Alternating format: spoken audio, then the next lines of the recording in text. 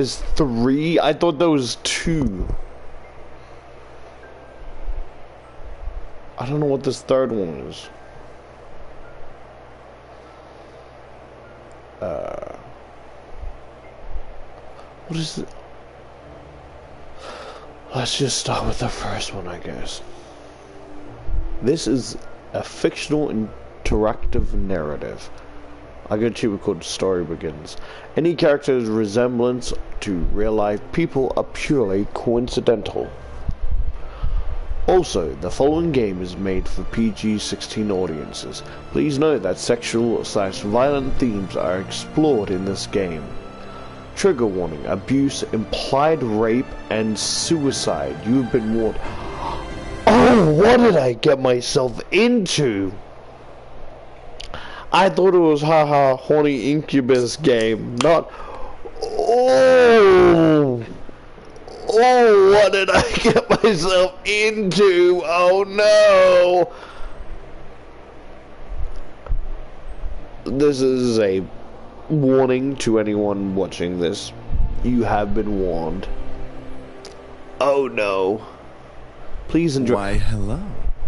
My, aren't you a gorgeous sight? Can I be honored enough to know your name? Oh, I thought I was reading. I didn't know it had voice acting, I'm gonna be honest.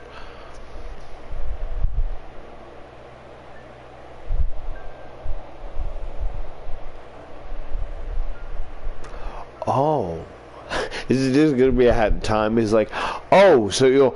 Oh. My grandmother's name was.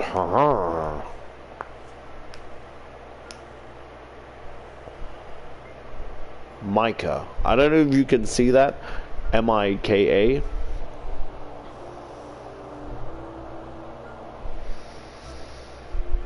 I didn't know it was gonna use my real name.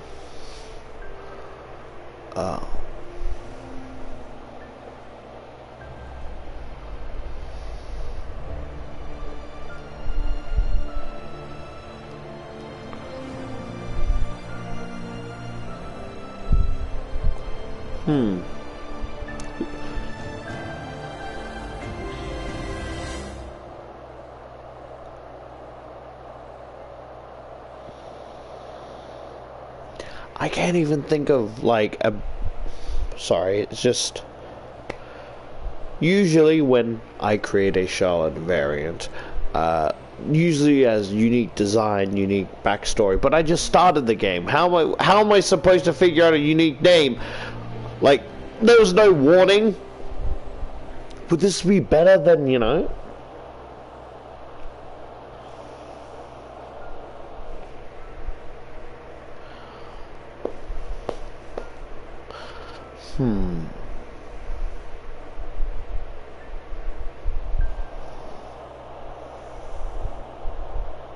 How about this? We'll use this name, right?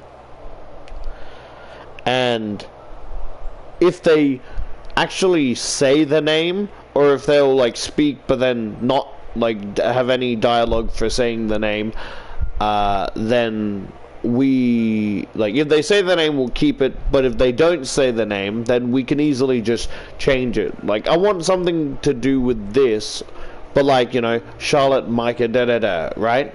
Kind of like a full name or whatever, or a nickname.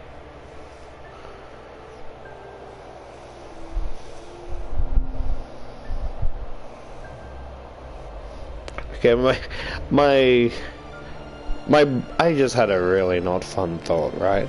And it was like, just imagine like it's a nickname for like Charlotte, right?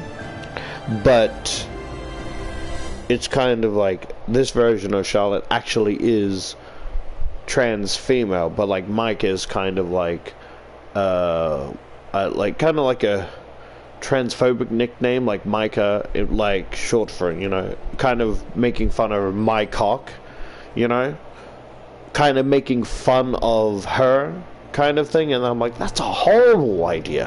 Why would you think of that?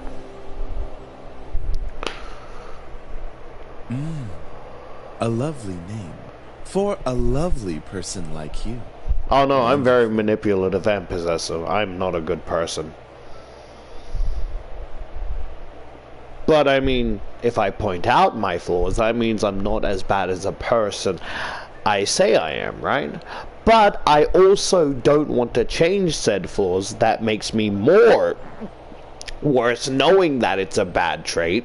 So it's like, you know, nice to meet you. Eric, do your job. Very well. This game was produced by Seraphim Entertainment under the direction of Michaela Laws and is powered by Renpai Visual Novel Engine. We truly hope you'll enjoy this story. I know I'll enjoy it since you'll be in it. Look, I don't get flattered easy, so you gotta try harder. Eric. Fine, fine. Farewell, my sweet. Ow! The Demon Lord Saga in its entirety. Seduce Me! I just keep thinking of the fucking spy from, like, TF2. I will always be here for you. I love you more than anything. I will protect you in my life. I promise to make you happy. I want to be with you. What is love? Meaningless? Promise?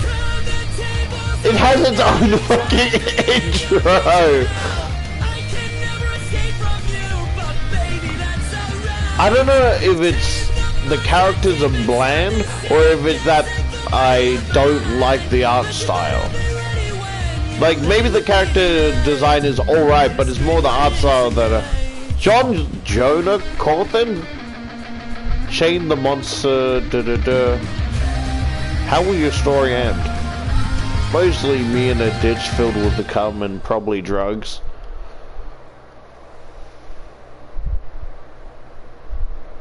Somewhere. Fucking hell!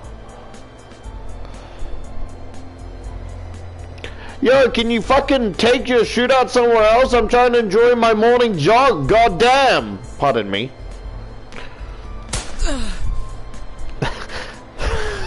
That didn't sound like pain. Come on! Is that all you got? Wanna try me, asshole?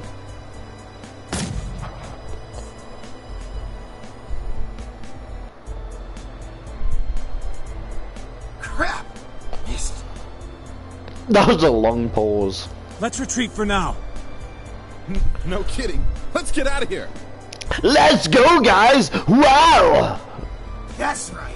You better run, you stupid punks! Stay out of our territory! I thought he said something. I thought he said, "That's right, you better run, you stupid monkeys." I'm like, whoa! We don't even know the characters and you're throwing out shit like that, but it's like, I just woke up a little while ago. I was watching VTubers and shit before this, and I'm kind of forcing myself to do something, otherwise I'll feel like shit being unproductive. So my brain's not all there, so please forgive me. Call it fate or call it coincidence. That one moment of violence started a chain of events I will never forget. Created in the 70s, is one of the most important in the field of financial theory. Who's pissing on the roof? It is used to calculate the price of European-style options and is widely used by option marketers, though there are some discrepancies that are now corrected with the modern method. Rain.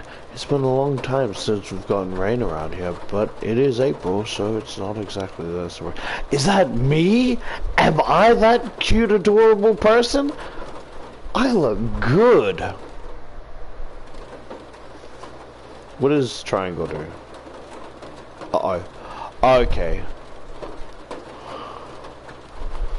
I look adorable.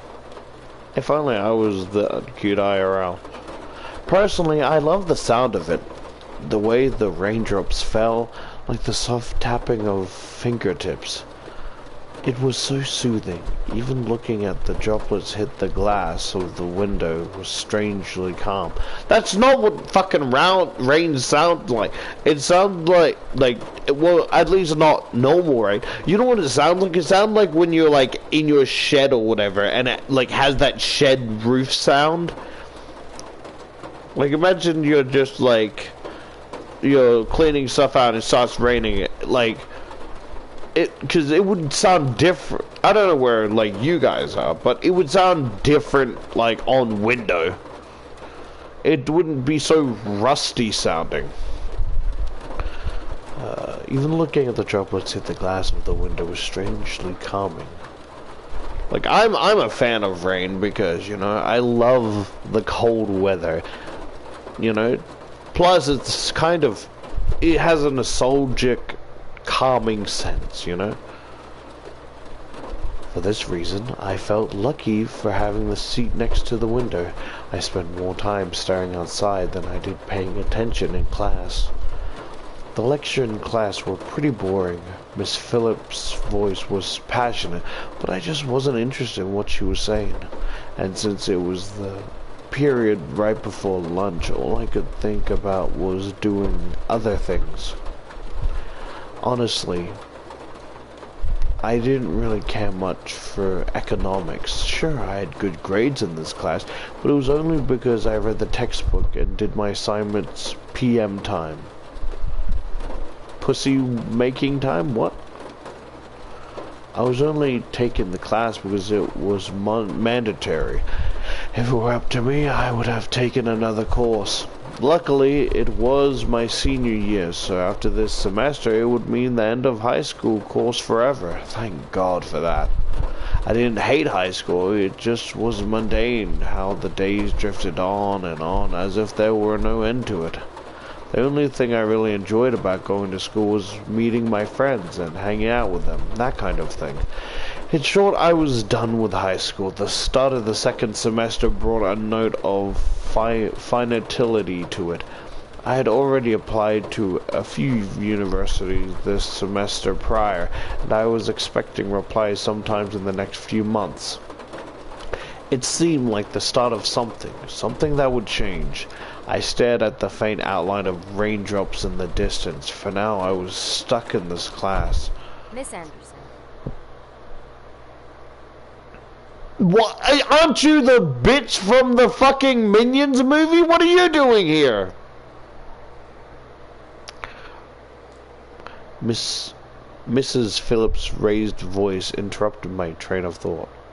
Just when I was thinking about class, I quickly turned my head to face the teacher. Hopefully she didn't pick me just because she noticed I was spacing out. Yes, ma'am? Would you care to name the equation I set up on the blackboard?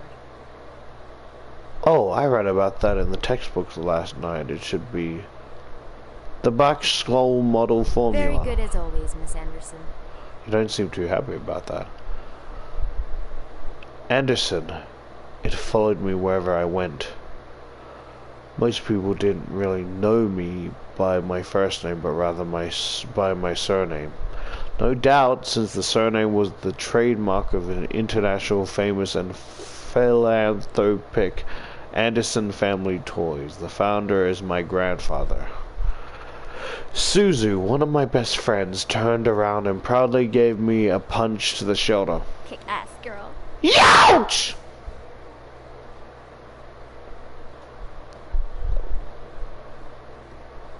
For a second before she spoke, I thought that was a guy.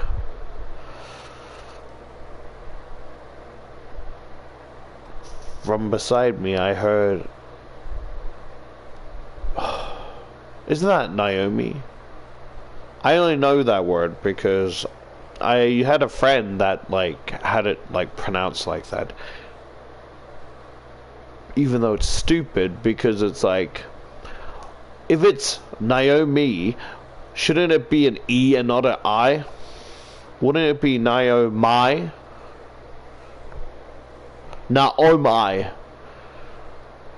I fucking hate letters where it's like, because it's like, I'm gonna rant about this because I feel personally betrayed by the fucking school system, right? Because when I had trouble actually trying to put words together or pronounce it, right? And it's like, oh, just sound it out. I'm like, okay, da da da da da, and I sound it out, right? And they're like, oh, actually, it's pronounced this way because this letter is silent. What do you mean it's fucking silent? You told me to sound it out, and then you tell me I'm wrong! I'm just so fucking passionate about silent words because of how stupid they are. If they're silent, then they shouldn't be in there in the first place!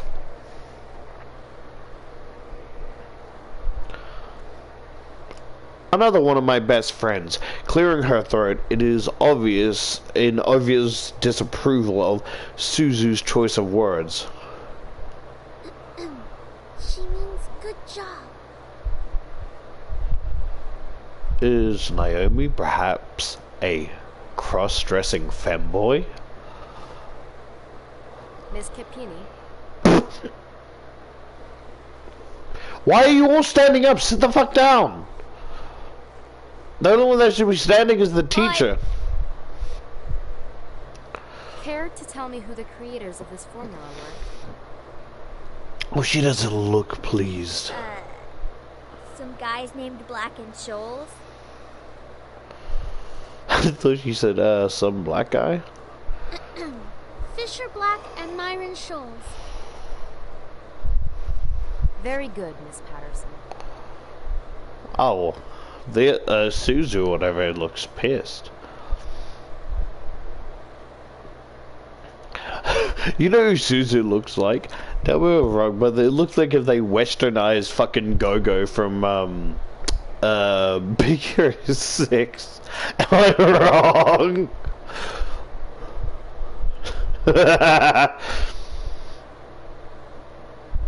Very, oh shit, sorry, that's not. Show off. Bitch. Better study next time, Suzu. Be like us and study once in a while. Suzu rolled her eyes and slouched into her chair as Naomi gave her a small smirk. She always pouted when Naomi showed her up. That's the end of today's lecture. Now, let's separate into groups and work on your projects. Remember, everything is due on Monday. Go ahead now. Do you not have legs? Why are you sliding across like the floor's made of fucking butter? God damn. Pardon me, sorry. Before I knew it, Suzu and Naomi had scooted their desks aligned with mine, and we turned into the Three Musketeers. I did not consent to this. Get the fuck away from me.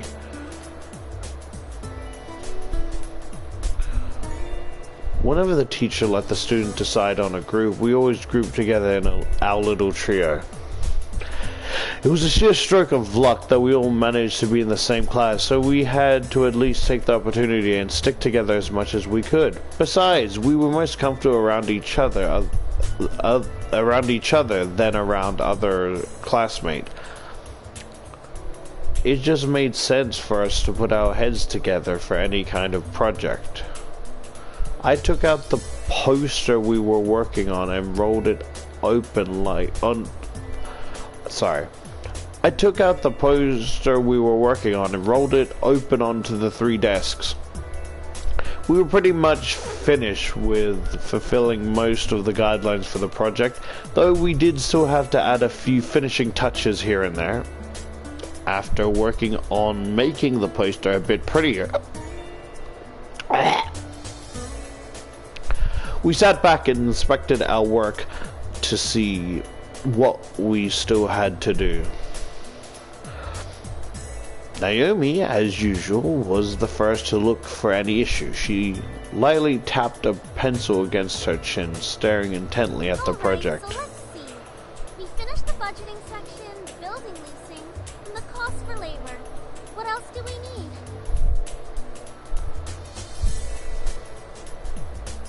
What the fuck are you talking about?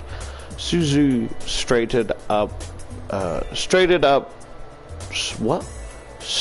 Straightened up to look at the poster and stroked her chin. After a few seconds, her face brightened and she spoke up. What a company name? You're Did we really skip over that? a bitch, Susie. Of course we did. You always go straight into the logical statistics and stuff, but you completely skip over the fact. We need a name for our project. At least we caught it this time. What do we name it? Not sure. No. What do you think? Oh,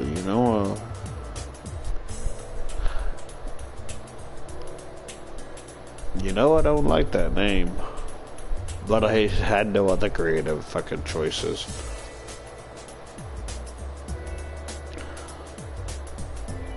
It always came down to me. Whenever there was something to be named or titled, I was the master and fuck.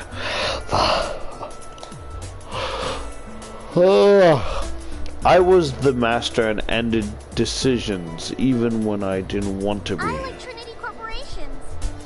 That is way too predictable. How about the Dragon Company? I'm pretty sure, Dragon Company is already used for some products. I can't talk here. What do dragons have to do with our project? What? It's a totally unpredictable name. It's fucked. But our company sells bubble gum. Who said we can't produce spicy bubble gum? What do you think? I think I hate you. I hate you both. Both of them looked at me expectantly, even though I wasn't quite sure of myself. I didn't really want to choose sides, but if it were up to me, I would say Trinity Corporation sounds just fine. Fine. Be lame. Alright, now that we've decided on a name, now what? I don't know. As we ended our name game, a giggle scrambled my thoughts. Huh? Who was that? Ignore it, it's just Lisette. I looked over my shoulder to see Lisette laughing with her circle of friends, mostly composed of popular people. As a result, everyone in the school knew them. In the center of it all was Lisette, white. She sat about with a posture that indicated she was still working, but ready to casually chat about her day. She was an enduring balance of charismatic and awkward, which was readily apparent when she first talked to someone. It was easy to make her smile and laugh, and she was quite the comedian as well. Basically, she was perfect, not that she was like a robot or anything, but she was the student that everyone else wanted to be.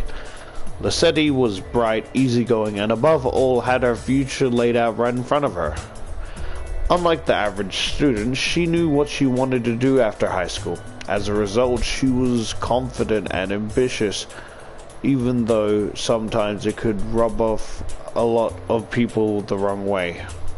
Moreover, I had known her ever since I was young, but it had ultimately resulted in the rivalry that continued today. Of course, my friends knew what was between us. Upon seeing me glance at her, they shifted their attention to her. Doesn't even look like she's working hard. Could we, maybe not talk to someone? I don't want confrontation. She probably is, but she's too much of a stuck-up priss to allow herself to look like she's actually doing work. Oh, come on, Suzu. She may be a little off-putting, but she's not the giant priss that you're making her seem to be. The day she isn't a priss is the day I turn into you. What's that supposed to mean? Oh, sorry, I She just... isn't a priss is the day I turn into you. What's that supposed to mean? Sorry, just... I had the, I don't know why, the most uncomfortable, feeling down my spine, and, the turning in my stomach, right? Because, it's oh, you're getting to know these characters, right? But then, then my brain flashed back to the trigger warning, and it just made my stomach twist of like this happy music, this innocent like themes. It just it doesn't feel right, you know? Because I know the trigger warning, but why does it feel like something's... Ooh. Never mind. It's about time. Let's bail. And she on rollerblades? That bitch really want to be go-go. Unsurprisingly, Suzu was the first out of the classroom, slinging her backpack over her shoulder with ease as she quickly strolled out the door. Susan even closest to the exit, and she always manages to be the first one out of the door. I don't think I'll ever understand that. Well, have you tried racing the bitch on roller skates? Then you'll fucking understand.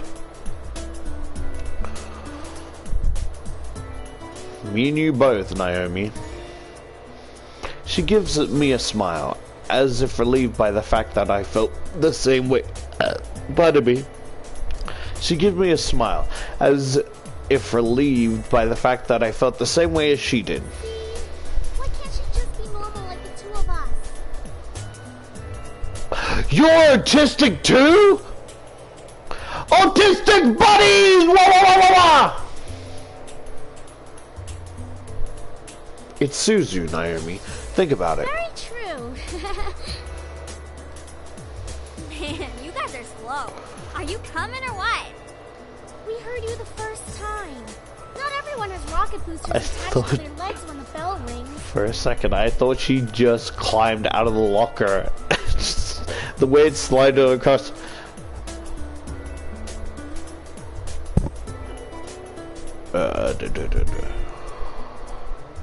Have you never heard of roller skates? Kidding me? That class was ridiculously boring. Even Miss Valedictorian here was dozing off a bit. I do have to admit, I was spacing out, and just because I answered one question doesn't mean I'm automatically the valedictorian. Okay, so it wasn't too interesting. But you should at least pay attention when Phillips is talking about the important parts. So you finally admit it. We're finally on the same wavelength. Welcome to the club, Patterson. Please, don't call me by my last name. This isn't the classroom. And never in a million years will we ever see things eye to eye. I'm going to punch both of you in the stomach. Double gut punch Toronto!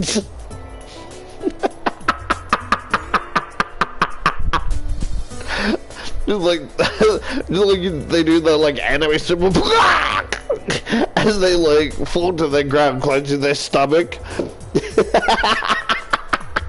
I'm sorry, that's such a mean thing to say. I'm sorry, but it's just a funny fucking thought in my head.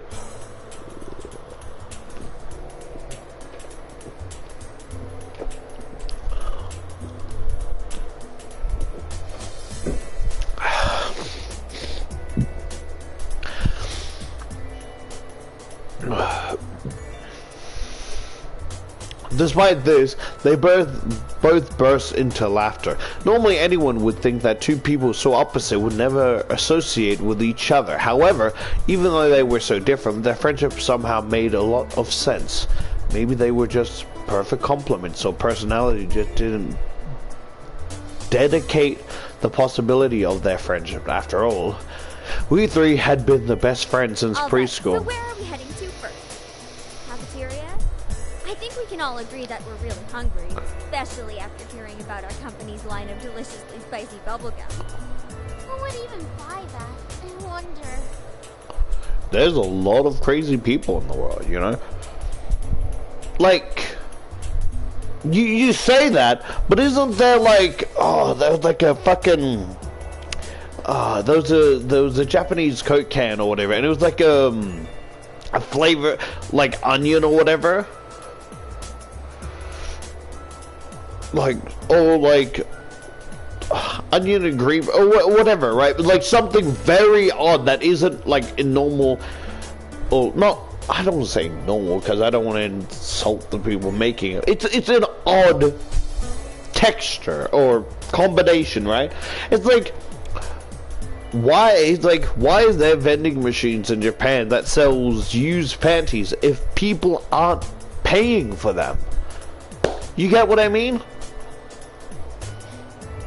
There won't be a supply if there isn't a demand. Did I say that right? Did that sound smart? I think it sounded smart.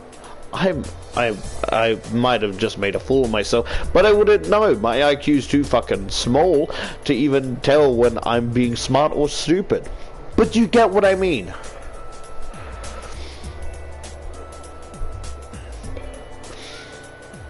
Because, like, there's a lot of fucking different flavors and shit. Me?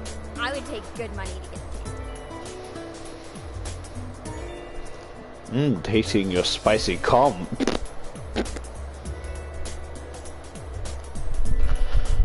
Haha, do you like spicy foods? You do like You do like spicy foods after all.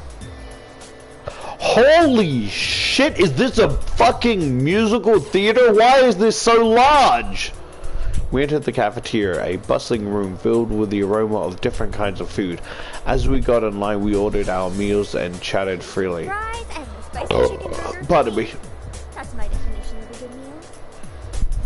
Oh, your bowels are gonna fuck you over. I hope you know that. I'll take a tuna sandwich and some juice. You're probably going to need water or something to curb all that spicy flavor, Suzu. I can't be tamed by the likes of that. If it's spicy, then it's gotta be all or nothing. Oh, you're You're far. crazy. Genuinely. Oh yeah, I'm crazy. I think I'm getting a migraine. I think I'll go with just mac and cheese and a soda. That sounds good. Once we got our food, we settled down at one of the empty tables, putting our backpacks aside to finally dig into the food. Suzu leaned back in her chair, tilting it back so that she could rest her feet on the table by her food. All right then. Is there anything we want to talk about? Bored already? I know. Let's talk about... Say boys, and I will never speak to you ever again. Aw, why not? What's so interesting about talking about guys? It's not like any of us are gonna get boyfriends anytime soon. I don't know, something about their aroma, their sweat, their size, their taste. I mean, there's a lot of things you could talk about, guys. But to each their own, I guess. We don't know that. What if one of us does get a boyfriend? I'm sorry, are you saying that Suzu is not? I'm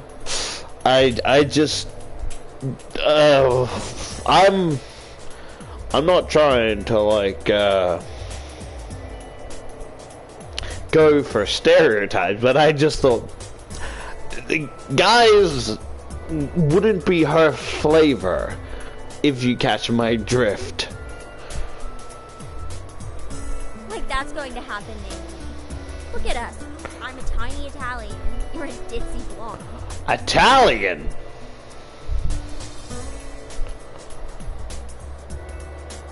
And to think you're a fucking American. And she's not even blonde.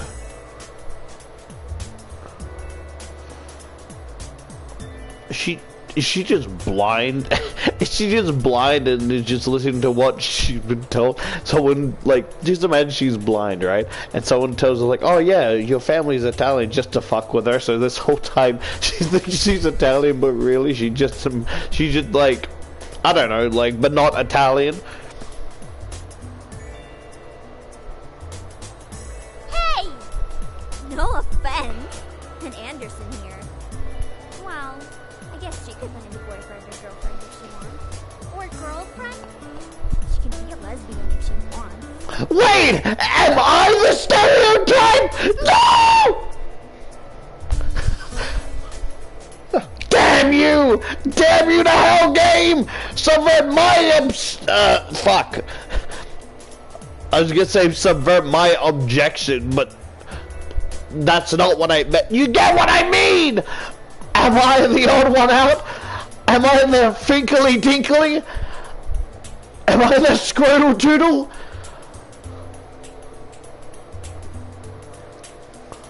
Am I the fairly odd parent?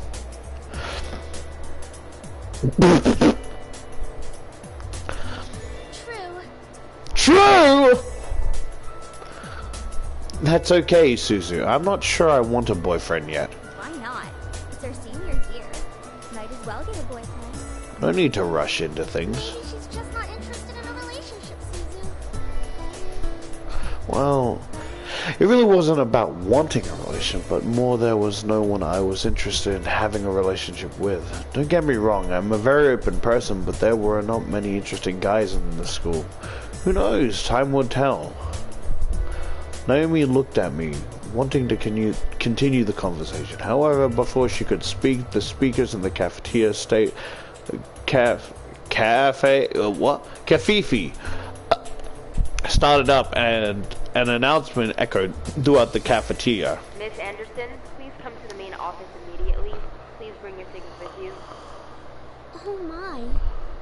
Looks like our plans have been cut short. The men in white coats have finally come to get you. Suzu, don't joke around. What if it's serious? They locked me in a room, a rubber room with rats. Rats make me crazy. Crazy? I was crazy once. They locked me in a room, a rubber room with rats. Rats make me crazy. Crazy? I was crazy once. They locked me in a room, a rubber room with rats. Rats make me crazy. Crazy? It just goes on getting more fucking insane. Fine. If something happens, just call us. Oh, I thought that was the cross-dressing femboy. Something did happen. There was no, and it was certainly no laughing matter. Cold. It was really cold. The rain became heavier that afternoon, accompanied by a rolling thunder. The skies had turned dark, though I couldn't see any of it under the black umbrella. I stared at the grass beneath my feet, unable to look up at the people weeping around me. All I could see was the damp grass underneath my feet. Only a monotone eulogy that floating through my ears reminded me that I was at a funeral. It was only when the speeches ended that I finally was able to raise my head.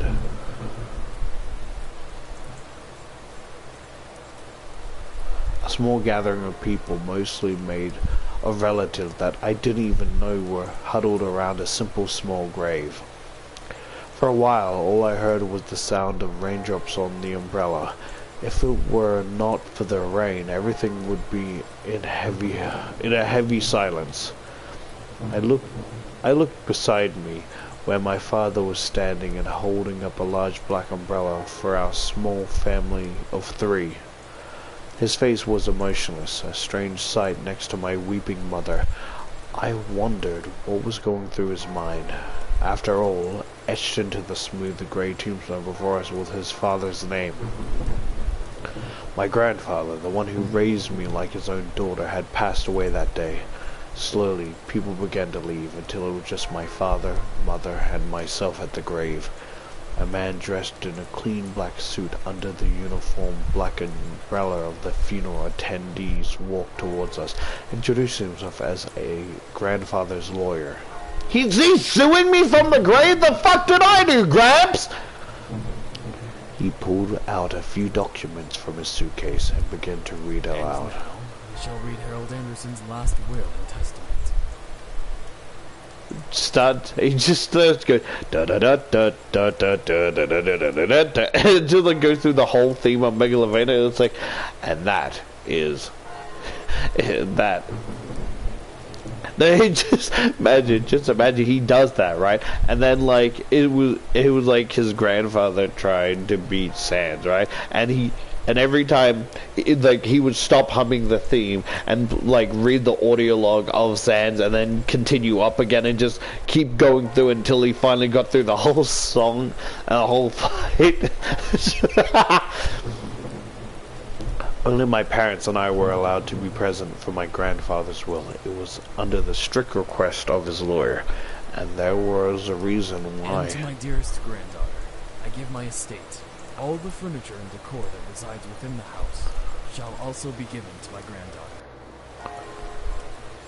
What? I couldn't believe my ears. I had earned the family estate at 18? That was impossible, and yet it was written by my own grandfather's hand. He passed the family estate to her? Why am I not surprised? Dear.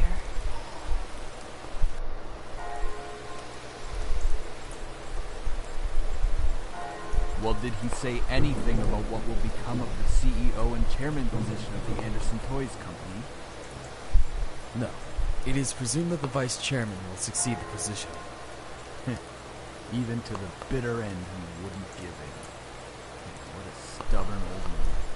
Did you kill him for that position? Shaking his head, my father turned to face my mother with a serious expression on his About the face. estate. Should we send her there to get used to the building? It'll be a good place for her to live after high school. Are you sure we should? Why not? This would be a good experience for her. Honey, what do you think? I really wasn't sure what to say. Sorry, my throat's closing up. Why did my grandfather think that I was the appropriate heir to the mansion?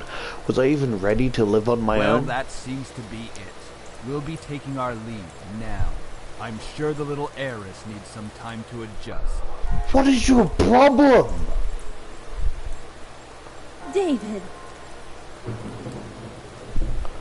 Even though she raised her voice, my dad wordlessly began walking back to the car, Don't disinterested. mind him, honey. I think that your grandfather's passing really affected him. Why don't we get back home for now? You can go ahead to the car, Mom. I think I need some time alone with Grandpa.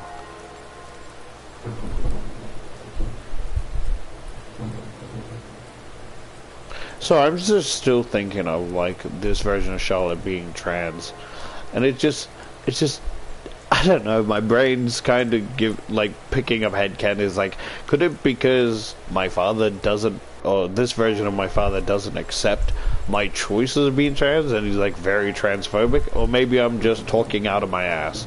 It's just like, it just seems like he's very eager to, you know, get me to leave home, you know? I think I need some time alone with Grandpa. Oh, of course. Take all the time you need. Okay, I'm not trying to accidentally skip forward, you know?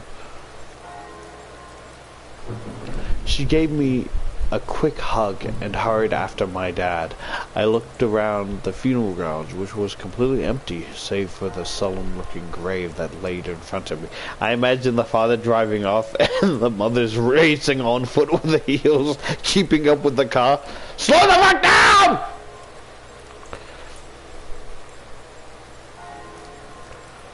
I'm sure that if Grandpa were in charge of arranging all of this, it would have been much different. It was blatantly obvious that my dad was in charge of the whole event. Who else would bury their own family the same day they pass?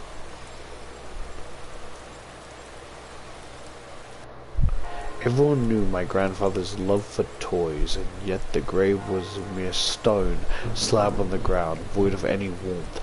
My dad, he didn't even bother putting flowers. His disdain for my grandfather was almost pitiful.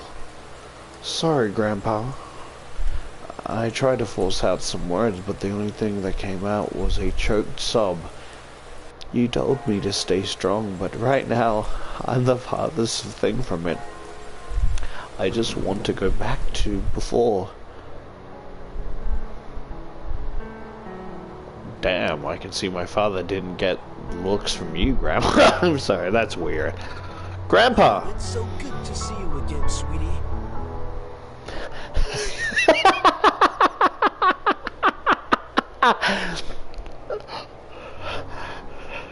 Just thinking of the... Just wait. There's a video I'm thinking of, right? Sorry, this is so cursed. Let me find the video, right?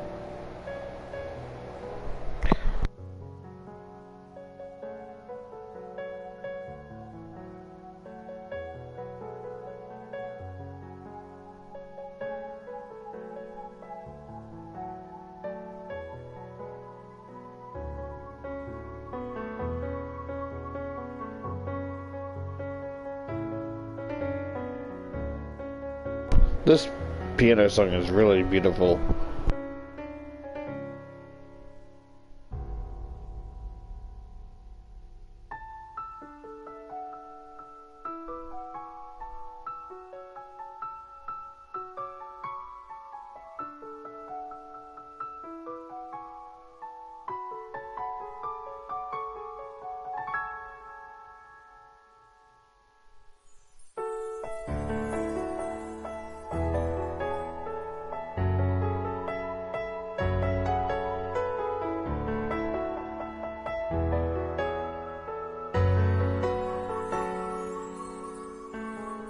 Why is it just getting louder? Fucking hell!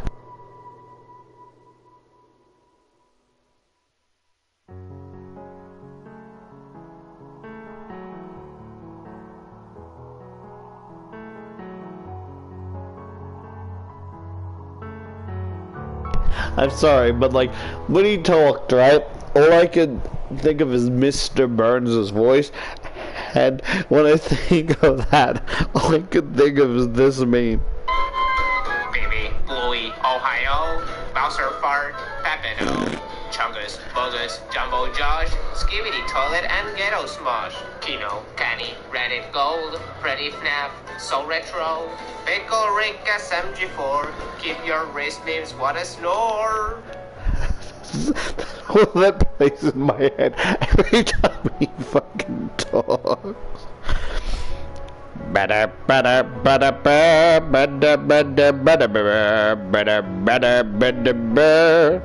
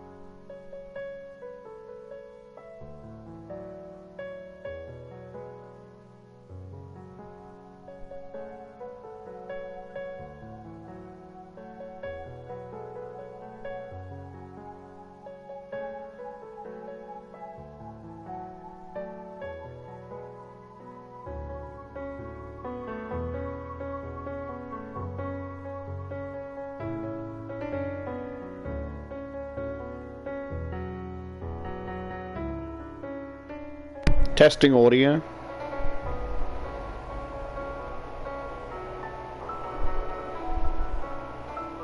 Testing audio. Okay. Shit, my bad. I was trying to mute the video, but I mute myself by accident.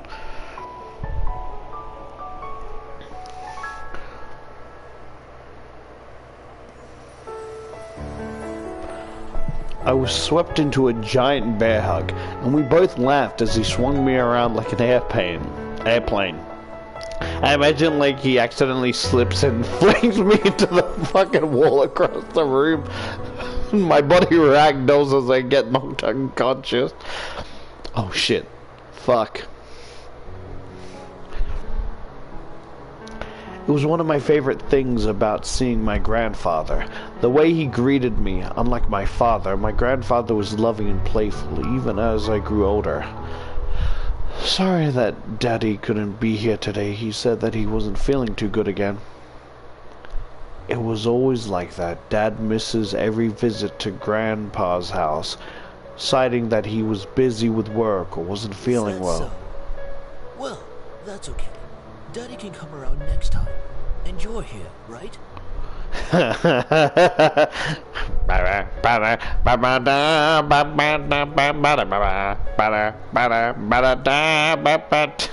It's stuck in my head.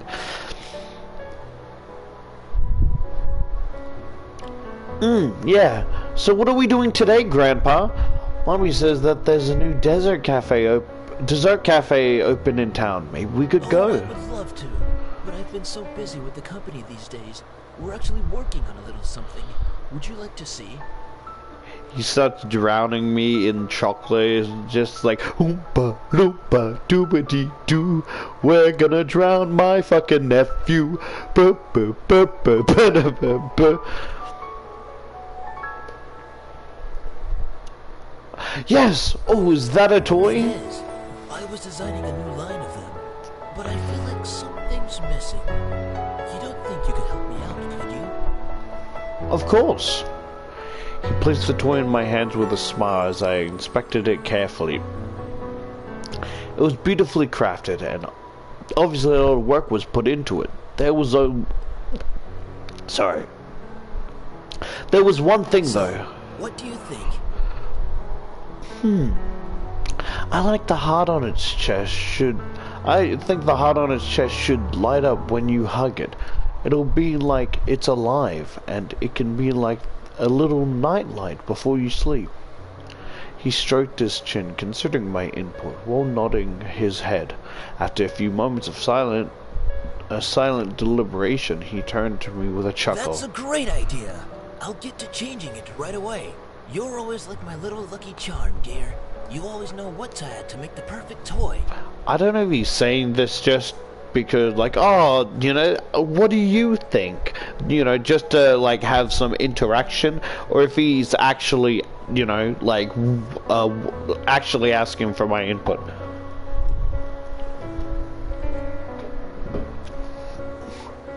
What is that fancy-ass writing? Grand Alia? What the fuck does that mean? Grand Yalhen. What the fuck? Well, I hope I can be like you one day, Grandpa. You want to make toys as well? Well, making people happy is the best feeling in the world. I don't know if I want to make toys when I grow up, though. Don't worry too much about it. You have plenty of time to decide.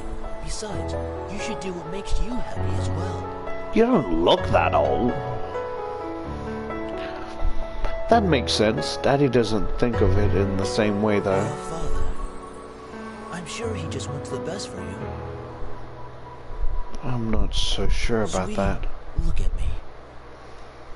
He bent down to look at me eye level with a serious look on his As much face. as your father may say something that doesn't make sense now, you must remember that he's always thinking about you. He loves you. There's no doubt about that. And you need to love him just as equally. I don't think that's how it works, Grandfather. SpongeBob, get to sucking, bitch!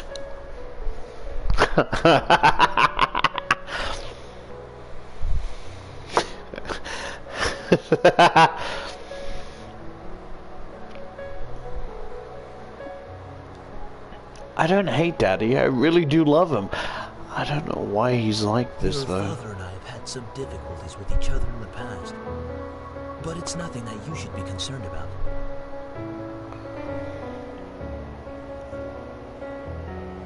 I don't know why this song reminds me of, you know that one song where it's like the Hell of a Boss song, right? Where it's kind of like the Disney / Phantom of the Opera. It kind of reminds me of that.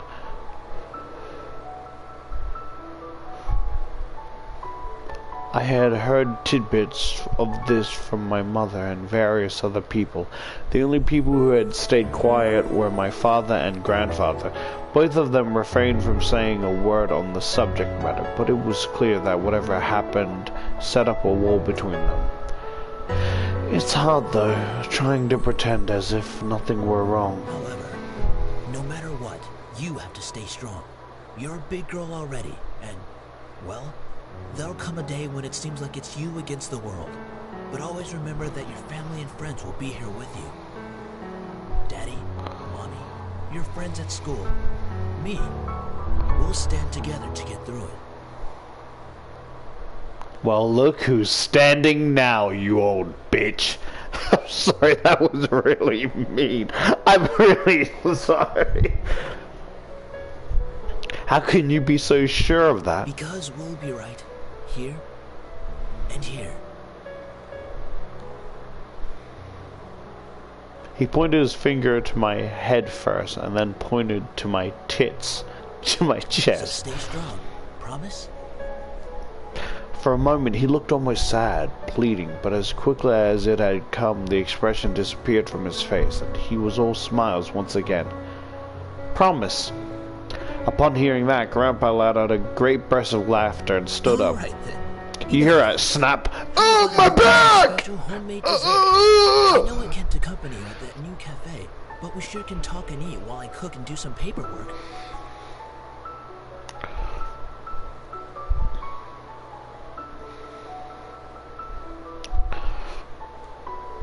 Homemade dessert?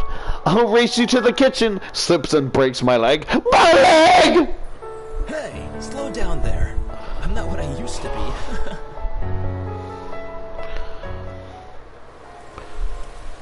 You willed me the very home I loved to see you in. Why? Why would you think I would be ready to take it? Especially after this? A surge of anger bubbling within me, but I quickly swallowed it. There was no use in getting mad, especially when the person in question was no longer there. I'm sorry. It's hard to stay calm when you're left with so many questions, especially about what happened between you and Dad. What am I doing talking to a fucking grave? My vision blurred and I suddenly realized that I was crying. My face heated up as tears rolled down my cheeks. I'll bring you some flowers later, I promise. I missed you, Grandpa. I'll try my best to fulfill my promise I gave you, even if the world might be turning against me. I left the grave, wiping my tears hastily so my parents wouldn't see. Well, it's time to head back home. I'll cook up your favorite lasagna when we get home, okay? Thanks, Mom. However, my dad didn't speak the entire drive home. I wanted to talk to him, but after his moment at the funeral, I wasn't sure if that was a good idea. It's about time we took off those dreary black clothes. Gathering my courage, I decided then that it was time to talk. Hey, Dad, can I ask you something? Why do you want me to move into the estate so soon? I thought I made that rather clear. The college near your grandfather's house is well known for its business program. You are planning to major in business, yes? Right after you graduate from high school, you'll just live there and can easily commute to and from school. It's a perfect fit for you. But it's so sudden. You just decide so quickly right after the funeral. Don't be so sensitive. If you're like that in the real world, you'll be crushed. I'm just saying that maybe we could talk a bit more about my future. In reply, my father rubbed his temple and sighed quietly. After you graduate from college, you'll work at Anderson Family Toys. I have connections since I am part of the board of directors, so you will be guaranteed a spot. That is what we talked about before, yes? But what if... Stop mumbling! But what if I don't want to work there? Don't be silly. It's the family company. Our company. I'm not just going to hand it over to some incompetent vice chairman. He came closer to me and his face softened. Look, this is all for the best, okay? You may not know it. You can't manipulate a manipulator, you manipulative cunt! I know these fucking mind games. You think you're the only one that can emotionally manipulate people? Ha! Don't make me fucking laugh! You're getting lousy with age, old man!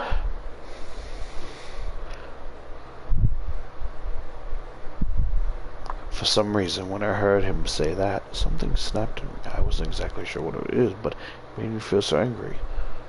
Do you even care that grandfather passed away? I do. Well, everything was fine and dandy to you. Things couldn't be better. Excuse me? I don't like your tone, young lady. It's like nothing even happened at all. Like you just ignored the fact that he's no longer here. Do not raise your voice at me. What did he ever do to you to deserve this? My father's face hardened, crossed his arm, and erupted in angry laughter. You sure place him upon a pedestal, like he's some kind of venerated god or something. It makes me sick.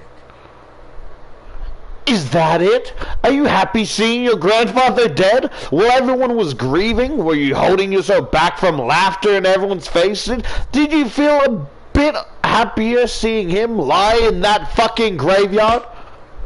A flash of rage crossed his face as he whipped the back of his hand across my cheek. You don't know anything! Running your mouth like somehow you know everything that went on, when you're just a little girl that doesn't know how to keep her mouth shut! You did not know my father! You did not know what he was capable of! Is everything alright? What happened? Nothing. I'm not hungry. I think I'll just go to my room. Wait!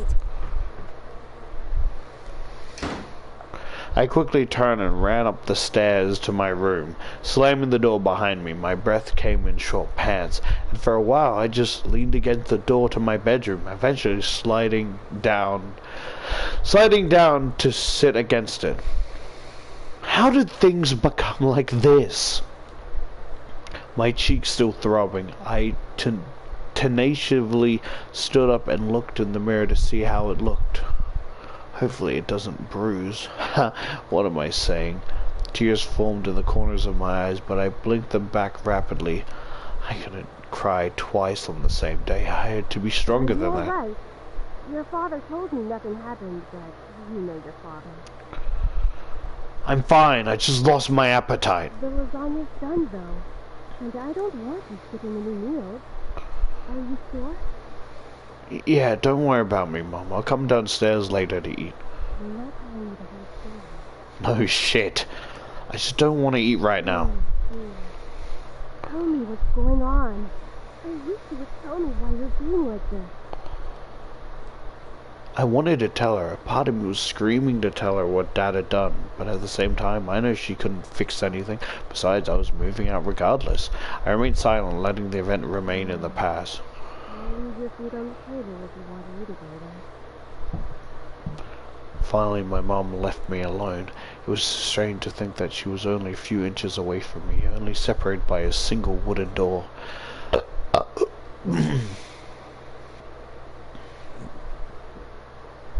I really didn't know what to do. I needed to do something, anything, to get my mind off of what just happened.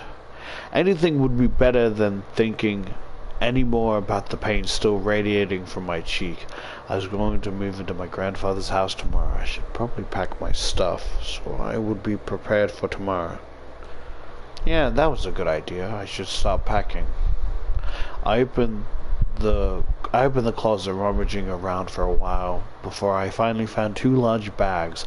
Pulling them onto the floor of my room, I then began to empty my drawers and cabinets so that I could bring all my things with me. Okay, just wait.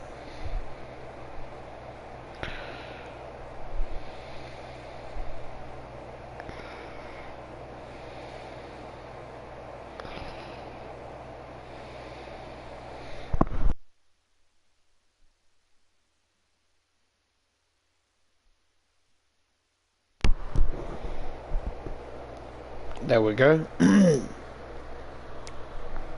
Fucking hell, don't stop that.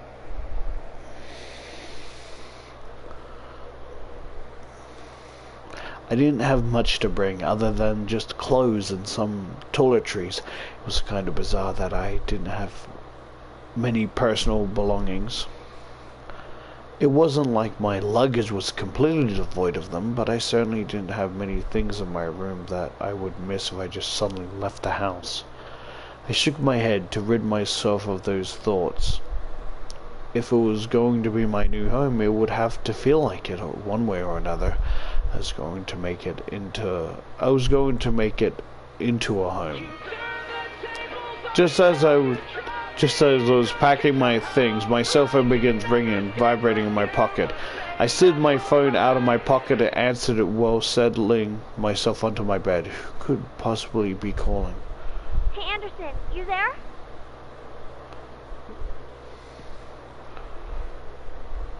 I'm trying to think of her last name, but I don't want to, like, fuck it up and, like, say the wrong name. Like, wasn't Gogo's last name, right? Wasn't it, like, Gogo Tanaka? Or, like, I could be, like, it could just, I don't want to, like, you know what I mean? Like, because how do I say, like, I'm trying to think, right? Because, like, to phrase it in a way, right? No, they'll just make me dig into a deeper hole than I probably already, done if I was wrong, right? But wasn't that her last name? Like, if I'm wrong, feel free to correct me, but I feel like that was her last name.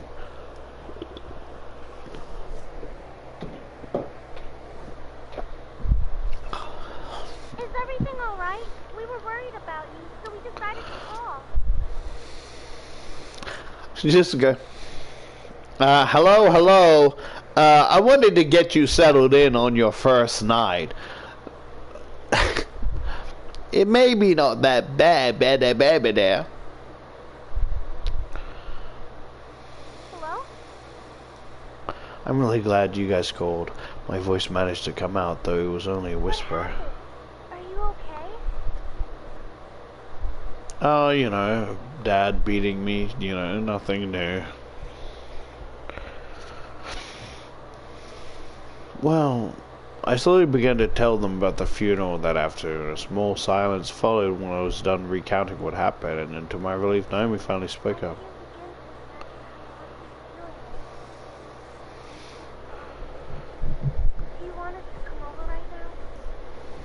No, it's okay. My dad isn't in a good mood, so we can just keep talking on the phone like this. Of course! We stay on the phone until the crack of dawn, right, Suzu? Yeah. We're always here if you need us. After all, we wouldn't be the awesome triple threat trio without you, right? Who the fuck is people calling me a threat? Me, of all people. I'm just as innocent as any other high schooler would be.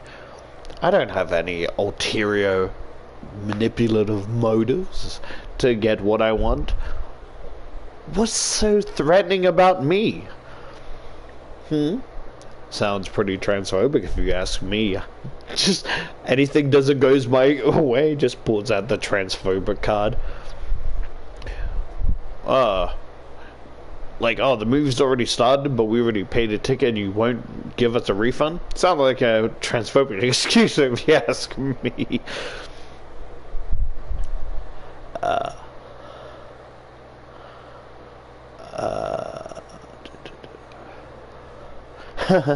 Yeah. Triple threat trio?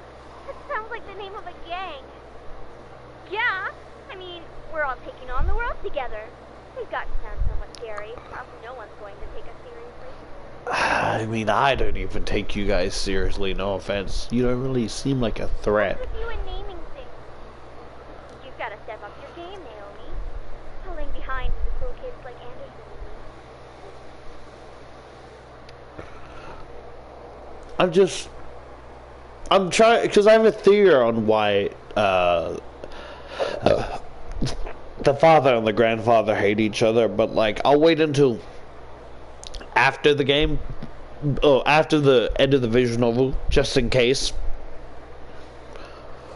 Because it's probably like a part of, the trigger warnings and serious topics that I don't really want to be getting into. Hey! I'm a cool kid. If anything, I say you have to step up your game. I mean, you're cute. I wouldn't say cool. We chatted cheerfully about all sorts of things. Huh? What's this? A visual novel. What's it called? Seduce Me. He's like, what's it called? We chatted cheerfully about all sorts of things. Very soon I had forgotten about the events of the day and was engaged in conversation about Naomi's favorite TV show, some program called Their Lock. We all agreed that the actor playing titular character certainly had a very distinctive look about him, with that long overcoat and scarf wrapped around his neck. We had many disagreements about who we thought was the coolest character. Yeah, he was really... Fuck. Yeah, he has really high cheekbones, and his eyelids are pretty, though. I do have to say I prefer Jatson, and as a bonus, his actor is just so sassy. I looked at the clock hanging on the wall and realized how late it was. Whoa, it's already 1 a.m.? Sorry for keeping you guys up so late. I think I'm gonna hit the hay for tonight. See you guys at school tomorrow. I should probably shower and go to bed. I can't believe I stayed up this late just to talk to my friends, but it was really nice. Well, to the bathroom I go. I took a relaxing shower. Nothing beats hot water and the feeling of being clean. After drying myself, I promptly dressed in my pajamas and crawled into bed. Ah, a nice hot shower after a long day. I'm so glad to finally be in bed. It had been a really long day. I know that I was wishing for something to change back in class, but I certainly wasn't expecting any of the things that happened today. And I have to go back to school tomorrow. Hug. I curled up on my side and tightly wrapped the blanket around me. I really wasn't in the mood to be returning to school, but Dad probably would make me go just for the sake of it. It's time to go to sleep. I reach out to the lamp on my nightstand and turn off the lights. Nighty night. However, my mind was so lost in the passing of my grandfather and the thought of inheriting something so big that it haunted my mind the entire night until the next morning. I shook my head to try and clear the sleepiness out of me, to no avail. I really didn't want any. I didn't really get any sleep last night. It's already time to wake up. Wait, so go. As soon as I realized I had to go to school, I slid out of the bed and looked at the vanity mirror. I had a relief. Luckily, there was barely a bruise on my cheek. You had to squint to actually see it. I doubt anyone would actually notice it unless they leaned in real close. Breathing out a sigh, I got dressed, took my backpack, and caught the bus to go to school. It wasn't even hours before anyone heard the news. I was approached at school and given condolences for my loss. However, that wasn't what shocked my friends. Wait, so you have the whole Anderson house to yourself? Lucky as hell, man! I mean, not really. Like, I still can't comprehend. Do I still have to pay utilities and rent? Like, I know it's my house, but I still don't have the money to pay for... You see how fucking big it is? It's like Willy Wonka's mansion in there. I mean, does he even pay the little guys? He's just like, Oompa, no loompa. No, he does not. He just has a really soft spot. Adopted us along from our home, making us work with these silly fucking songs. Boom, ba, put. Oh, you're free! Get out of here! Scram! The fucking, like, it's like that scene from Ratatouille. They get a different direction. Freedom! Like, one goes, climbs out the back. One tries getting, like, out through the kitchen window, but slamming into it, knocking himself unconscious. One tumbles back into the fucking basement. And a bunch of them go out the front door in different direction. One runs across the street, stops like mid in the street, looks to his left and then his right, and then to like the right again, and gets hit by a fucking semi truck because he has never seen the outside world. It's like that's the boy band from Gravity Falls. Shit like that. They're like fucking rat people. Oh wait, no, not in a. Oh shit, that may sound derogatory. I don't mean it in that, but I mean like they're people that kind of like act like wild animals is what I meant. They've been like abducted by my grandfather, so like now he's gone. They're free and they don't know what else to do other than sing dumb little songs.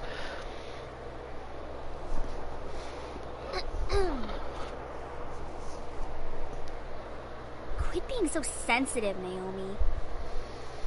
Quit being so vulgar, Suzu.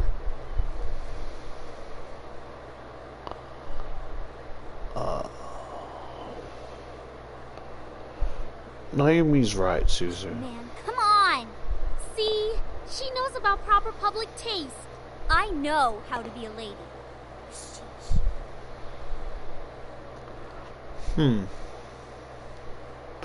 Guys, I'm going there after school today because my parents want me to get used to living there. Seriously? It hasn't even been a day since you came back to school. I know, but my parents want me to try living there as soon as possible. No, my father wants me to do that. My mother isn't really on the idea. Fast. Are you going to be okay? Of course not! But even in the comfort of my best friend's life seemed to keep testing. Hey! Don't go around shoving people like that. Whoops. Did I strike a nerve, Capini? Ain't that the bitch from Kick Butt Pakowski?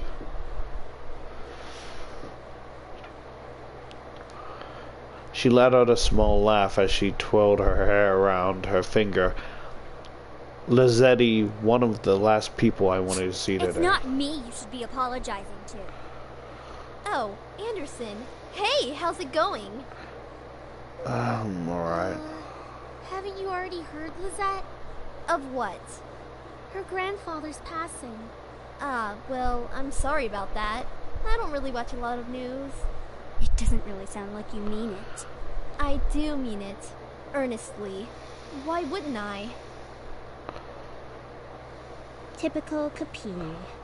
Isn't her family involved with the mafia or something? I wouldn't be surprised if she brought out a bat from behind her back right this moment. I had nearly forgotten the crowd that followed Lizzetti, which was mostly comprised of people that no one wanted to see on a typical school day. No one had the slightest idea why exactly they followed Lizzetti around so persistently, but they labeled themselves as social equals with her. Oh, I would be fucking offended. You follow me around when I want to be left alone, and you think you're my equal? What, like, I'm not even asking you to be one of my lower followers. You're just a fucking freak stalker, and you think you're on the same level as me? Moi? Yours truly? How fucking disgusting do you have to be to think that you can rival up to myself? Get on my level, but you wish. You wish.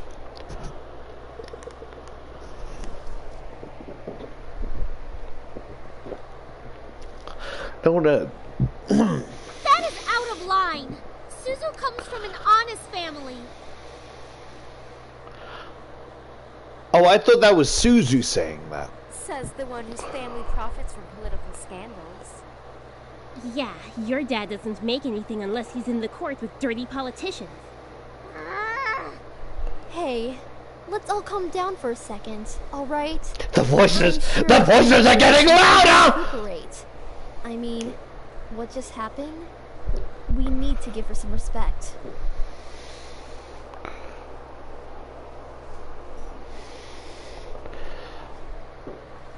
I appreciate Luzetta.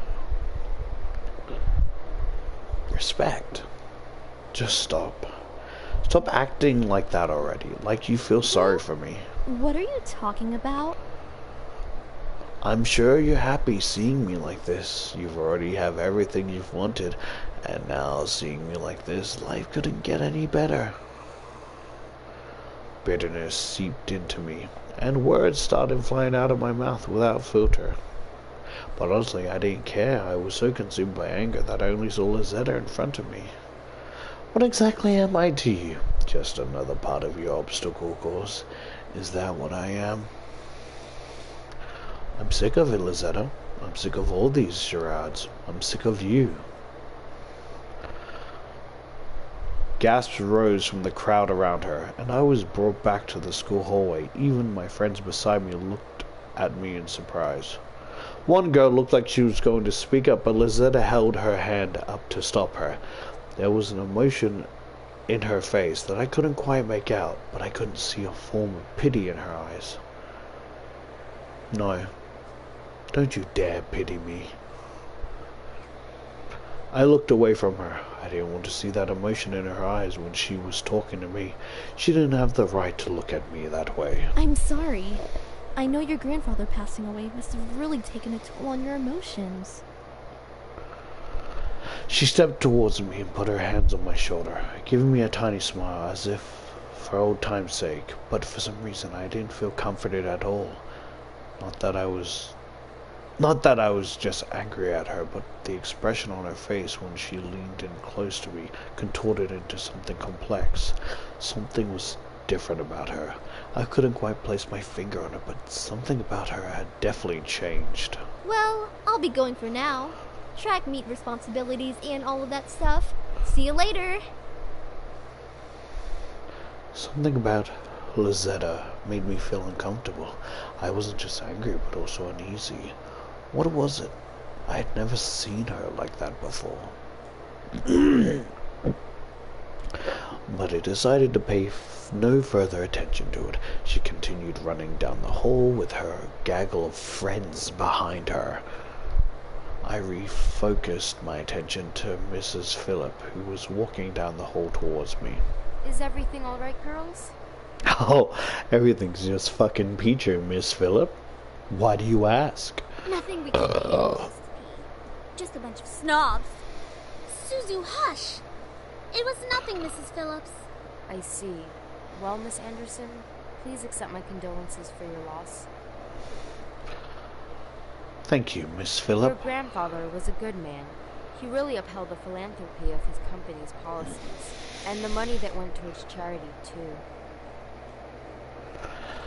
I know, he was amazing. I really looked up to him, and I want to be as good as he was. Well, I know that you'll be as great as your grandfather. Shut up, Naomi. I'm sorry. That's so mean. Just shut up, Naomi. Shut the fuck up. I'm sorry, that is such a rude thing. She's just trying to be helpful. Hell yeah, she will. She'll be 10 times better than her grandfather. Would I really be any... Would I really be better than my grandfather? Everyone seemed to have high expectations for me. I wanted to do my best and make my family proud, but to be better than my grandfather? I wasn't sure about that. From outside the school window, I saw a familiar blue car pull up to the curb. Undoubtedly, it was my father's in the driver's seat. Oh, my ride's here. Well, I guess I'll see you both tomorrow. Want us to come with you? Oh, no, it's okay. I'll be fine. See you. Hello, Father. Hey, honey. As I got into the car, I noticed my father looked troubled, clutching at his steering wheel and staring us straight ahead, as if something was really bothering him. About what happened yesterday. I'm sorry for yelling at you. Does your cheek still hurt?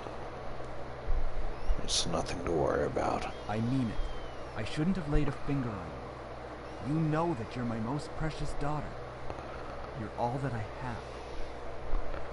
How can I be your most precious daughter if I'm your only daughter?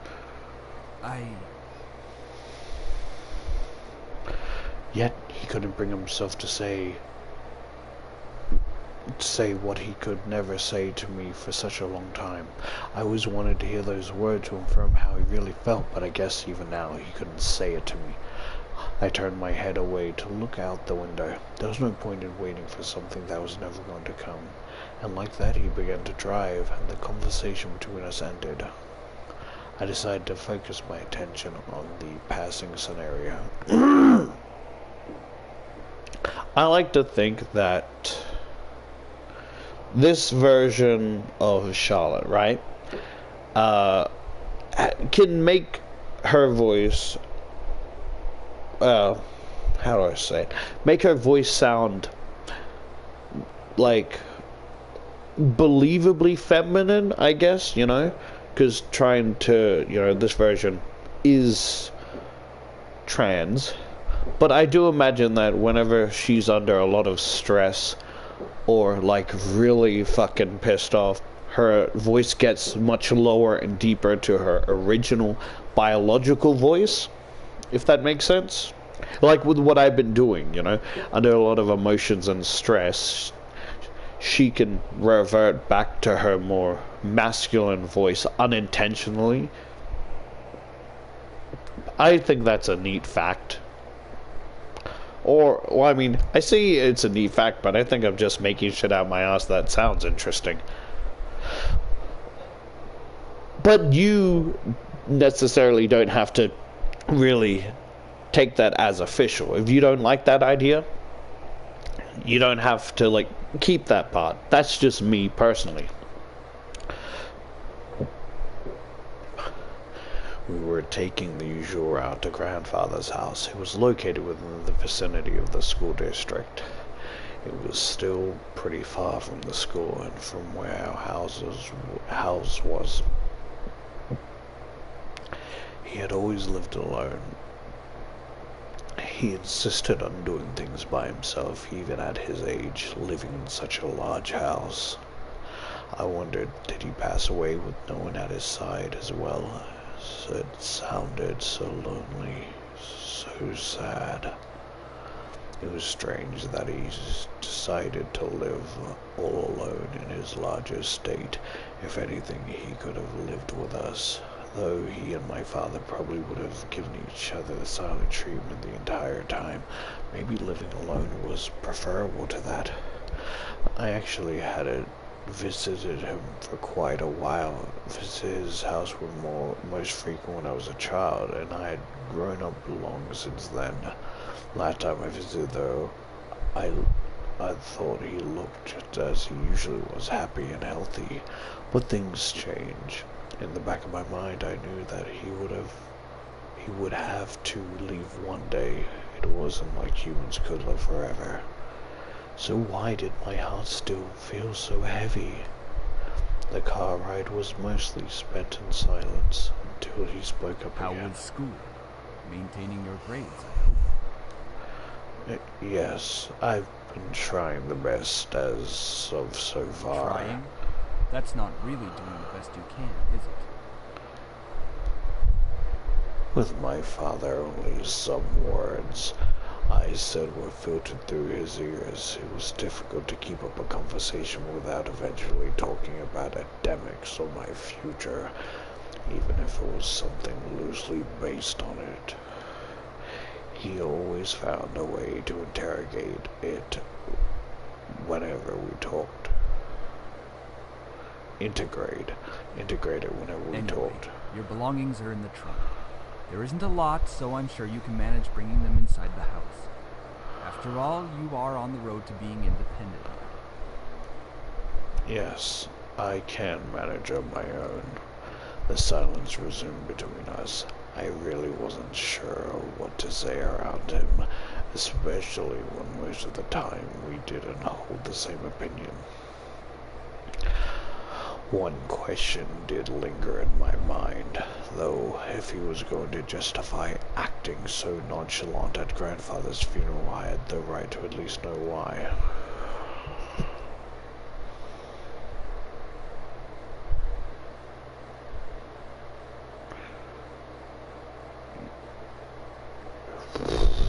You know, I know, it's none of my business. To be honest, I want nothing to do with him. There was no use to talking to him about this. It would be like reopening a wound or reapplying a bruise. I sighed. He gave me a side glance out of curiosity, but didn't pursue it further. Typical. I leaned against the car door and stared out the window. I really couldn't think what would this place be like. I had been to my grandfather's house often, but it was one thing visiting, and it was another thing actually living there. How would I manage to live on my own without any training to be a homeowner? I knew naturally the bills would be paid by my parents, who inherited grandfather's stocks to the corporation, but I had never lived independently before. Thinking about it made me feel like some kind of bird being pushed out of the nest. Though I was technically an adult, I felt unprepared and a bit daunted at the prospect of actually moving into a new place. Most people my age would be ecstatic moving out. After all, it would symbolize some kind of change in their lives, like being on the road to independence. Nah, that's not me. Because it's like, look, if I can simply, just theoretically, let's say you were a family member and I was living with you, right? As long as I give you the money you need to pay the rent / bills and food, I don't really have a need or want, of actually leaving. Like, believe it or not, like, sometimes I think, maybe it might be embarrassing, like, I think maybe it's embarrassing to say I live with my family, but then I think saying that's like saying I'm embarrassed of my mother, and that's very rude. I would never want to say that, right? So I kind of just brush the thought aside. I'm like, what else am I gonna do? Live on my own? I'm a very lazy person, If I can just give you the money to pay rent, then I don't have to go anywhere.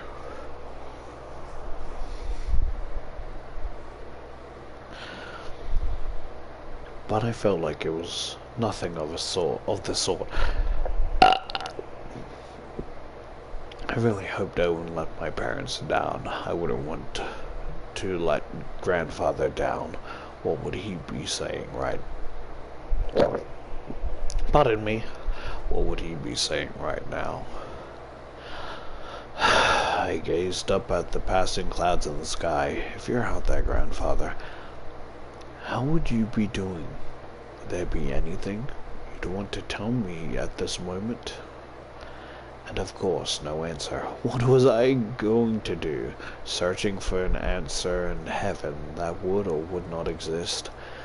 I ducked my head to stare at the blur of trees and cars from the car window.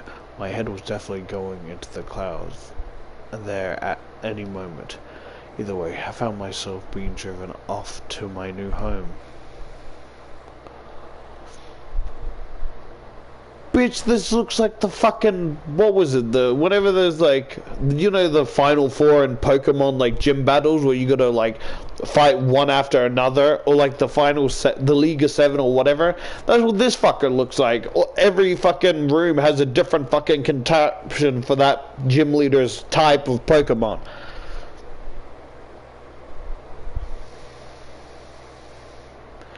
The car rolled to a stop and I drifted out of my Here thoughts. we are.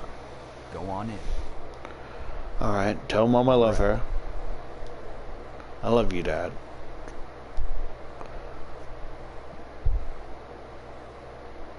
No, make sure to come back and visit us. No, I'm going to miss you a lot. Nothing other than a blank stare.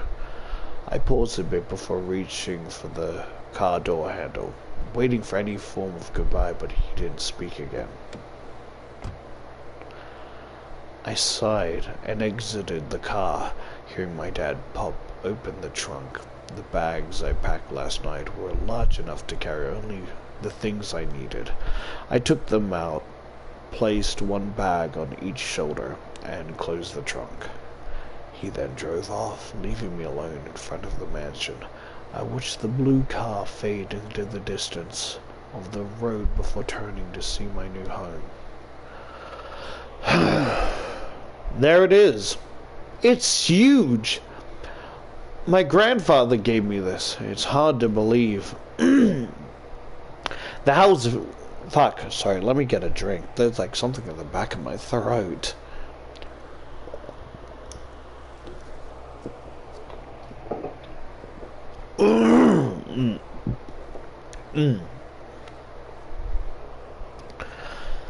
The house was framed by tall as those said grass. I'm like, bitch, that ain't... What is this?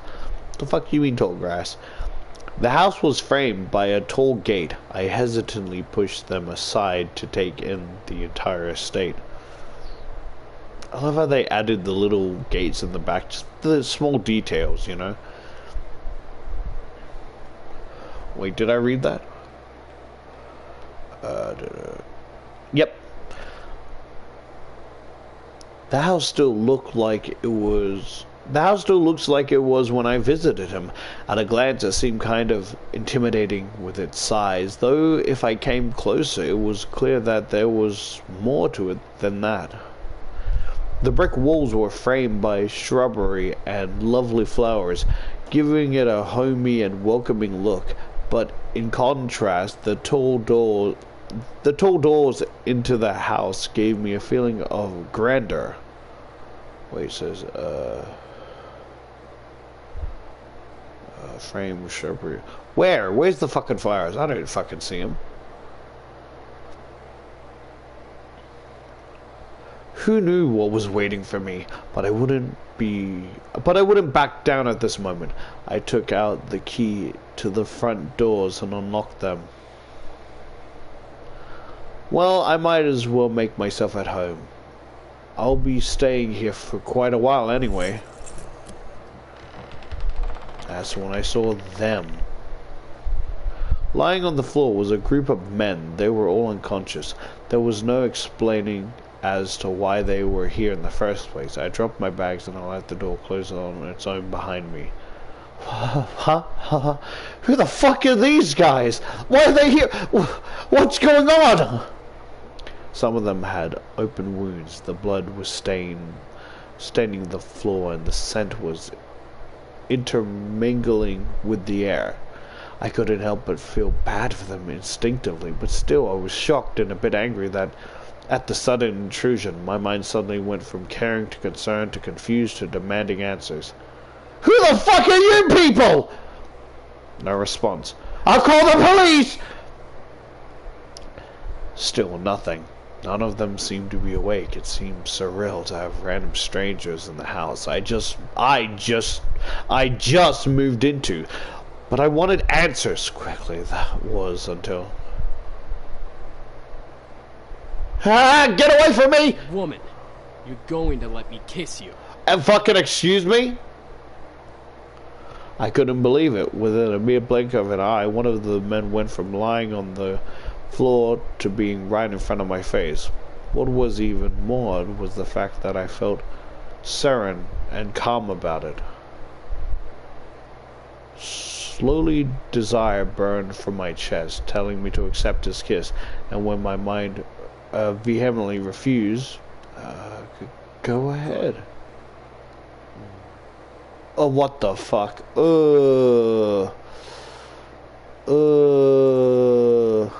As he kissed me, I could feel my body go weak. I didn't know why, but the kiss was draining me of my energy, and yet it was so good and made my heart sing. It was a strange and tingling feeling that danced over my every nerve of my body. I could feel streams of entangleable energy run through my veins and into my lips. It felt odd, but at the same time it felt Sam, amazing. Stop it. The person kissing me, Sam was his name, glanced behind I said him. stop. Now. Fine. I feel unsafe. I don't feel comfortable. What is my father doing here? What the fuck? Finally, he pulled back, and I was left standing there in a daze. What? I couldn't tell what was going on. My mind was completely wrapped by the kiss that melted into the depths of my forgotten Please memories. forgive my brother. He's a bit reckless. Woman, suck cock now. Sure, why not? Good. At least I feel a hell of a lot better than you right now. You know what you know what Sam looks like? It looks like if he combined fucking Sora from Kingdom Hearts and Makoto Managi from Danganronpa.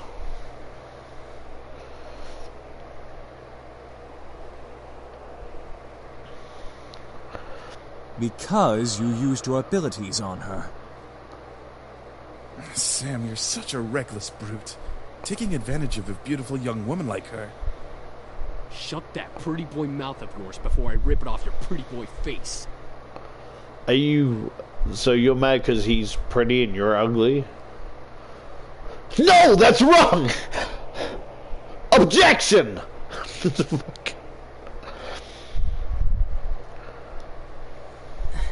Jeez, you guys. Can we not fight right now? Not all of us are in the best state. I guess you are right, Matthew. I agree.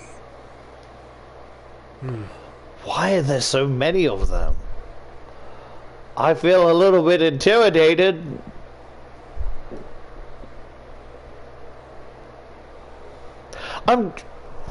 Wait, that leads me... Oh, wait, that... Okay, I have a question, right?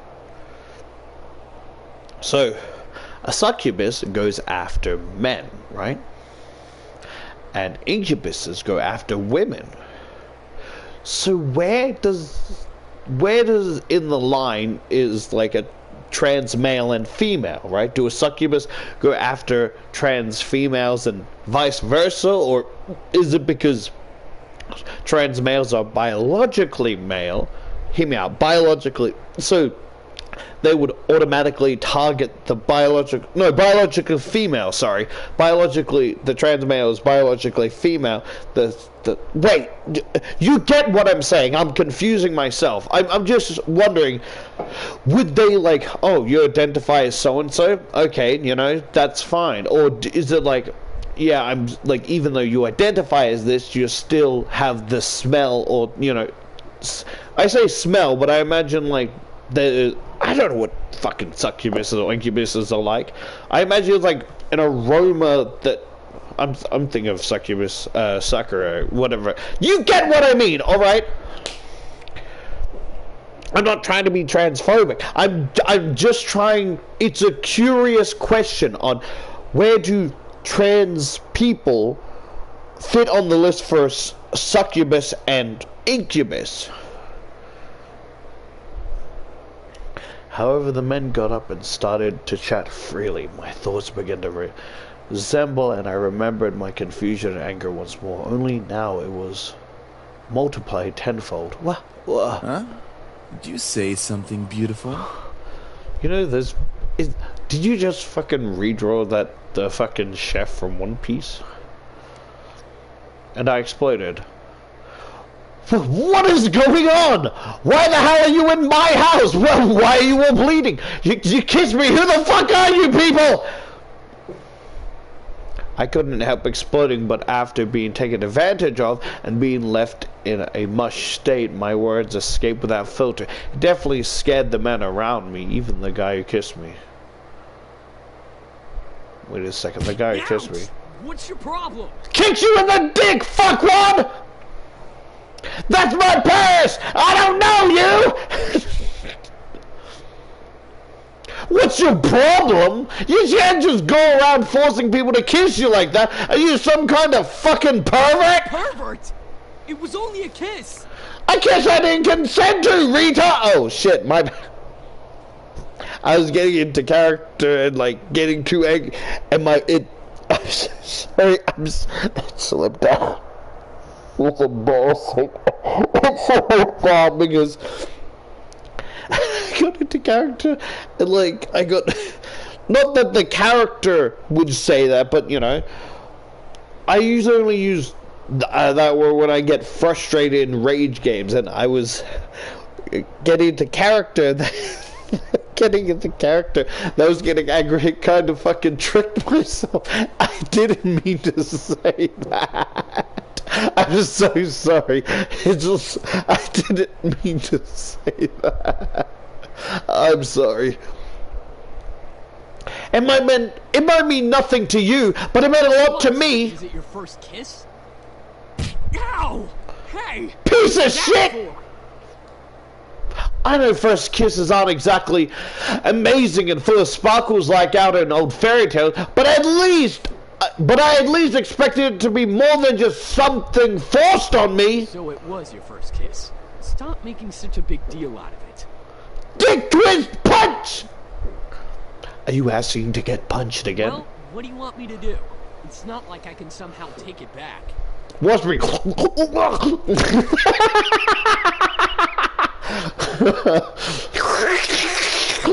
Fucking sucks his soul out. Does he even have a soul?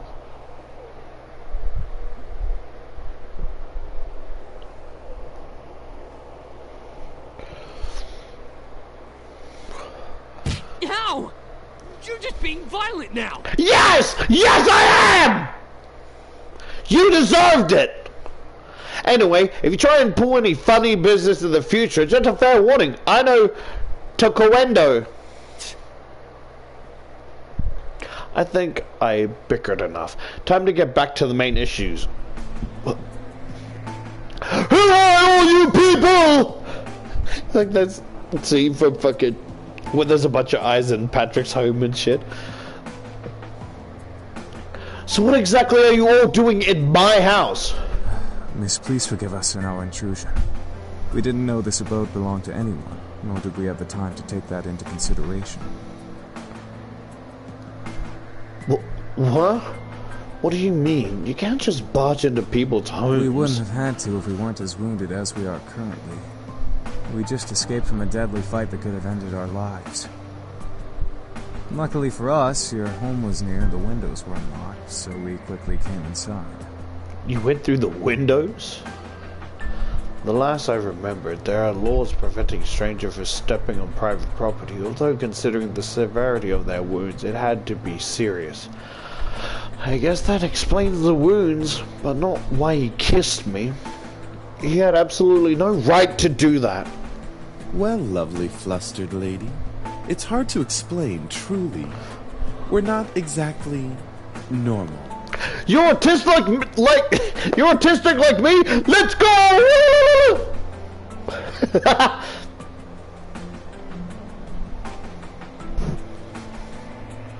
Why am I surrounded by autistics like myself? I thought we're supposed to be a rare species. They shouldn't. This is very uncommon for a bunch of autistic to be in the same room at once. It's a very uncommon phenomenon. Not normal. What are you guys, demons or something? I was joking, but the boys seemed to take my question differently.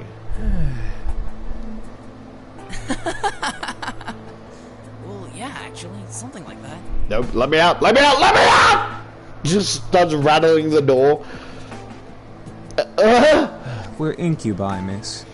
Demons who consume and use sexual energy of humans to survive. Incubi?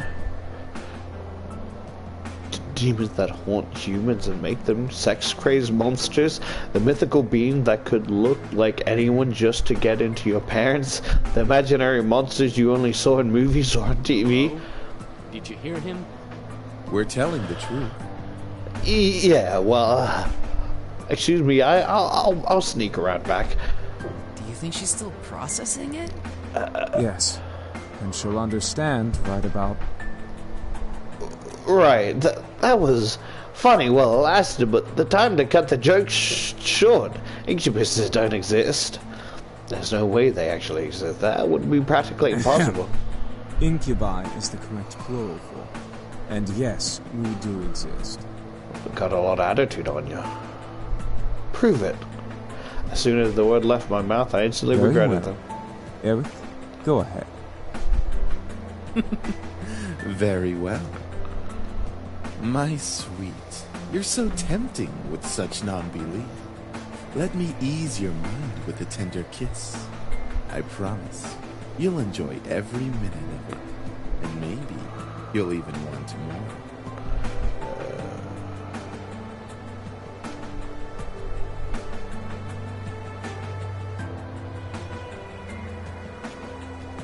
What? Once again, I was lost in a pool of calm and serenity. Staring into Erk's eyes, I felt a wave of heat course through my chest and onto my face, painting my cheeks red in their wake. I couldn't help but nod and agree to his offer. Yeah, okay. Fucking hell. You think I would kick you in the balls too, if you have any? With another kiss, my heart began to burn once again in my chest, and my mind was sent spinning in a heated, passion-filled pleasure. Once more, I could feel my body drain of energy as he kissed me. That's enough. Aw, very well. I feel so much better. As he pulled away, I was left in a mental mush pool. I felt weak in the knees. Despite my will demanding me to stand straight in front of the boys before me, the world around me began to spin as I tried to speak. I think I'm going to... Where are our manners? I'm James, and these are my brothers. Sam, Matthew, and Damien. I had the most curse, right? Are these not just the Sander signs recolored?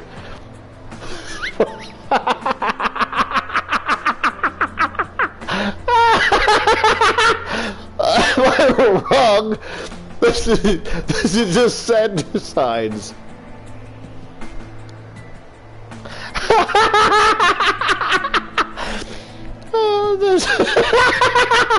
So it's just like I'm sorry, just I can't fucking stop thinking about it now.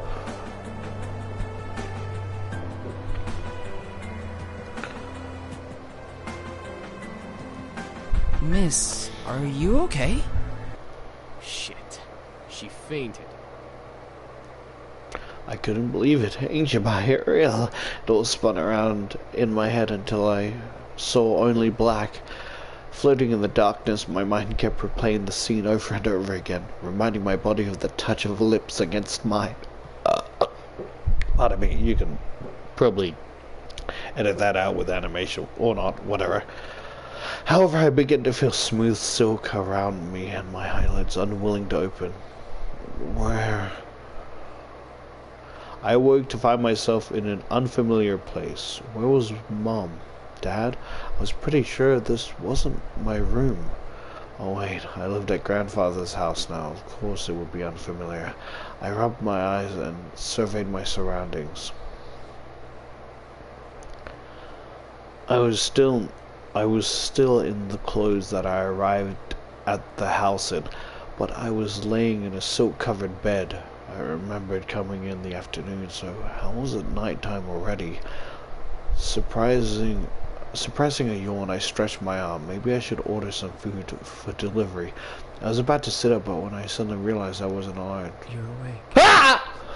Sorry, I almost punched you in the dick. Where's Erk? I'm gonna punch him in the dick.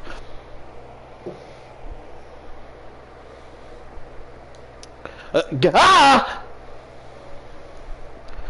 How long has he been standing here? And who the fuck is he? Was he a guy in my bedroom? Did we... There's no way. Hey, sorry, I think I was saying my thoughts out loud. Why was I apologizing to a stranger who only said 2 words since I woke up? Wait, he looked eerily familiar. Okay, usually I would join Henry's party when he invites me, but because of this game, I'd rather not. Because I don't feel comfortable, like, reading most of this shit, let alone around other fucking people. But he looked eerily familiar. Then it all came back to me. Incubus. He was an incubus. He and his brothers came here for refugee. And 2 of them kissed me, and then I fainted. And that was how things came to this. I can't fucking read, like, refugee normally now, because every time, like, I read the word refugee, right, I just think of the Ben 10 alien, energy! That's all I fucking, like, that's all I think of every time, like, because they sound, like, similar, and it just makes me think of fucking, it's just the way he says it, like, in a fucking yell. It's like, swamp fire, and then there's energy!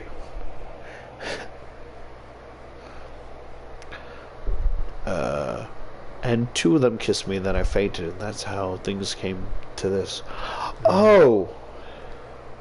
He was leaning against the far wall, looking at me. My heart began to race as I thought the endless of possibilities this situation brought me. I hated the thought of being under an incubus's power, especially in a bedroom. Be calm, alright? He seems relatively calm. He's on the farthest wall. From what I'm getting from this is he seems like an alright guy, right? He's trying to be as far as possible to make me comfortable, because I assume that nothing happened, right? Because his calm demeanor, he's not flirting. He's more sorrowful and remorseful for his brother's action. Jump up and protect yourself. I'm sorry, that wouldn't be mean. I took a deep breath, and I was sure that if any of them wanted to take advantage of me, they would have already. Yeah, I'm awake now. That's good. What the fuck was that? I saw a small form of a smile on his face, which made me blush a bit. Why though? One thing still concerned me though. I'm not going to use my powers on you. Huh? How? I can read minds. It's an ability I was born with. Each of us has a different ability, outside of our usual mind-altering powers. Oh, okay, so he was probably reading my mind before, and like, did we have sex? And he's like, alright, I trust it. No, Henry, fuck off. Not now.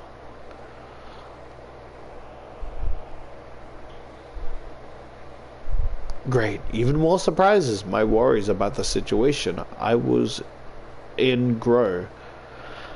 I see. How long have I been asleep? For a few hours. It's already gotten quite dark outside. Ah, well, where are the others? My brothers are downstairs, cleaning up the blood from the lobby floor. And making you dinner as an apology. Oh, okay, that's unexpectedly sweet. Oh, it's the least we can do after invading your home, and 2 of us using our powers on you. You've got a point.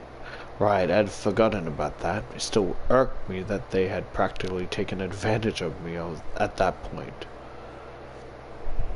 You know what? I was thinking where, like, he was, like, more teasing, right? And then the other brother, like, that's enough. And then, like, would you know, not actually kiss me like the first one, right? No, I'm going to kick him in the balls. Even if they were demons, it was pretty rude to demonstrate their powers by kissing me. I was not some toy they could use.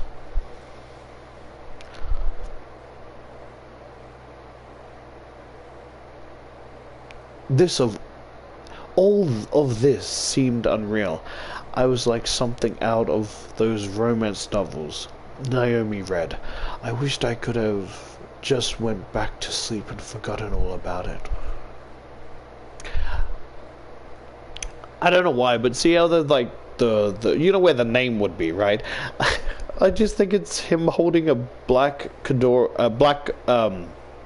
fedora with a rose in it, hovering over his cock, like trying to hide his erection or some shit.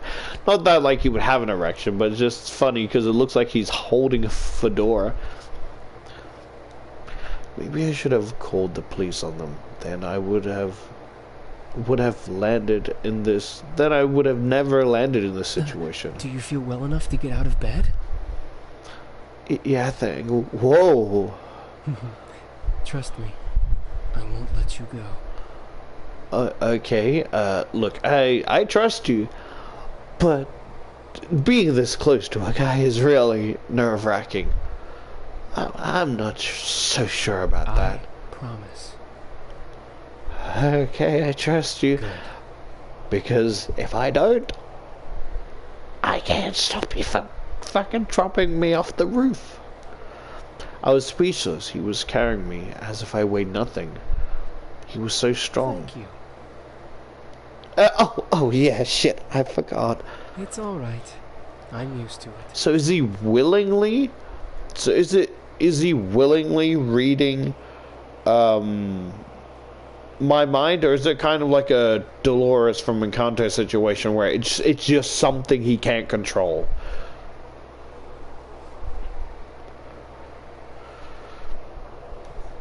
I decided to close my mouth for the time being. I didn't want to weird him out or make things more awkward than they already were. Well, he didn't seem to mind carrying me or listening to me talk, so at least things weren't too strange. Damien seemed very quiet and calm about everything, especially with the situation we were in. However, there was a sort of longing in his eyes when he looked at me that wasn't lustful. It was more in admiration. So I like to think that he's even reading my thoughts like right now. Once we reached the lobby, I decided that I felt well enough to walk on my own. As strong as he was, it was like he was carrying nothing. I didn't want to make him carry me everywhere. Yeah, that would be mortifying. Thank you for carrying, but I think I could walk by myself now.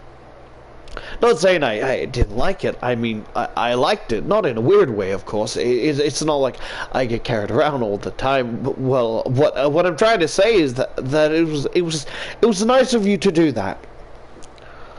I started to fumble over my words again, real smooth. It's no problem.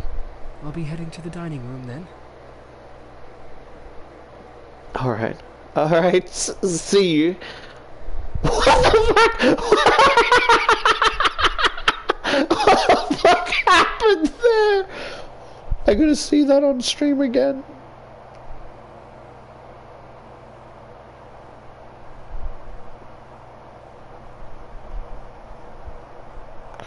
I'm gonna see that again. Did you guys see that?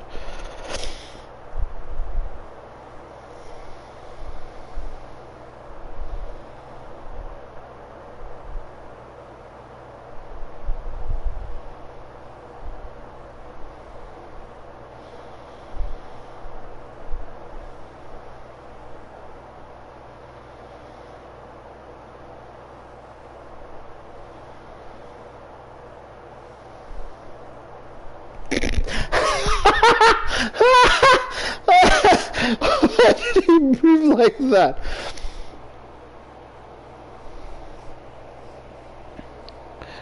You know that one parody where like he's like, oh, Yu-Gi-Oh parody where it's like, oh, I hope I hope Kaiba doesn't realize that's just my expired driver's license.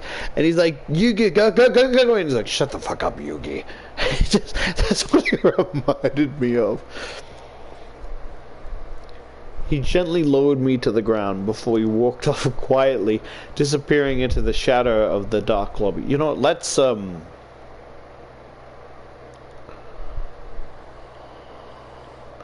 okay, so let's just save here, right?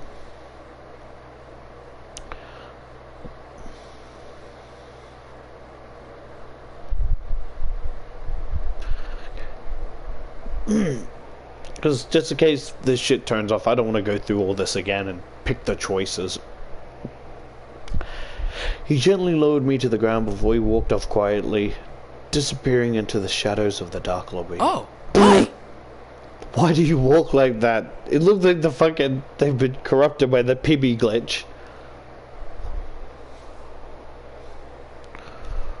Suddenly, a boy who looked around my age, or possibly younger, bounced over to me, and he looked vaguely familiar. Oh, wait!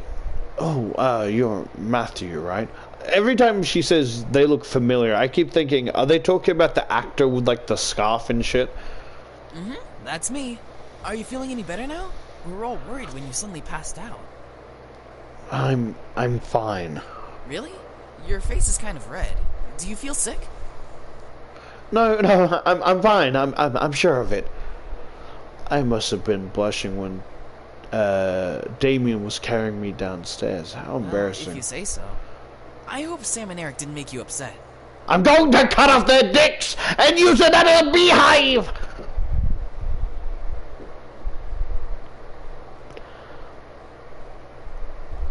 It's okay. After all, I did hit Sam after what he did. As for Eric, I just wanted you guys to prove to me what you were saying. I suppose incubi are real then.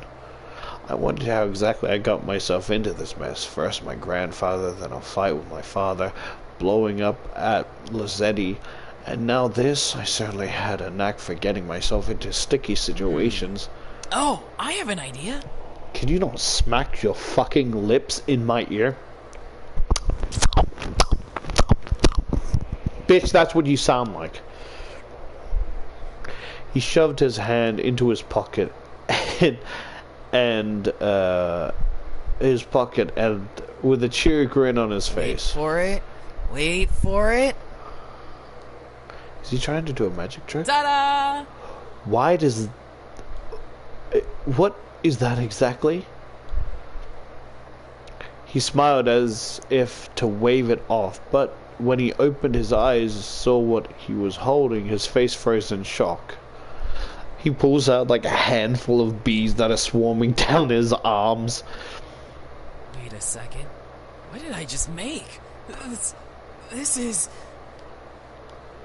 What he produced from his pocket was a creepy looking doll. Henry, I would appreciate it if you leave. I'll join you later on when I'm not streaming this.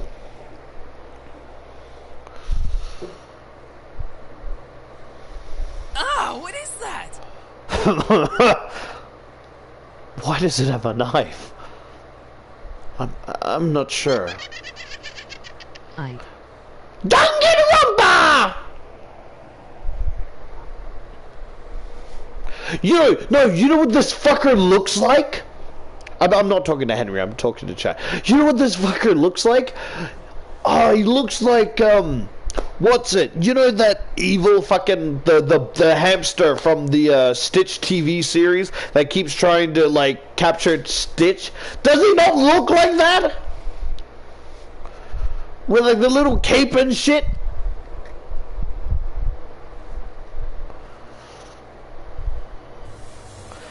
His face paled considerably and he dropped it onto the floor, scooting away frantically. Get it away from me! I might be possessed by a demon or something!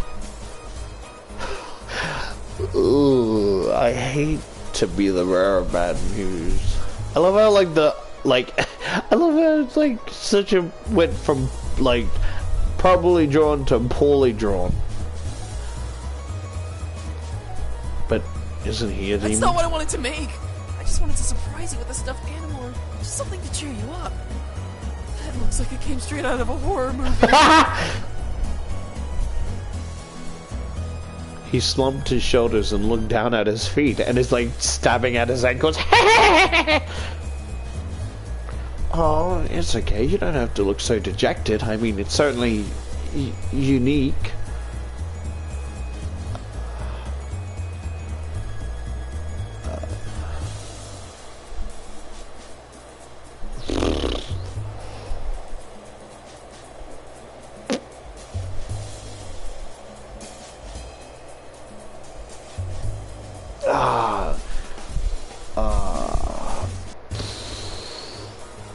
I think, fuck.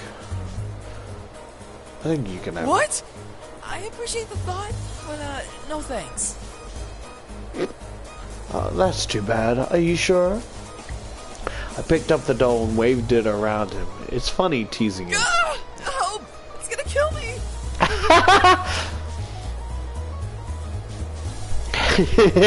Alright, I'll stop. I'll stop. Anyway, I'm heading back to help out with the food. You can come over if you're hungry. Oh shit, I just realized. Oh no, the cooking's gonna be fucked because they've never tasted food. They take sexual desire from women, right? They don't know how to cook! Ah! You're gonna fuck up my macaroni! I think I'll go with you then. Something smells good. My stomach rumbled in agreement. I was starving. Oh, the girl's awake. Kick him in the balls again! How about you find the darkness in your dick? Just starts kicking him in this fucking cock repeatedly. How about you find this fucking keyblade and shove it where the sun don't fucking shine, you bitch! Like the other fucking guys have to hold me back as I repeatedly swing my foot around.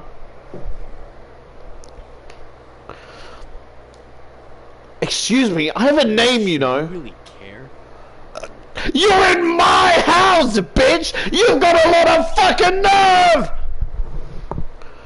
Sam, I will roast that tongue for dinner if it doesn't stop flapping in that idiotic mouth of yours. I'm gonna roast the shit out of you if you don't shut the fuck up.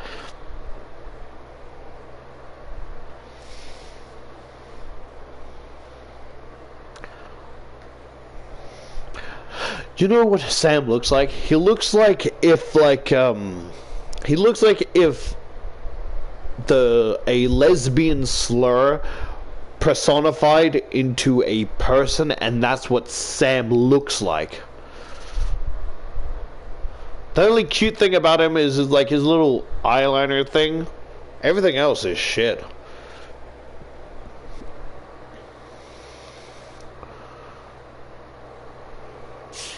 Whatever. I apologize for his attitude.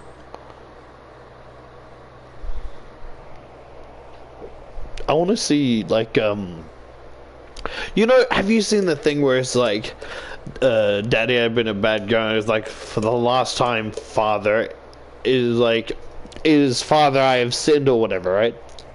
I saw one where it's like, a nun and like a father, and I was thinking of like a reverse one. So imagine if it was like a regular, a male nun or whatever, right? Can nuns be male? And then like more in like a demon church, and it's like and like you get what I mean, like role reversal, where it's like, Father, I have sinned, is like, for the last time. It's Daddy, I've been a bad girl or whatever. And so like it's the reverse. Like, you're saying it wrong. If you're in the house of hell, you know, say it correctly. I have sinned. No, that's not what you're supposed to, you know.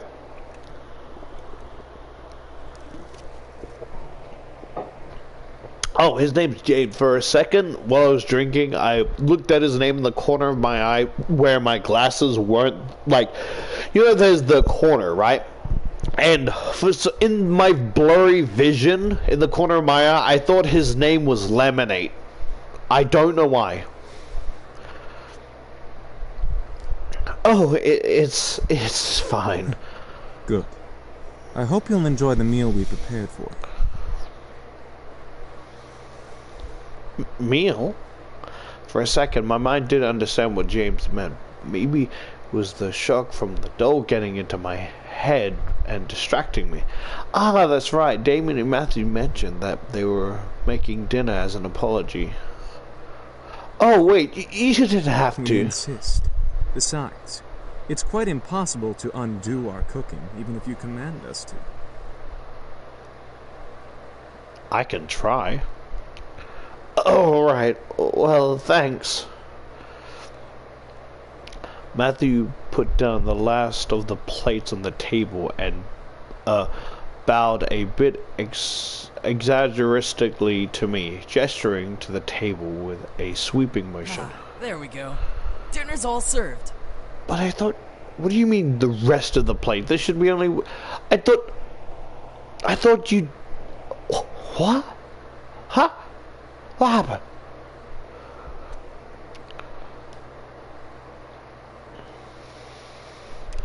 The table was filled with food from a eclectic selection of cuisines. One portion of the table was filled with the elegantly elegantly plated Asian food, and another portion some yummy-looking desserts.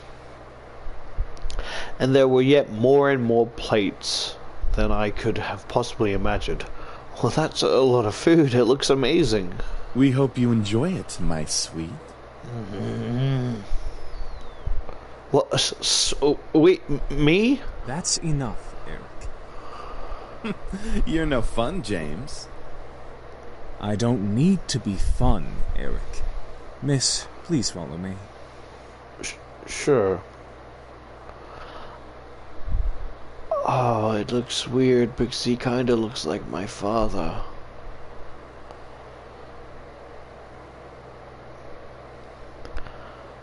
I didn't know what came over me, whether it was his manners or his powers, but I couldn't help but take his offered arm.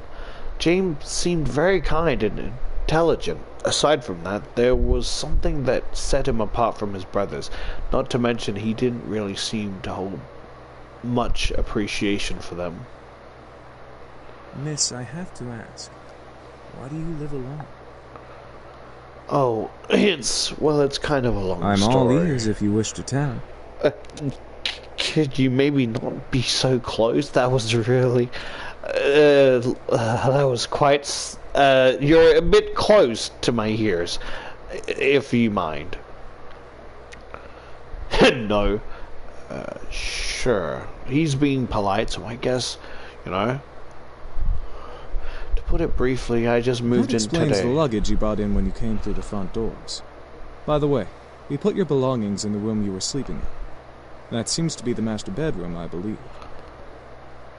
Thanks. This house is really big.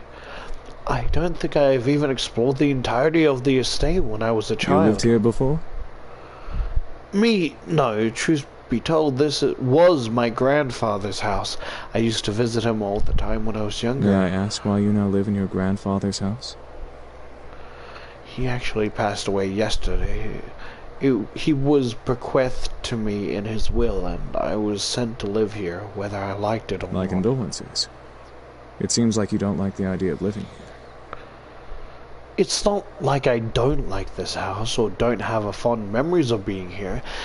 It's just the implications that come with staying at this estate. It's sort of complicated to explain. How do you feel about it? What the fuck was that? I'm sorry. My bad. I certainly wasn't expecting that question, but it was a nice surprise. It was different from what I have heard the entire day at school. I appreciate the fact that he was willing to listen. I feel angry, sad, scared, and confused. It's hard to pick out the different emotions that I'm feeling right now. I wish I was stronger. You don't have to be strong. What do you mean? I understand that you're going through a difficult time, so it's okay to feel those emotions. You don't have to be strong at all. Thank you. Are you alright? There seems to be a small bruise on your cheek. I completely forgotten about my cheek, but even if I remembered, I thought no one would have noticed something as small as that. Oh, I'm fine. He stopped and leaned in close, a bit too close for comfort, inspecting my face. He was really quite tall, having to bend over quite a bit just to look at my face. It was hard to look at him, especially when he was so close. After a few seconds, he straightened up and began walking again. Well, if you're having any problems, I'm always here to listen.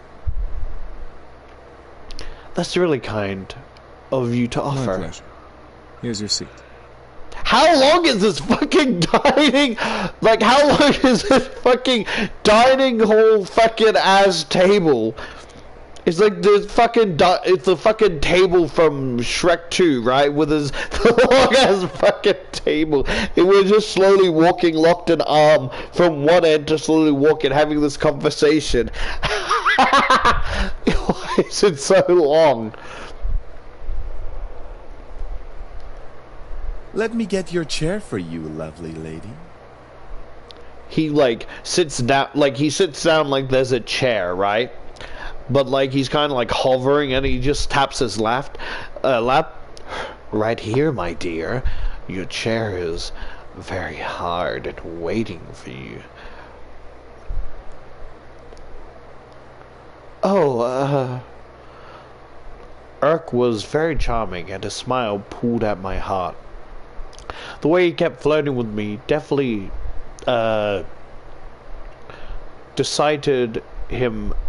designated him as the playboy of the brothers. Yet, I noticed that there was a little distance in his eyes. By the way, I apologize for my behavior earlier. Stealing your second kiss like that.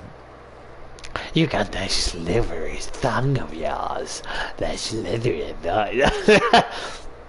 Huh? Oh, yeah, when I didn't believe that they were incubi.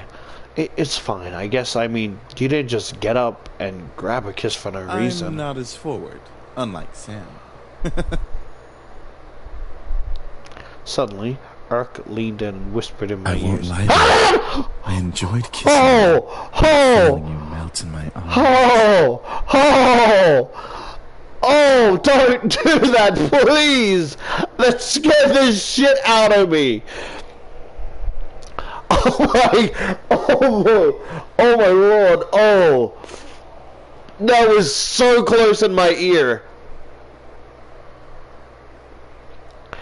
Oh, fuck! I was torn between smacking him and trying to play it cool.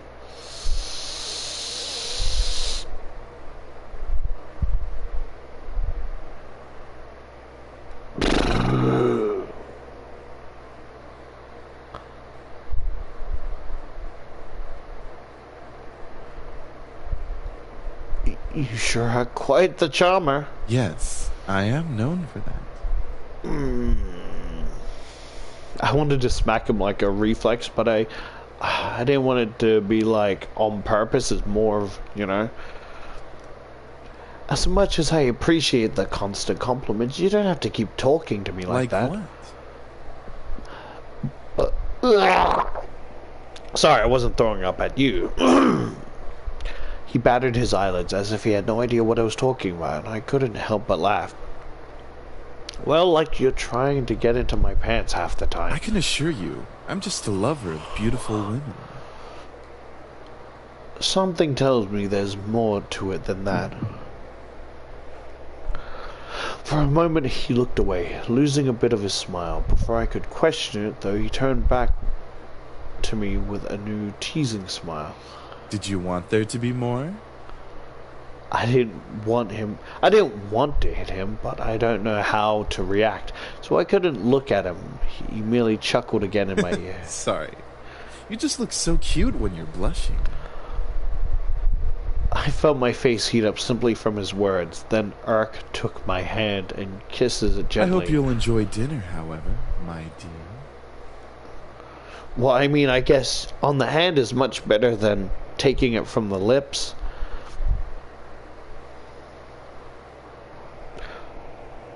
I've got a question, right? So if they simply need the desire of women to survive, right? Do they not have any cock and balls? Like, is it just a Ken doll situation? Because if they could just take the energy from your lips, what purpose would there be for anything else? Are they automatically? Is it just like a Ken doll situation?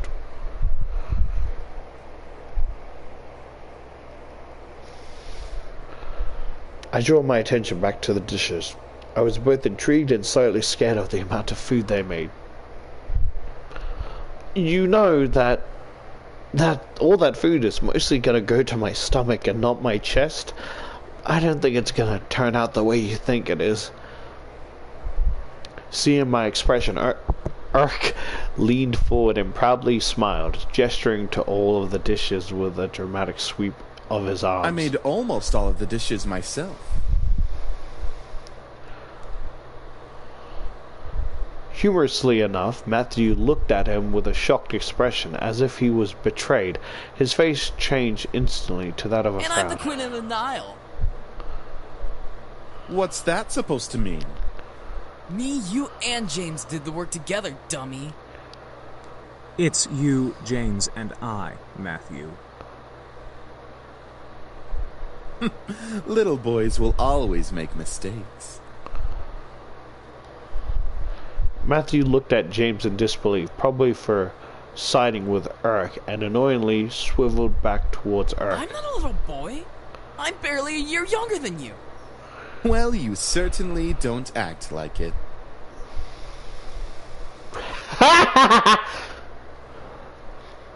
I really couldn't help but laugh. Matthew seemed very much like a kid. He was adorable. However, I couldn't help but feel like, in a way, he was much more mature than the others, especially Urk. Huh? Is something funny? Get dunked on. You're gonna have a bad time. I think she's delusional. Starts ripping my face off, showing my skeletal remains. Get fucked, mate. Get fucked, Chun. I'm sorry. Eat ass papayas.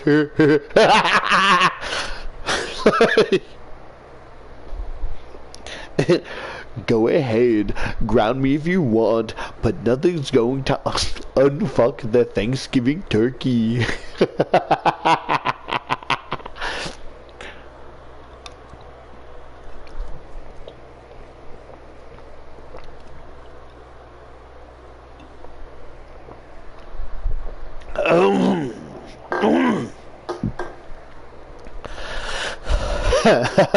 No, it's nothing at all.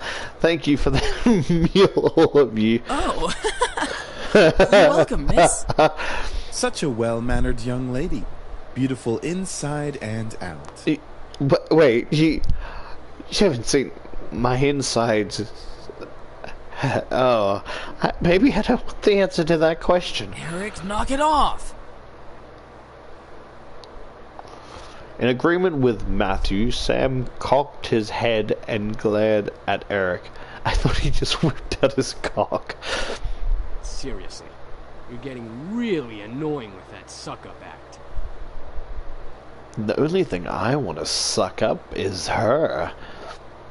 It was obvious that Sam was the bad boy of the group. He had this big, tough guy act, and physically he was the strongest of the five, but was there more to him than that? I'm just trying to be a gentleman. The young girl has already gone through so much. She deserves a good treatment. Did you pray today? Did you pray today? If you didn't, I'm gonna have to dig you down. Shit.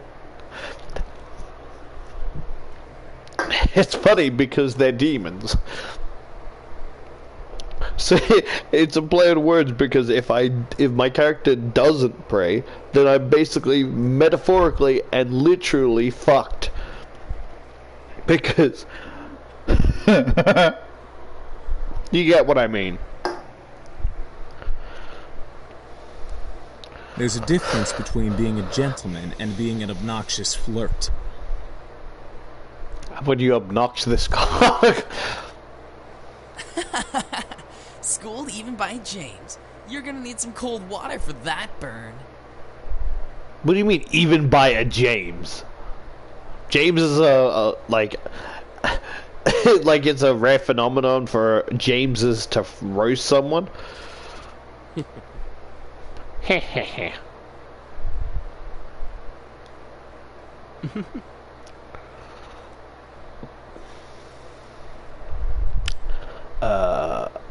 I forgot his name, but the one in the yellow jacket to the right? His facial expressions bother me because it's like, I guess that's how you draw the expression, and it just,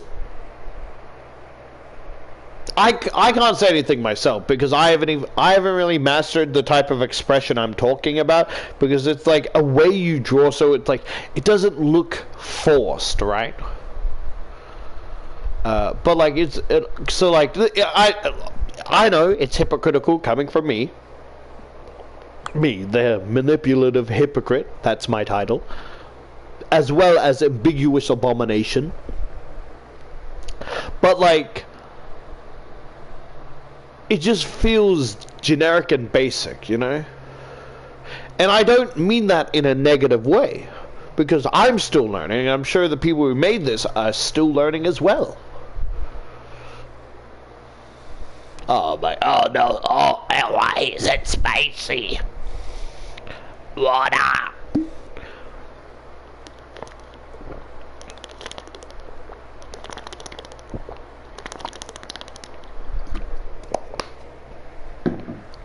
Why is it spicy? By the way, I don't believe we caught your name, even though you know each of us.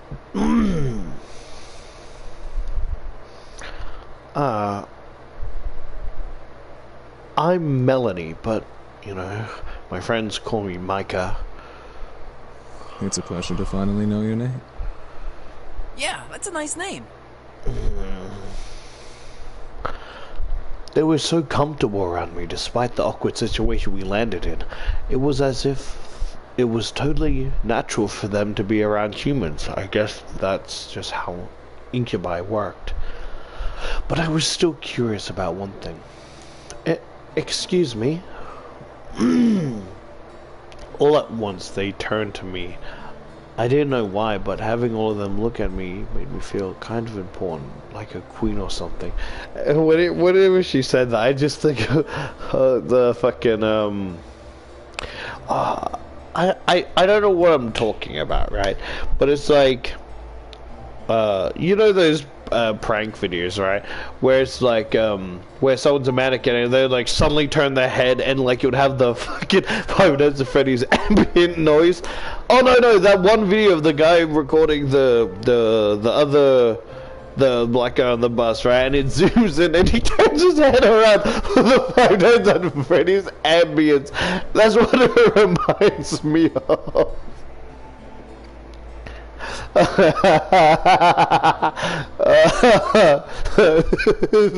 Just imagine them turning their head like that with the fucking Five Nights at Freddy's ambience, and it's killing me. What is it, miss? I mean, thank you for the food, but I still need to know why you all came here. I feel like I don't quite understand. Understand? Yeah, like being told that a bunch of incubi randomly appearing in your house was perfectly understandable. Oh, how do we explain? We were attacked. We came here to heal. What's so difficult to understand? Donald, go! Shut the fuck up. Heal! Heal me, damn it, Donald! Heal me! I'm dying! Now you're just being rude, Sam. I'm just saying. How is that difficult to understand? No, I mean specifically what happened.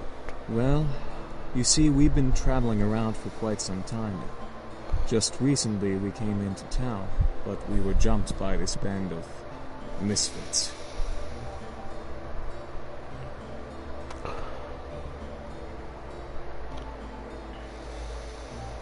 So, in order to escape and heal, we came here for shelter. Again, we apologize for the mess we made. It's fine. I guess you're all better now, right? Yup, all thanks to you. Me? You see, beautiful, we feed on sexual energy. But we don't just get it from kissing lovely ladies such as yourself. We can simply touch someone's hand to obtain sexual energy. Everyone carries sexual energy, you know.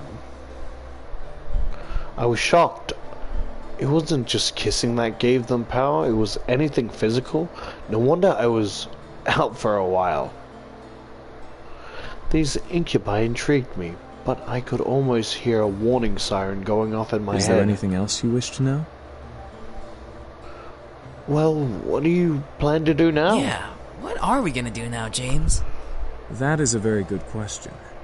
We just got here, and surely we'll be hunted again if we leave. We can take him easily. Not without more training, Sam. The result of that was clearly evident in our last encounter with them.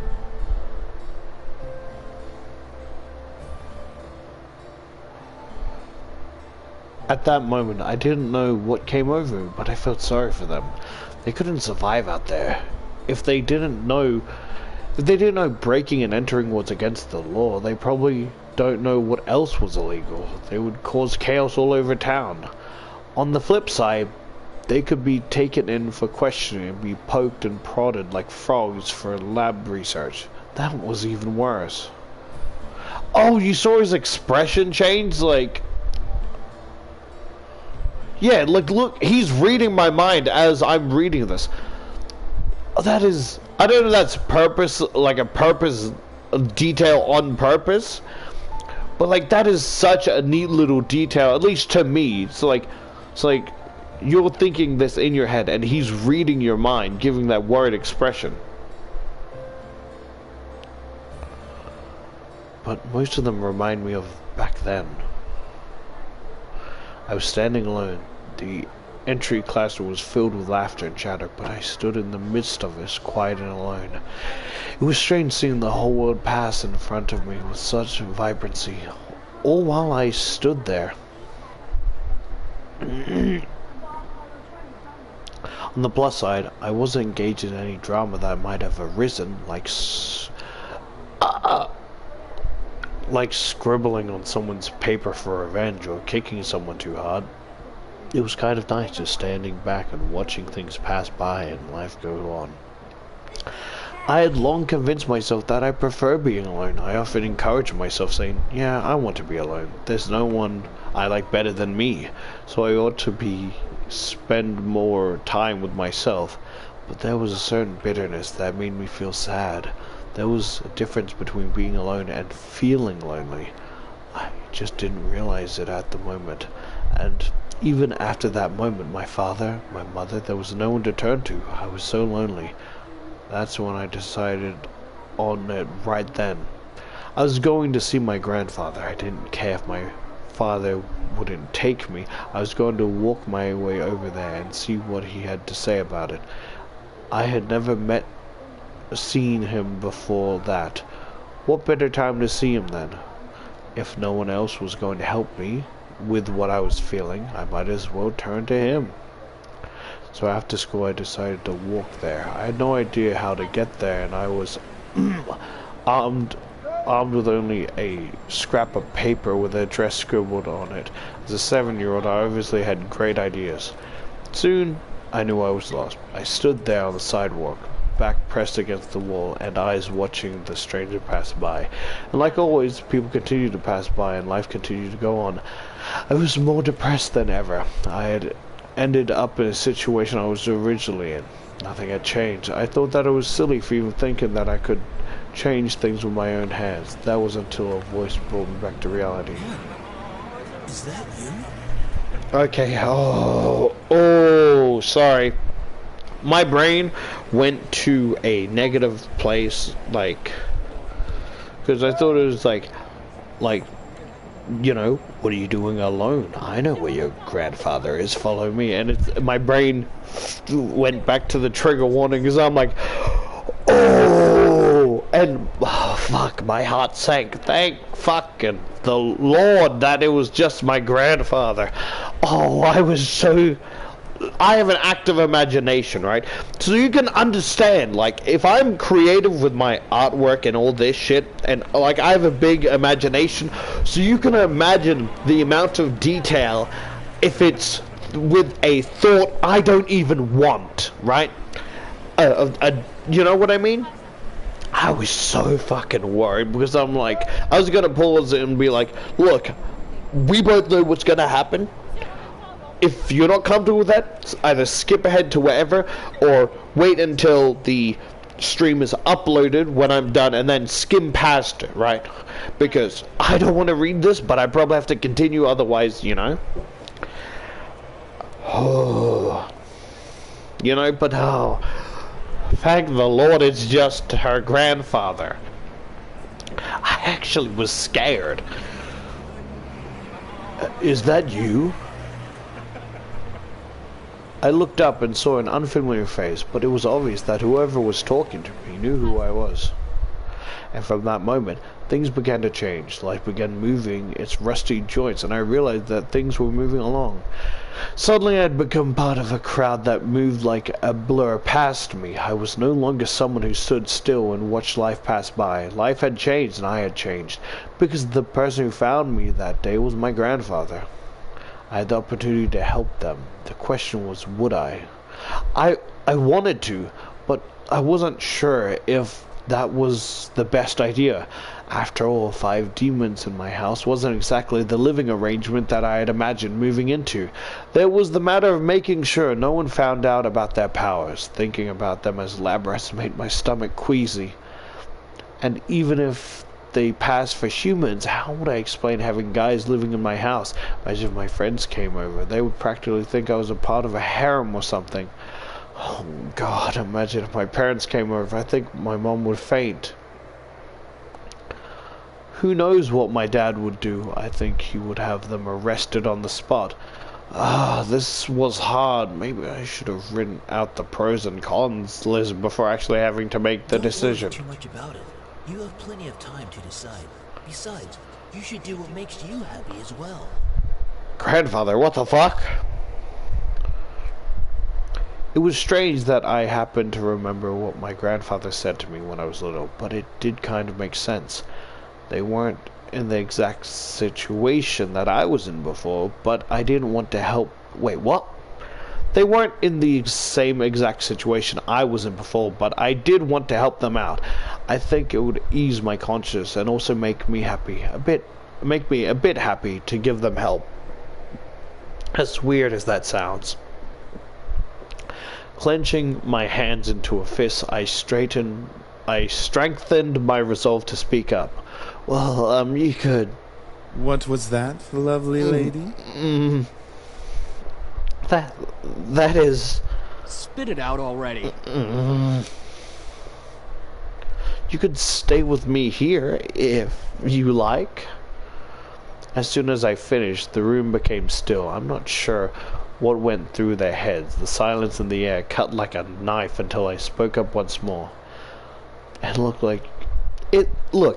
looks like you all need a place to stay. And, well, I just moved into this giant house, so it just made sense to ask, okay? It was still quiet in the room. I decided to keep talking. If you would like to stay here, though, there are 2 things that I need all of you to follow. Yes. First of all, you can't use your powers or deliberately do something that might harm me or any other guests that come over. Well, save for enemies, but you get the gist, the get it of it. That sounds reasonable. Second, you have to help me with any errands around the house. This place is kind of big, so yeah. That is a generous offer, miss. Are you sure that would be okay? We don't wish to burden you any more than we already have. It's alright, really. I mean, I just started living here myself, so I would appreciate some help around the house. A wonderful idea. We'll live here and train while helping you with the house. Servants for the lovely princess. Yes, Sam doesn't like that. No, you're wrong! Objection! What? Are you serious? Hold it! Shh, be quiet, Sam. I haven't slept in a bed for days.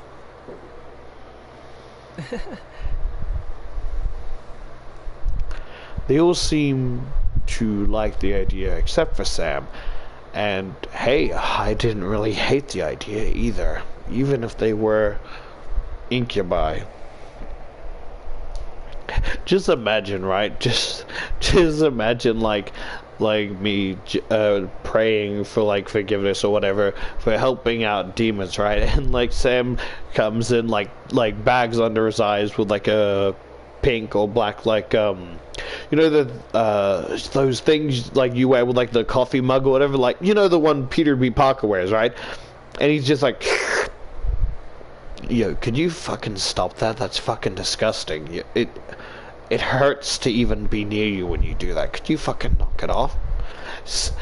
He just like gives such a like disdain and disgusted as like she's praying. It would be interesting having 5 guys helping me to take care of the house, given they would have followed the rules that I had laid down. Fine, but we're not staying here forever. Only until we can beat up that group of punks. I think that is a reasonable time limit for our stay. Yes, this is awesome. You know what you sound like? You sound like someone trying to do, like, desperately trying to do, like, an accurate, Tails voice cover, but, like, not shitting on anyone that, you know, does that, but it's like, hey guys, it's me, Tails. Sonic, where are you going? Slow down, buddy. It's just like...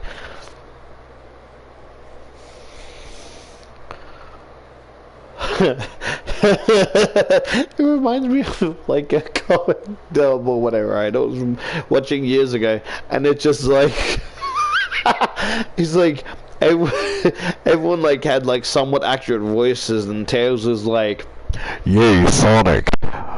Good job, we finally beat Eggman." Or like such a deep ass voice, like what? Tails doesn't sound like that. What the fuck?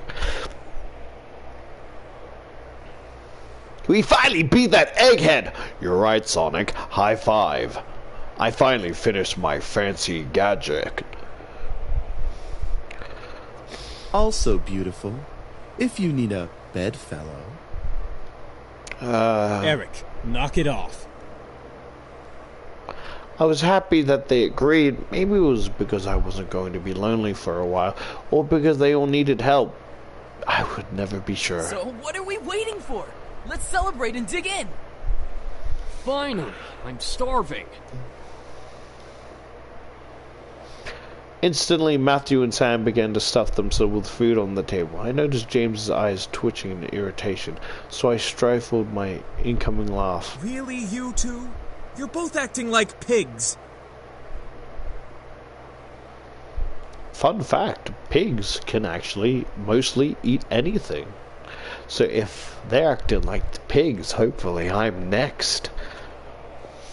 I'm sorry, that was so stupid. Oh, there was a fucking thing, right? Thing I saw, and it was like of this farmer went missing, right? This farmer had like a cast, like broken leg or whatever, right? And like he went missing for a couple days, right? And it turns out that apparently while he was like feeding the pigs, one of the pigs like knocked him over and he couldn't get back up, and they ate him alive.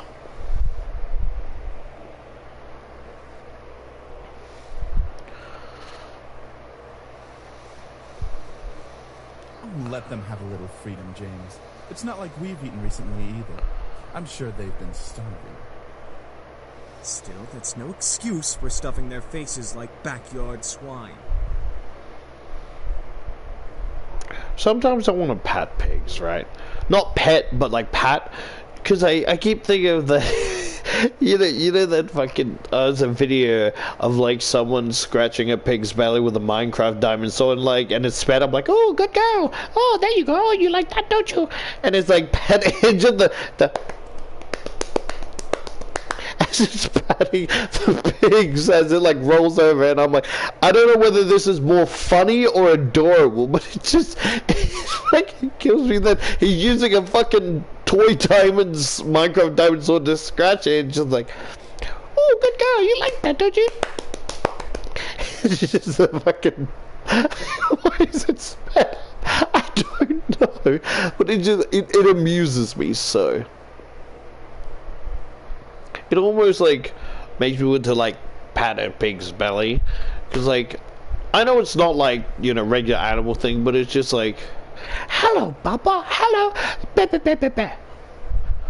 I almost couldn't hold it in.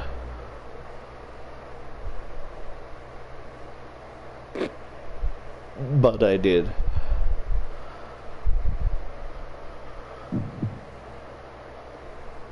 I merely smiled before I took some food for myself. There was one piece of food that intrigued me and was barely touched by the boys. It looked like green pasta with shrimp over it. What's this?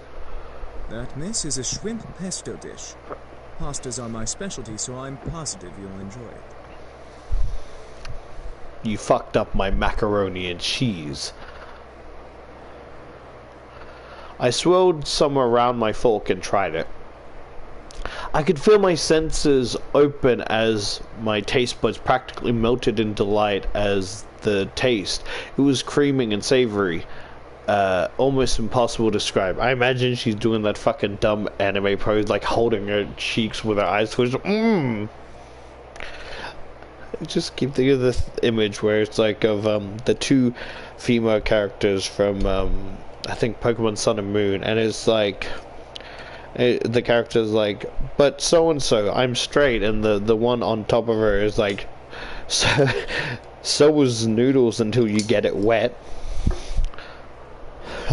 And it's like, damn.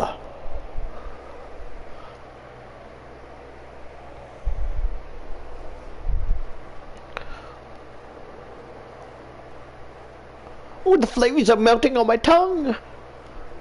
This is amazing. I'm glad you like it. At least someone here in the room has taste. At least, you know, at least there's someone other than myself that aren't animals!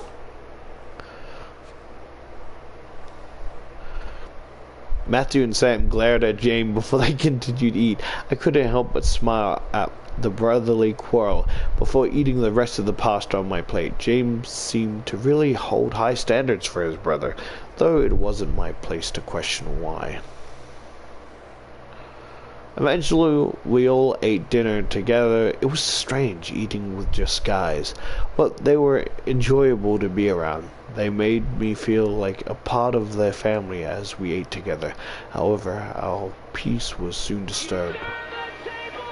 Huh? It's my mom. Excuse me. Hello? Hey, honey, how are you? I'm sorry I didn't get to see you off. Hi, Mom. Everything's fine. I'm actually eating dinner right now. Oh, good, good. So there was food there. Well, your father wanted me to call and talk to you about having a house party tomorrow night. Celebrate the new house and all. A house party? Tomorrow night? So soon? Your father insists. You know how he is with events. Yeah, tell him to get fucked. Goodbye. Hangs up.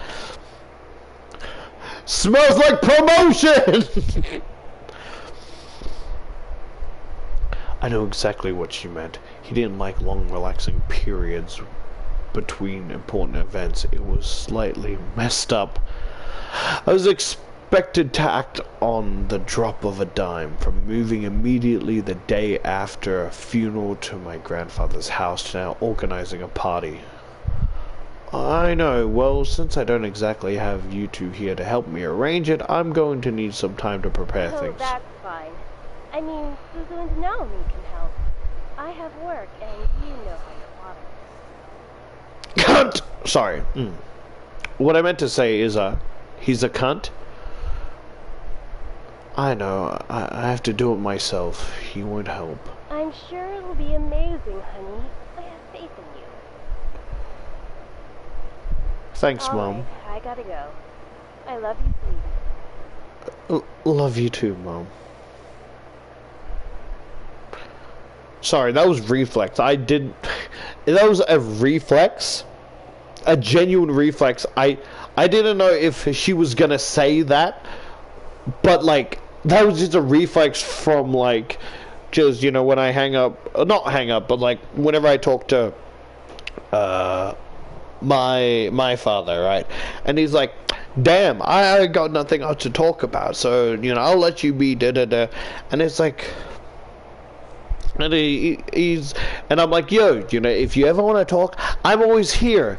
And, you know, he's like, yeah, same too, call whenever. And I feel bad because, and I was telling you, I'm like, we were talking about the yesterday, and I honestly said, I'm gonna be honest with you. I don't remember your phone number. So, like, even if I wanted to, which I really would love to, I can't call you.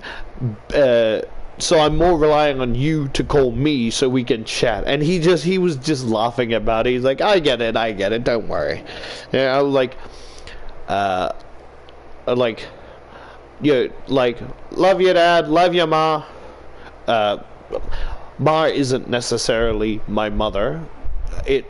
I don't know. I just refer to them as Dad and Ma. But even though, I guess...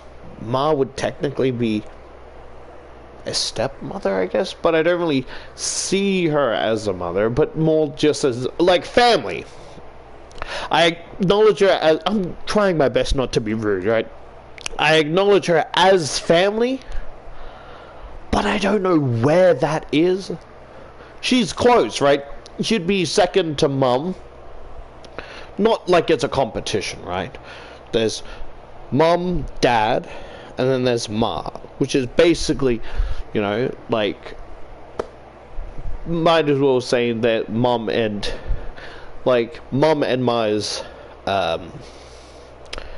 equal, but, like, I would say Ma is slightly behind Mum, because that's just more favoritism towards my mother, right? And it's more of personal choice, because as I've stated, right, I think my mother is, I'm going to be honest, I think my mother is the only one that is willing to put up with me when, I'm just going to say, like, I guess, throw man tantrums or whatever, like, whenever I rage at a game or, like, get really mad. She's, like, the only one that's willing to calm me down and talk to me. Like, I feel like it's the scene, you know, like the dude from Jurassic World, right? Chris Pratt, where he's like trying to talk to like the raptors and stuff. Is like, yo, calm down, hey, talk to me. Where it's like, I feel like other people would like probably just tell me to grow up or, you know, stop being a child, and like that would just make me more frustrated, right? Because there is a level of like, if I'm at a certain level, thinking is out the window. It's more about causing damage and, like, noise and property and shit like that, right? But, like, I'm pretty sure she is the only one that can, like, really calm me down from that level. And, like, more, I would still be angry, but it's slowly, like, lowering the anger level. And I feel like, I want to say my brother would be next to that, but I wouldn't really say that, because with his responses, right? With his responses, it would more infuriate me. I feel like he would try and do the same thing, but with how he responds would, like, not really work well.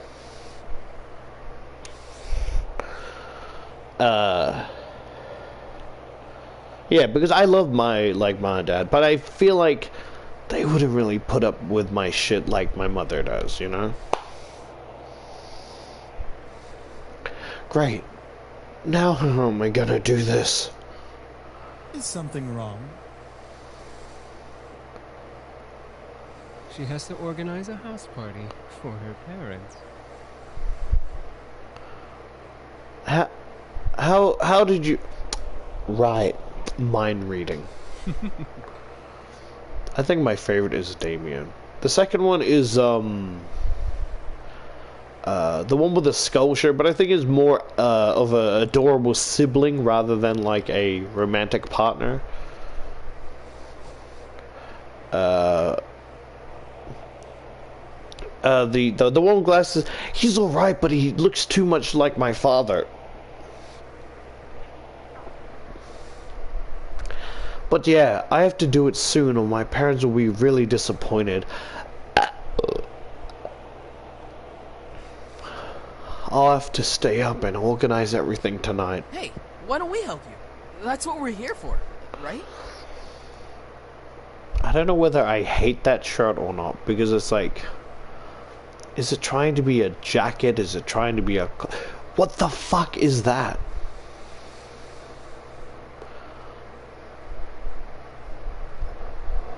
Oh, ooh, oh, I really shouldn't think about the autonomy, because it's like the shoulders with how, like, the fucking, like, neck connects, it's much lower to where you see the neck, and it's like deformed. Ew, I don't want to be thinking about that. Ew. I don't see why not. I can name a few reasons why we shouldn't. Sam? He got them fucking cat eyes. Back off. I feel like Sam's the type of person that would say racial slurs and just go, "What are you gonna do about it, huh?" And then get his shit kicked in. You ruined a perfectly good shirt! What the fuck did you do? I just realized the bottom of his shirt is fucked. That's not stylistic choices. I feel like what I would add is like for me, I would add sleeves, so it's like adds a little bit more. And why is his arms a different like tone to his face and neck? We'll take care of everything, miss. Just leave everything to us. Yeah, I don't... It's not that I don't like Sanji, it's just like... I get flustered easily, so it kinda... I feel like he's more toying with my feelings than he should. And Sam's just a cunt. That was surprising. I didn't think the boys would offer help right off the bat. I couldn't help but smile. I was actually rather thankful that I let them stay. Now I didn't have to do everything alone. As I kept thinking about it, I couldn't help but yawn. Sorry, I'm laughing because he says I couldn't help but smile. In my head, right? You guys probably don't care, but like in my head, it's like that one video of like oh, we have a test today. Are you sure we can do it? Like what I've done is like we studied for a week, last 4 days and a week, right? We've studied thoroughly, right? There's no way we'll like fail the test. And it's like you'll be fine, right? And it's like, oh, okay. And there's like that close eyes anime smile. The guy fucking sucks them. And it's like, what the fuck what was that for? Don't you ever try and do that fucking shit again to me. I'll fucking knock your socks off. Don't fucking try me. He like reared back and shot that fucker in the face. He's really fucking like, he geared up his punch to hit that fucker. And it kills me.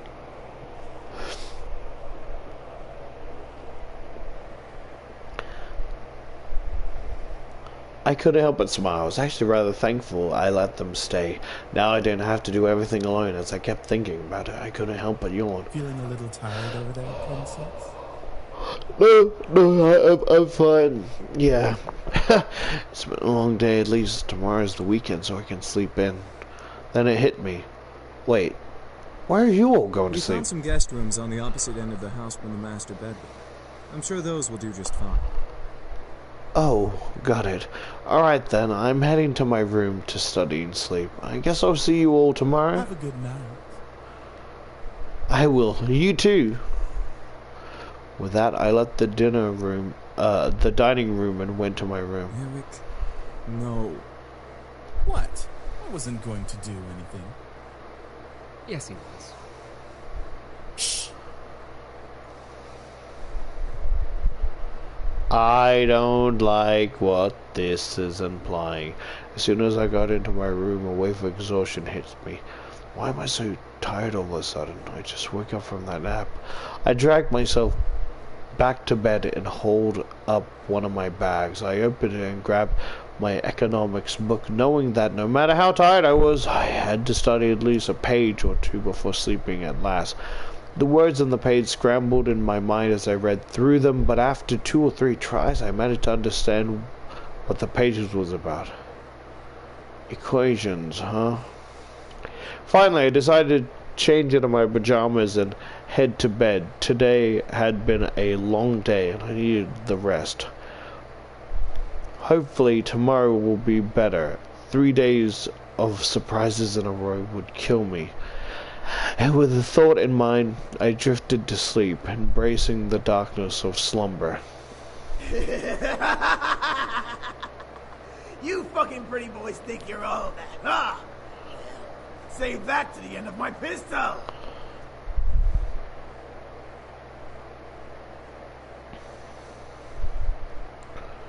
Sorry, I was thinking of like an F&F cover that had like something about the...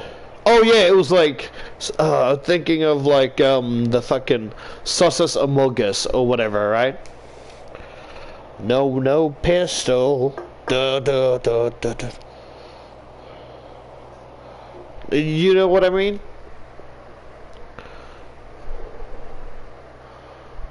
So you can say fuck. I thought this was, you know, a friendly romantic game.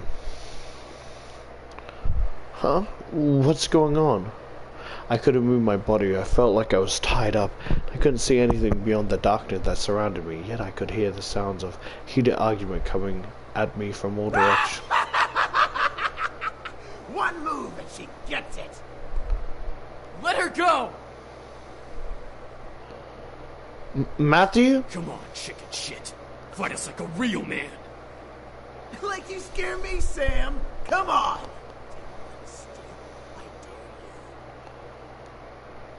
Why can't I Stay see? away from her, Malix! And what are you gonna do, nerd boy? Suddenly, I felt myself pulled to one side, arms wrapped around my body protectively. I've got you. Don't worry. Eric!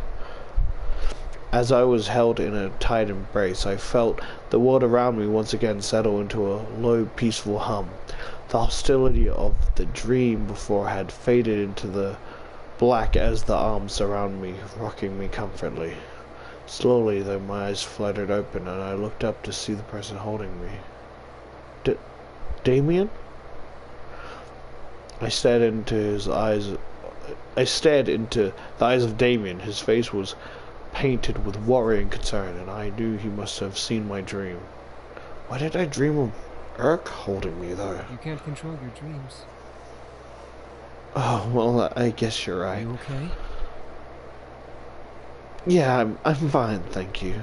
What time is it? It's 9 a.m. James and I were making breakfast when I... Oh, you were so sweet. I love you. I think Damien is my favorite. Cause like, I want to say gentleman-like, but even like the one that looks like my father, gentleman-like. But it's like it's hard to say. He's like more personal, right? Where the other one is like it's just common sense to be gentleman-like. Where this one is like of my own free will to be said that, not because it's common, common sense. You can't control your mind reading? Not yet, at least. I hope to learn eventually, though.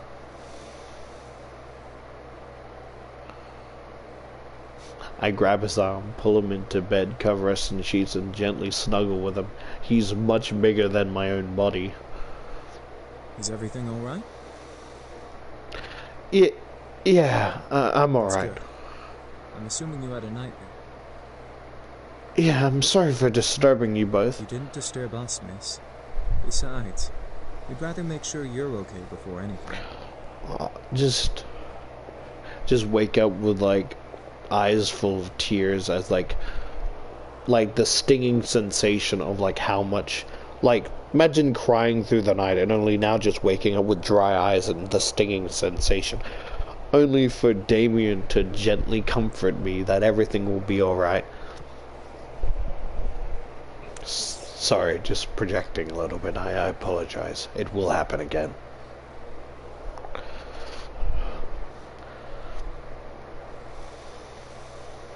Oh, thank you. Well, why don't you come downstairs with us and have some breakfast? I'm sure some nice food will take your mind off of what you dreamt of. It was embarrassing to be the damsel in distress. But I felt rather happy that James and Damon were concerned for me, despite only knowing me for a short time. I wasn't sure if it was just courtesy or if they were genuinely concerned. I couldn't exactly read their minds. Alright. See, that looks fucking tiny. Why did it take so long for him to walk me to my seat? Was the room just that fucking large? You know, on the cover, I thought this was gonna be something cheaply, with all due respect, I thought this was gonna be something cheaply made for a quick cash grab, but I'm actually really enjoying myself. Like this, like the voice acting is good, like, sure it's a bit buggy here and there with the sprites, but like, the sprites may look, like, generic, but they are very consistent, you know? The background things don't look cheaply made. They look like they have love and care put into it. I'm relatively having fun. Like, genuinely having fun. I'm surprised.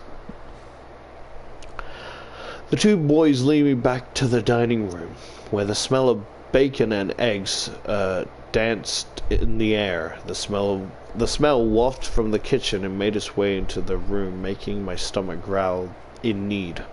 I'm gonna be honest, I thought, like, that the people found me and, like, were taking me hostage. Like, I'm still in my home, just, you know.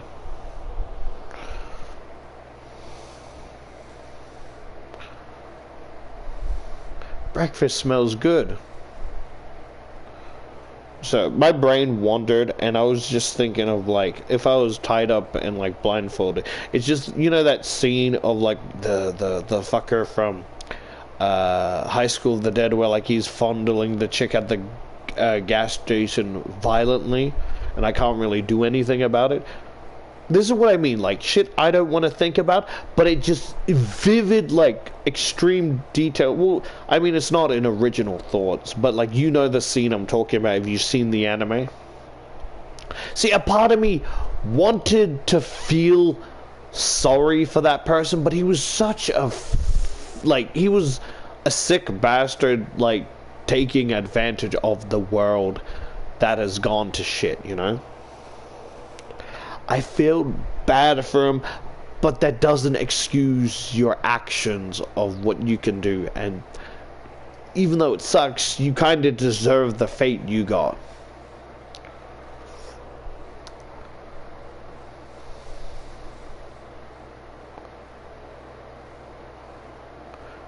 Breakfast smells good. I thought you said breakfast smells. You want to sit down at the table, you can.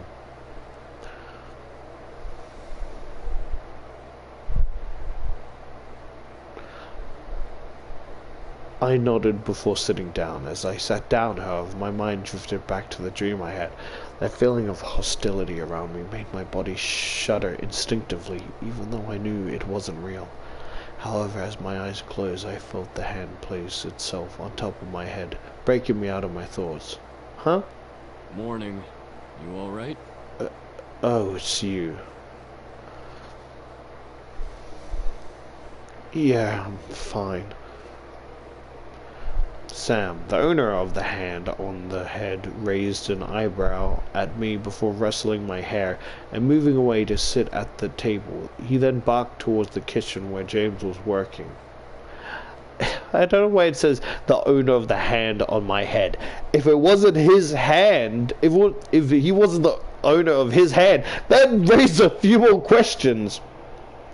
Just imagine some like cartoon Frankenstein like character, like the bitch from Nightmare Before Christmas, where it's like it's technically her hand but not necessarily the owner, so it like crawls around and shit.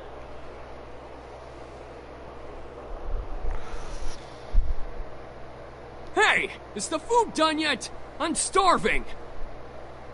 I cover my ears because I'm sensitive to yelling. It makes me a hypocrite with the way I yell. Because like there'll be times, right, where I'll have like one earphone off, like I'm doing now, right? As an example, I know you can't see it, right?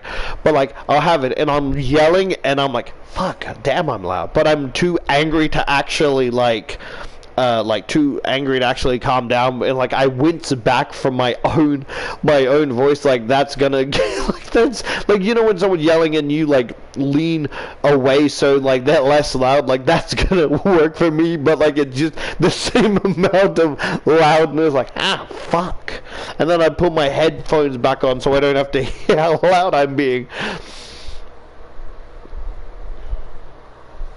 There's no need to yell, Sam! Marco! I said Mark, I heard! You're yelling too! No! Don't argue with me! No!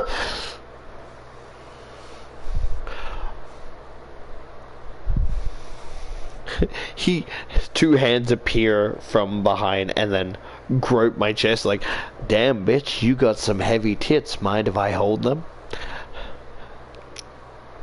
Mind if I hold them for you? From behind me, Eric appeared.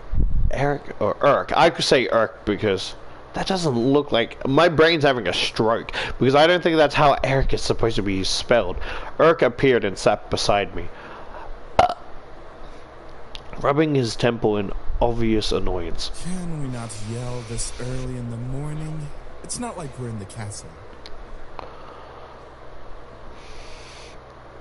It's actually also relieving that, like, I only have to voice myself.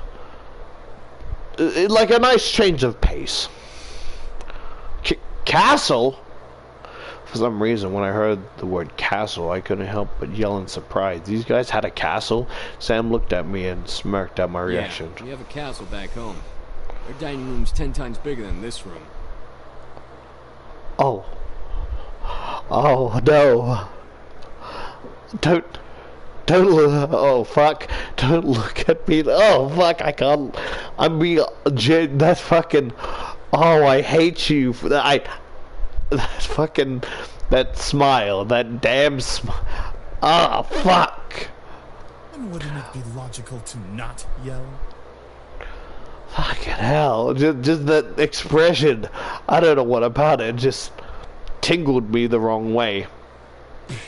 Whatever.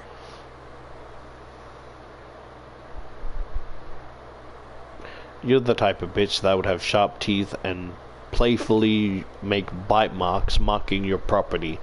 Like a very possessive, judgmental dog. Like, you may seem like you don't care, but whenever I'm interacting with other guys, you're simply clinging from behind. Being, like, not willing to, like, drag me out, because, you know, that would be rude and make me upset, but it's more like demanding attention while I'm talking to someone else.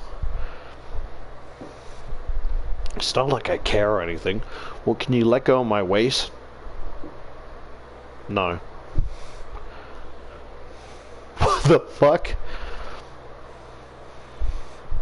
Is this the power of fucking incubi? Just teleportation? Soon James and Damien appeared, carrying plates full of bacon, eggs, toast, and waffles. They placed the plate down by each set before setting themselves. I've actually never had waffles before. I genuinely never had waffles before. I think the only reason I would try them is because there was a thing where it's like Minecraft waffles where you get a free item in game or whatever. That's the only reason I would like get waffles. Place to place by each sat before seating themselves. My favorite. Can you not moan like that? You're making me feel weird. What the fuck? Finally. Oh, what the? Do you guys hear that? The. Thank you for the breakfast. It looks amazing. It's our pleasure. Your pleasure, alright. All of a sudden, my phone began to ring, ushering me to pull it from my pocket and answer. Hello? Hey, good morning. Shh. You guys shut the fuck up. I'm on the phone. Guess who's at your door right now? Oh no. Right on cue, there was a knock from the lobby door. My heart stopped. Suzu and Naomi were here. My heart quickly began pounding in my chest. Matthew was in the lobby and he'd get to the door first. I instantly jumped out of my chair and rushed out of the dining room. As I passed through the archway between the dining room and the lobby, I saw Matthew reach his hand for the brass door handle, causing the world to go into slow motion. Matthew, don't! But before my word could reach his ears, Matthew had opened the door and revealed the surprised face of Naomi and Suzu.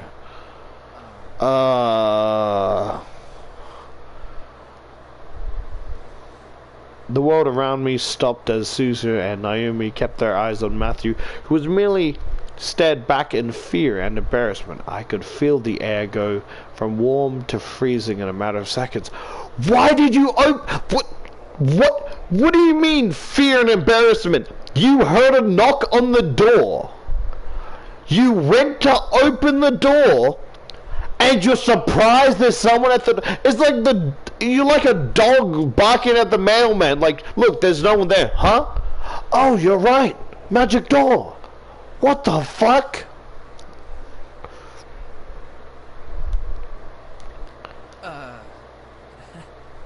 Hi? I could not believe this was happening. How was I going to explain this? This week was already bad enough. To make matters worse, I was frozen in place. Please, for God's sake, someone do something other than stand there. Who are you? Suzu, let me explain. What's going on here? Who's at the door, Matthew? Oh. I just know what it looks like, I promise.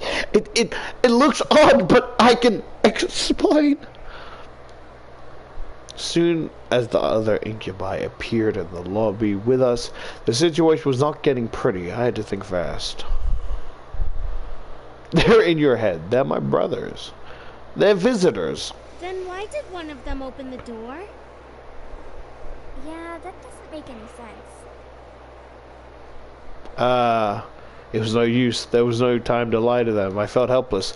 Then I felt a hand on my shoulder and felt the tension of my body almost fade away. I turned my head to see James smile at me before stepping in front of me. We must apologize, ladies. We know this situation must be confusing for everyone. Let's take this to the dining room and we'll explain everything. I stared at James wide-eyed. Was he going to tell them who they were? Everything seemed surreal. Before I knew it, I was led to the dining room, along with Suzu and Naomi, and sat across from their confused gazes as Naomi and Suzu sat down. Urk and Matthew placed their untouched plates of food in front of them, surprising their guests.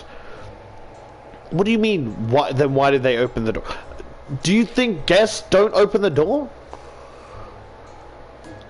I'm so confused. I thought, like, whoever gets up... what? What? Whoa, this looks amazing. Thank you. Our pleasure, ladies. We hope you enjoy your meal. Make sure you dig in. I looked at Naomi and Susie as they began to eat, visibly enjoying every bite they placed in their mouth. Hopefully the food would ease their minds for whatever James wanted to reveal. As Naomi and Suzu ate their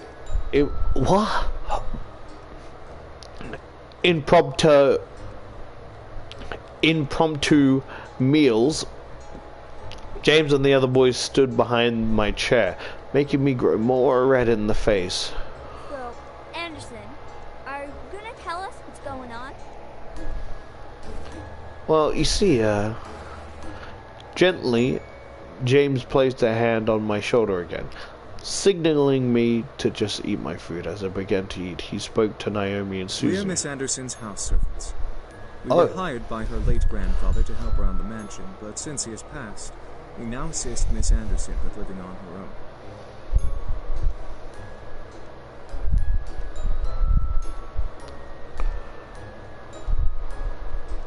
That makes sense. It's such a huge house.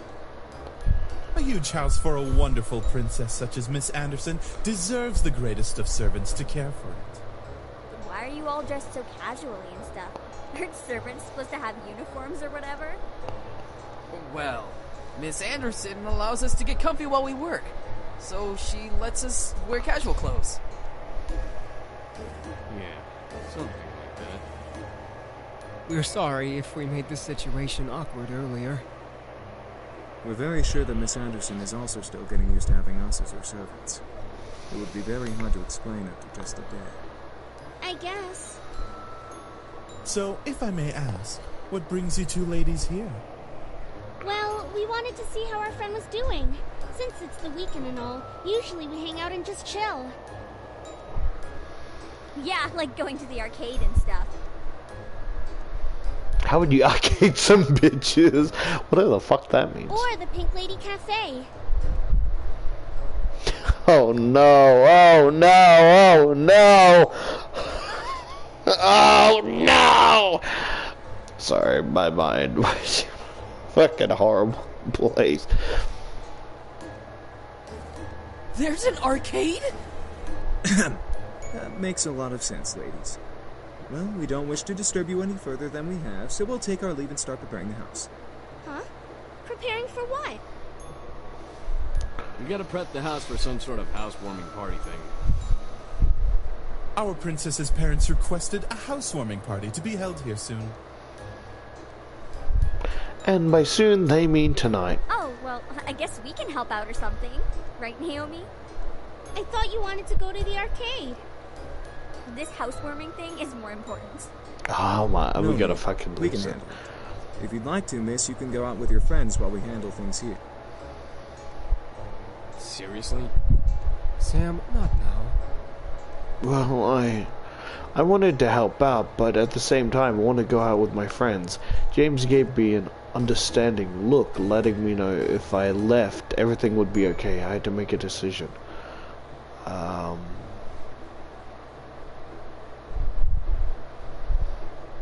I'll go out with Susie and Naomi. You guys have everything planned here, and hopefully you don't hold it against me. Are you sure? I'm sure. I trust these guys to be able to work everything out. Thank you for trusting us, miss. We'll have everything done for you by the time you return home. I feel a bit bad, but you know, I can't be watching over them every time they have to do something to see if it's the right way. I just have to have faith in them. Alright, we'll wait here while you go get your things. I was strangely relieved to know that everything was going to be okay while I was gone from the house. I trusted the guys enough to do everything they could for this house party, so my mind focused itself on hanging out with my friends. Okay, let me save.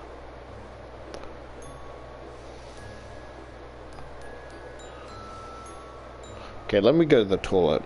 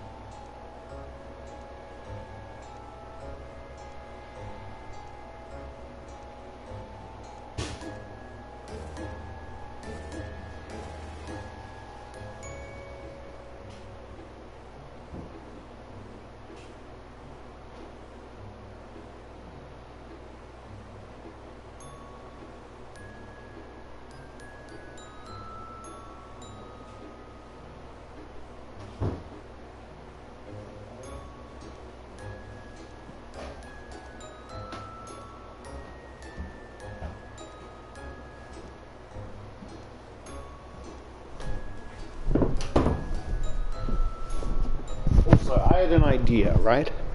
This is a what if idea, you know, like choose your own canon type thing. I imagine that even though this version of Charlotte is trans female, that they still have the biological parts, right? And it's not really that she's in a hurry to get rid of it. It's still somewhat of not discomfort, but more talking about it or acknowledging it makes her uncomfortable rather than actually having it. And I imagine it's a funny scenario of her trying to fumble over her words and explain about it, but not wanting to actually use the word like dick or cock or whatever, right? So it's making her nervous, right? And they have temporary magic, right? Where they can change it into a pussy, right? But there is a backside of like there's a drawback kind of thing, right? Is that because they're using not their own life force, but their own magic of like the love essence, right? It would mean that she would be more emotional and hormonal, right? So like her emotions can be sway like from back and forth, but like that also makes her extremely sensitive in certain parts of her body. So like sometimes she can be whiny and bratty, sometimes she can be like tsundere and bashful, not wanting it even though she secretly does want it. Sometimes she can be aggressive and demanding kind of thing. So like she would still feel sexual needs and urges, but like her emotions and stuff would be like no matter what, she would still be horny because, you know, it's incubi magic, it's sexual magic, right? So it's not like she can just walk around like town because like with, you know what I mean? Otherwise, like, she'd constantly be feeling erotic. So it's more of like intimate scenarios, right? So like, and I imagine it can either be adorable or annoying, right? That's just my dumb headcanon. And it lasts for a couple of hours and then goes back to normal, and then she feels stupid and embarrassed that she was acting so wish-washy and like feeling, you know, like the two sides of like to playful to aggressive, like swinging back and forth and feeling embarrassed that she was acting in such a way. I feel like a hard thing to please would be Sam, because of how frantic her emotions would be. It would be more annoying for him, and like and wouldn't really give her much of the attention she wants, which would want her to want him even more. But like, it's a whole kind of loop, right? He doesn't love her because of how she's acting. She wants him even more, but still acts even stronger of the thing he doesn't like, and it's like a big loop kind of thing. At least that's my headcanon. Where the other people would be more welcoming and affectionate with, you know, how her emotional thing, right? Although when she gets more physical, not forceful, but more physical and violent, so like more holding them down and being a tease but not doing anything, right? It's more shocking or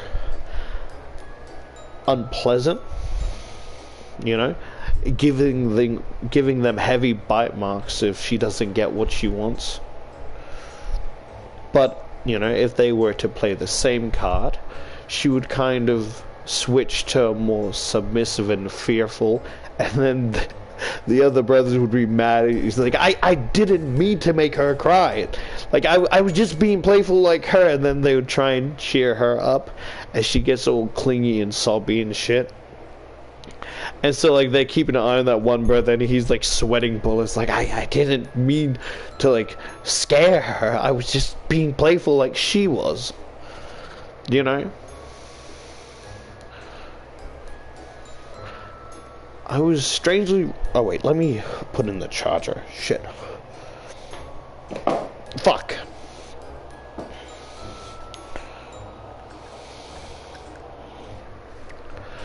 I was strangely relieved to know that everything was going to be okay while I was gone from the house. I trusted the guys enough to do everything they could for this house party. My mind forced itself on hanging out with my friends. Focus?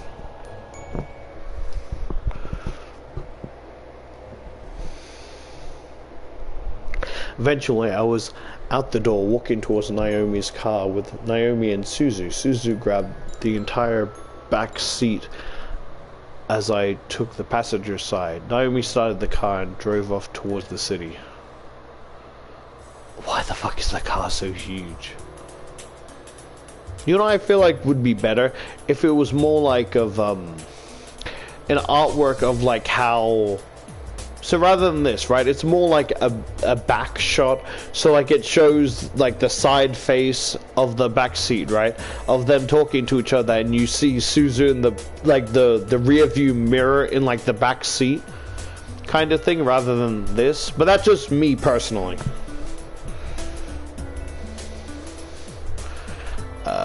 It was nice driving out with my friends. After all that happened, it was good to just go out and forget my troubles. Since we got you out of the house, we might as well go to the mall and walk around a bit. We did just eat breakfast after all.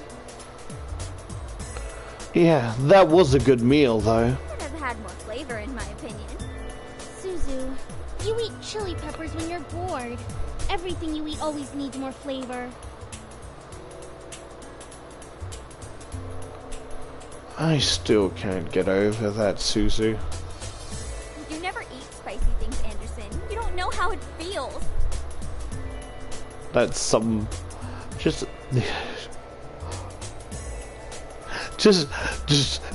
imagine some poor bastard goes down on her, right?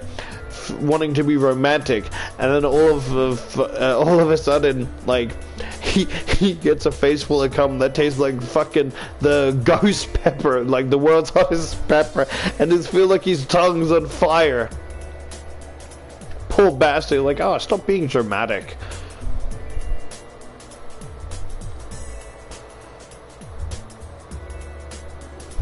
Anyways, after the mall, what do you want to do? We could go to the Pink Lady Cafe and chill out with Kay. I'm sure she'd love the company. Kay? But we have to stop by the arcade. They have this new game out called Orion. You get to control this guy named Isaku, and you're part of the rebel forces, and you get to shoot things, and there's robots, and... Sheesh, we get it, Suzu, we get it. We'll go to the fucking arcade! I'm sorry.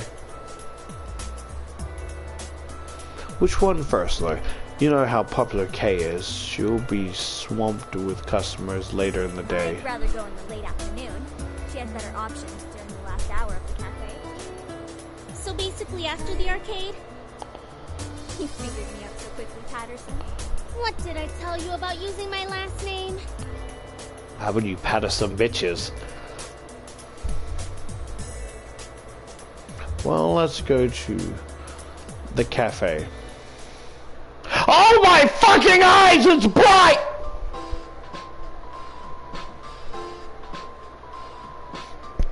Okay, see the little, drum part? I thought, I don't know why, but I thought, like, my mic was echoing and that was, like, how I was screaming. We hit the mall and walked around a bit before drive over to Pink Lady Cafe. It was small, a home-style cafe with a lot of pink, and when I say a lot, I mean a lot of pink. Ain't you the bitch from Ruby? The cafe was crowded, but we definitely caught Kay's attention as we walked in. Hey girls, hey! Oh my gosh, I'm so happy to see have a seat. I'll be with you in a minute, okay? You know, she, like, when she says about 70C, like, my brain popped into another meme. It's like, I'm going to kill the next person I see, I swear to God. And it's like, oh, hey, I'm so happy to see you. I love you so much. It's like, oh, hey, hi. Hello, how are you? Oh, And there she is, as busy as usual. I don't know who that is. Told you we should have gone to the arcade first. Naomi glared at Suzu before leading us to a table to sit at. Suzu sat across from me as Naomi sat to my side. After a couple seconds of settling into our suits, Kay slid into the empty fourth seat with a smile. So, how's everything been? Crazy. Life's always crazy with you. But I can tell Suzu's not happy to be here. That kind of breaks my heart, you know. Suzu smirks and gently punches Kay in the shoulder, making Kay laugh. Naomi and I chuckled at the sight. Kay and Suzu were like sisters, wild and crazy. However, Kay didn't have any known relatives, so it was always nice to see her connect with Suzu. How about you, Naomi? Have you figured out your problems? No, and now's not the time to talk about them, Kay. Naomi keeping secrets from us? That's a first. She holds more than secrets, I'll tell you that much. Cross-dressing trap?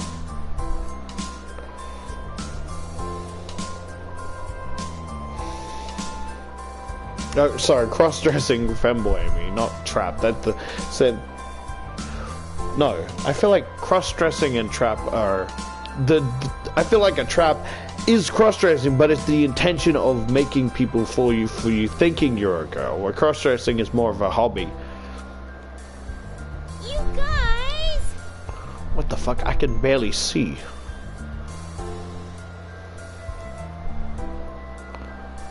Don't worry about it, Naomi. You can tell us on your own time. Naomi stared at me briefly before smiling in relief and happiness. Kay giggled at Suzu as Suzu groaned. Eventually, the four of us just started to chat and talk about random events that happened to us. I decided not to speak about the boys and just focus on school. Truly, though, it was relaxing to feel somewhat human again, without thinking about the incubi or anything of that sort. Simply, young adult problems were already enough for me to handle.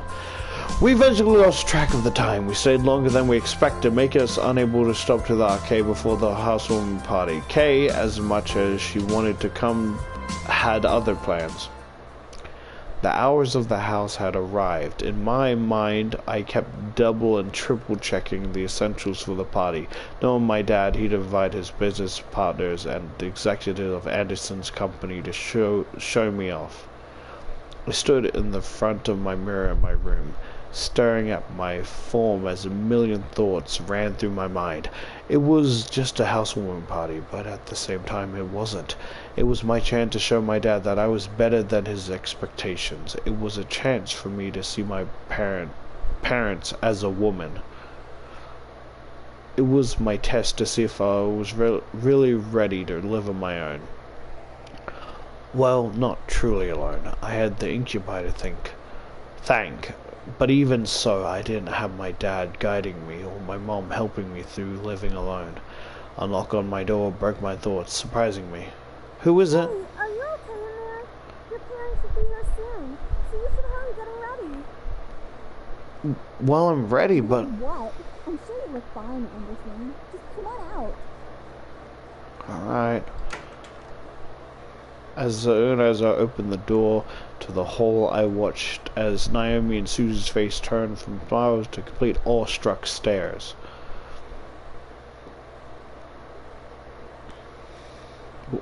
What? Dude, you look hot. Yeah, you look amazing. Where did you get that dress? You think so? I had it for a while, I just never had the chance to wear it.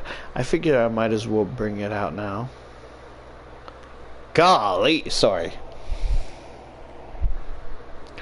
I stepped out of my room and closed my bedroom door behind me.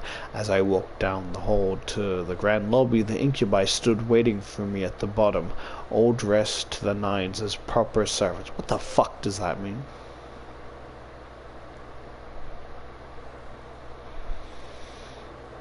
I love how they all kind of wear their suits in slightly different ways so you can tell them apart. Where it's like, it's like the Sanji and the one that carried me, they look similar. Like, even without the red, you could see they're kind of different. Like, even if they were the same color, it would be kind of different. Whoa! They really know how to dress well, don't they? Yeah. I was slightly taken aback on how great the boys looked in uniform. Each had the pose of a perfect gentleman, even Sam. I slowly began to climb down the steps with Susan and Naomi behind me. The boys watched as I descended the staircase, one step at a time. Like knights waiting for their princess, I felt my face slightly flush, but I quickly shook my head to try and regain my thoughts. As I reached the last step, James offered his hand out to me and walked me down the final step, smiling. As beautiful as a princess, miss. I personally don't like being called a princess, mostly because it's like I don't want to get into it. I just, you know. Thank you. So, are you prepared for tonight? To be honest, no. I didn't feel confident at all. Something about tonight frightened me. I couldn't tell if it was the fear of my dad or the guest that Dad surely invited, but something about tonight's party left me beyond nervous. The other boys smiled assuringly at me, which made me feel a little better about everything. I looked at my phone and marked the time. Almost right on cue, the doorbell rang. I gulped. I could practically feel my dad's aura from behind the door. Sam and Eric quickly rushed to the door and opened the double doors wide to reveal my parents, both dressed in their best. Hey, Mom. Father. Oh my, I didn't know your bequeathment came with servants. It was probably overlooked. Besides, who would deny good service? I was completely shocked. My parents didn't question the boys. They didn't ask for verification or anything. I looked to the boys and noticed Sam and Eric staring intently at my parents. Were they using their powers on them? They had to be. There was no way they'd be okay with this otherwise. I guess the servants counted as belongings to the house. My mother quickly rushed to me and gave me a large hug. I hugged her back, inhaling her perfume. It had only been a couple of days, but living away from the ones who raised me was hard. My mother soon let me go and looked at my outfit. Gorgeous. You look so lovely. David, look at your daughter and tell her I'm right. I looked to my dad, who was looking around the lobby like an inspector. I stood my ground, waiting for him to look at me. When he did, he let us a small smile grace his Your lips. mother's right. You look like you're all grown up. The world around me stopped as my heart pounded hard in my chest. Did my dad just compliment me on his own accord? My mother was grinning ear to ear at his words. I was beyond speechless. Thank you, Father. However, his cold face quickly returned as he began to look around once again. I assume that you're ready, then, to impress the rest of the guests, correct? What do you mean? The entire board from Anderson Toys is coming tonight. Even the vice chairman's son will be coming. All of them will be measuring your potential. My potential? To become CEO of the company. I knew something was off about tonight, and now this party had become much more than I anticipated. I gulped silently, but I nodded in response. I looked to the incubi, but they were continuing to be servants for my father's approval. I looked behind me and saw Naomi and Suzu raise their thumbs at me for encouragement. I allowed a small breath before feeling my body accept the situation. I felt weight in my guts, but I had to hide it. As if time zoomed forward, all of a sudden, the main hall of the lobby was full of guests. Men and women in formal or business attire showed up to meet me and see my new home. I didn't expect many to come, but I was once again surprised that night. I shook hands with many officials and executive members, putting on a professional face my dad trained me to have. I felt overwhelmed, but I hid it well behind a small smile and handshake. Many even asked me questions. I tried my best to reply as maturely as possible. I had to remember, say what they want to hear, not what you want to say. So, how do you feel living on your own at such a young age? Oh shit, I feel fine. It's been pretty good, actually. I'm so sorry about your grandfather passing away. It really hit all of us hard. Thank you for condolences. Do you have college plans? Yes, I do. I felt like the question came one after another. It was tough to answer some of them because they weren't about me, they were about the company. What do you think will happen with the company now that your grandfather has passed? It's hard to say, I really don't care. It will get back on track soon. What do you think of the philanthropic policy the company has? What the fuck is this? It's okay. The company should expand from just toys. It's a toy company. Why? Eventually the question stopped and I was back to being by myself. Naomi and Suzu were mingling in the crowd and the incubi were doing their job, so I was all alone. In a room full of strangers. It was unnerving to think about. But at least I wasn't being questioned left and right anymore. Yo, that was a fucking quick time event. That's a telltale bullshit right there. Suddenly, though, my mom pushed her way through the crowd to me, bringing along someone I didn't know. Honey, I'd like to introduce you to someone. This kind gentleman is the son of the vice chairman.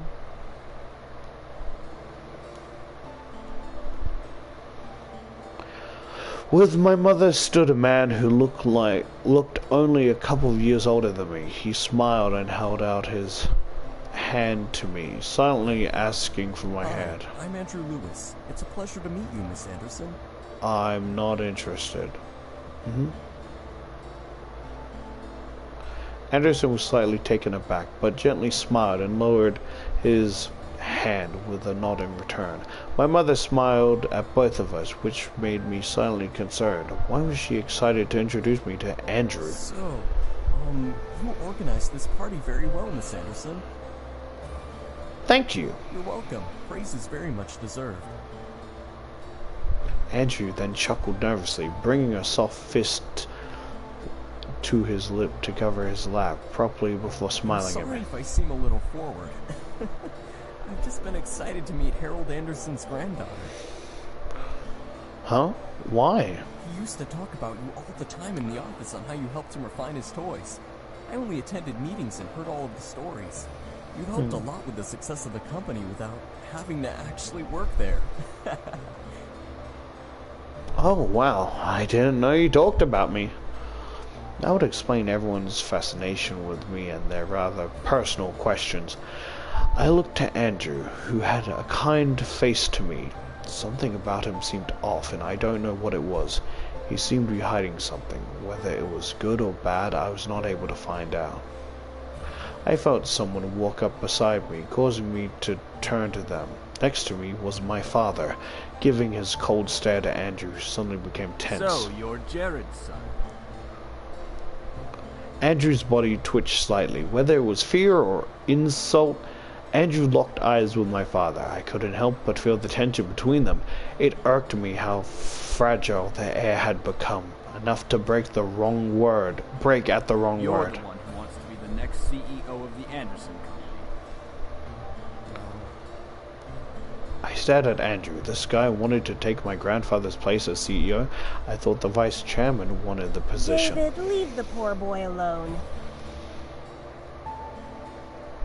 I'm merely testing the boys' conversational skills.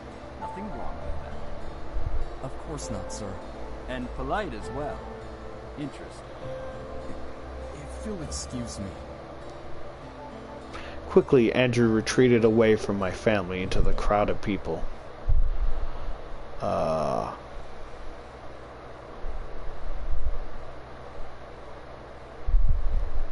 I quickly followed Andrew, wanting to make sure he was alright. I felt a little embarrassed that my dad put him on the spot like that. I had to apologize.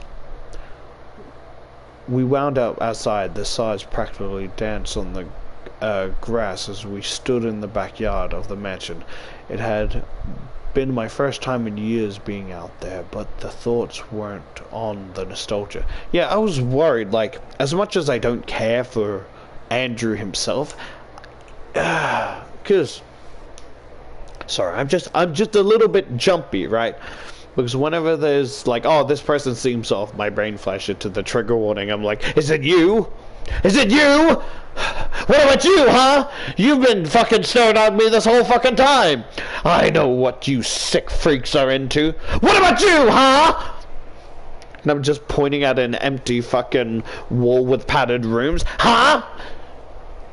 She does this like 16 hours of the day and then passes out due to, you know, lack of breath, and then wakes up and repeats. We try giving her food, but she gets delusional, so we try to slide it in and back away because, you know, she doesn't really trust anyone. You know, she thinks it's like drugged or something.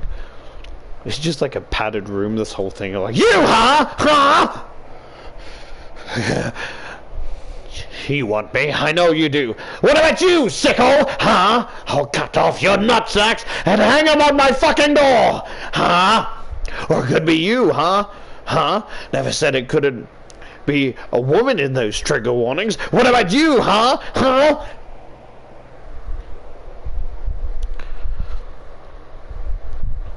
Hey, Andrew. Andrew turned to me in surprise. However, his face was completely red in both embarrassment and humiliation. I felt terrible. I didn't see you or hear you following. Sorry. No, it's fine. I should be one to apologize. You didn't do anything wrong. I meant for the way my dad behaved. He shouldn't have been so... No, it's fine. I mean, I should have expected it and been more prepared. Andrew rubbed the back of his neck and gave a goofy grin. It was intriguing, seeing Andrew's professional side and then seeing a goofy smile away from everyone else. Still, I'm sorry for that. It's not a problem, really, but thank you. We both smiled at each other before I reached my hand out to him. He tilted his head and raised an eyebrow in confusion. I forgot the name I gave her. My brain is short and shitty. Let's make a temporary uncanonical name, alright? Let's just say Willow. Alright, the name I said before was canon, this one isn't. Willow's just easy to remember. Willow, but my friends call me Micah. In understanding, he smiles returned before he took my hand gently and shook it. That's a pretty name. I'm happy to know it now. Nah, it's not that nice. I disagree with you. It's much better than Andrew. I mean, who names their kid Andrew? You talking shit about Andrew Garfield? He is, I think he's my favorite Spider-Man out of the three. You talking a lot of shit.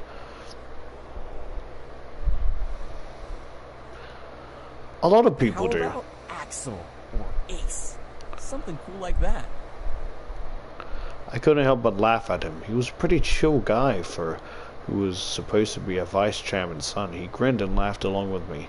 I don't know why, but I felt warm, whether it was the almost non-existent breeze or the situation we found ourselves in. It felt nice. Lewis. And just like that, the feeling had vanished. We both turned to see my dad at the door of the mansion, staring at Andrew with almost a deadly glare. Andrew straightened up and tried to maintain a business posture. Yes, sir? Your limo is in the front. The driver has requested that you return home. Now. Oh, all right. Thank you, sir. Andrew quickly nodded to me before speeding back into the mansion to leave. As I took a step to follow, my dad stepped in front of me. Father. I don't want to hear it. Do not become friendly with him. He wants to take the company away from us. You have no reason to be friends with him. No, he wants to take the company away from you. Before I could retort, my dad turned away and walked back inside, muttering about how the party was nearing an end. I sighed and entered the house as well, wanting for the party to end immediately. Eventually, only Suzu, Naomi, my parents, and the incubi were left. My dad suddenly walked over and placed a hand on my shoulder with a smile. I stared up at him. A wave of confusion washes over my face. What? You did good tonight. I'm proud. Oh, thanks, I guess, Father. Keep it up, and you'll be a good CEO. Oh, of course. CEO this, CEO that. How about you see to some bitches? Right. All right. Your mother and I have to leave. I'm sure Naomi and Suzu need to leave as well.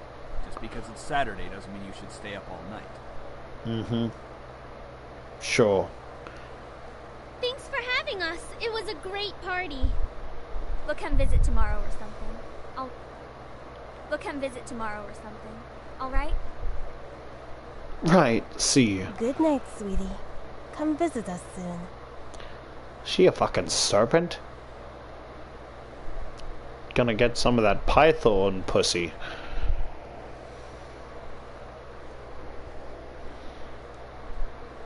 Will do. All four of my remaining guests left the building.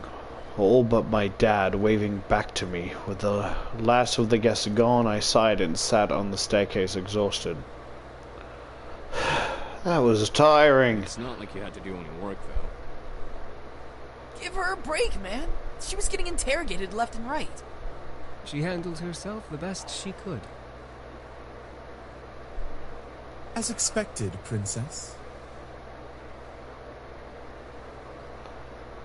Since you're exhausted, why not head to bed? We can clean up. Hush, Sam. Shut the fuck up, Sam. Are you guys sure? Positive. It shouldn't take long. Ho ho ho! It didn't take long to find you little shits after all. I felt a hot shudder run down my spine. The voice from my dream echoed through the air into my ears. I looked around, panicked, alongside the incubi. Jane placed a hand on my shoulder, trying to remain calm. Don't worry. No one will hurt you. Are you sure? Are you really sure? All of us shot our head or shoot our heads towards the door, finally pinning down the direction of the voice. The door quickly swung open, revealing a sight I would have never expected to see. It was my grandfather.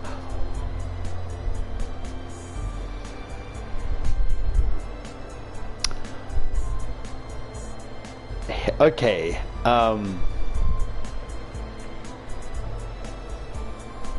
okay, just hear me out, alright? Skin red as blood, eyes black and gold piercing into the mind. Do they mean mind? M-I-N-D? Roughened up clothes and a pistol in hand, I saw a monster. It's fucking Pico from fucking...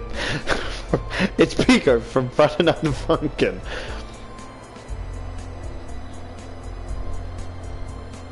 Go, go Pico, go, go, go Pico. Ba ba da ba da da ba ba da ba da da ba da ba da ba da da da ba da da ba da da da da da.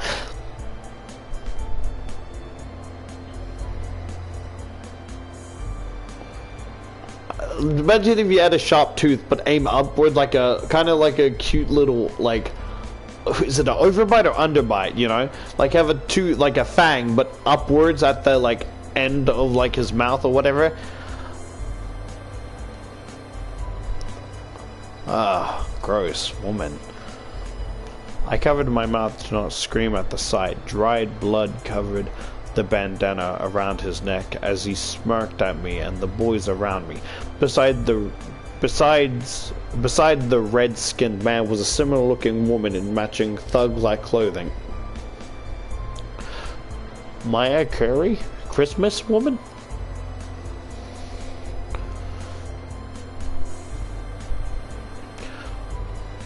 I was wondering who was hunting them. I thought it was like humans. Like, if they're both demons, why do they hate each other? Oh, what's the matter, boys? You really didn't think I wouldn't find you, did you? I hoped you would, you piece of... All of a sudden, the man raised his gun to Sam's face and instantly pulled the trigger.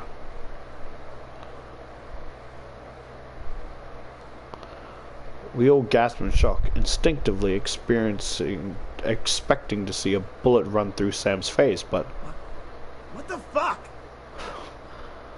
What? What should have been a headshot ended with a loud but empty blank shot. The pistol echoed its empty shot as the man grew more and more pissed, pulling the trigger over and over again in aggravation. Luckily for my ears, it became quieter after its first shot. Why the fuck won't you work? This place is protected. What did you say, Shrimp? This place has a seal, protecting it from hellborn magic.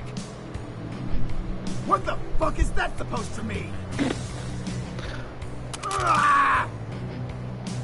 It's just like a fucking Nerf gun.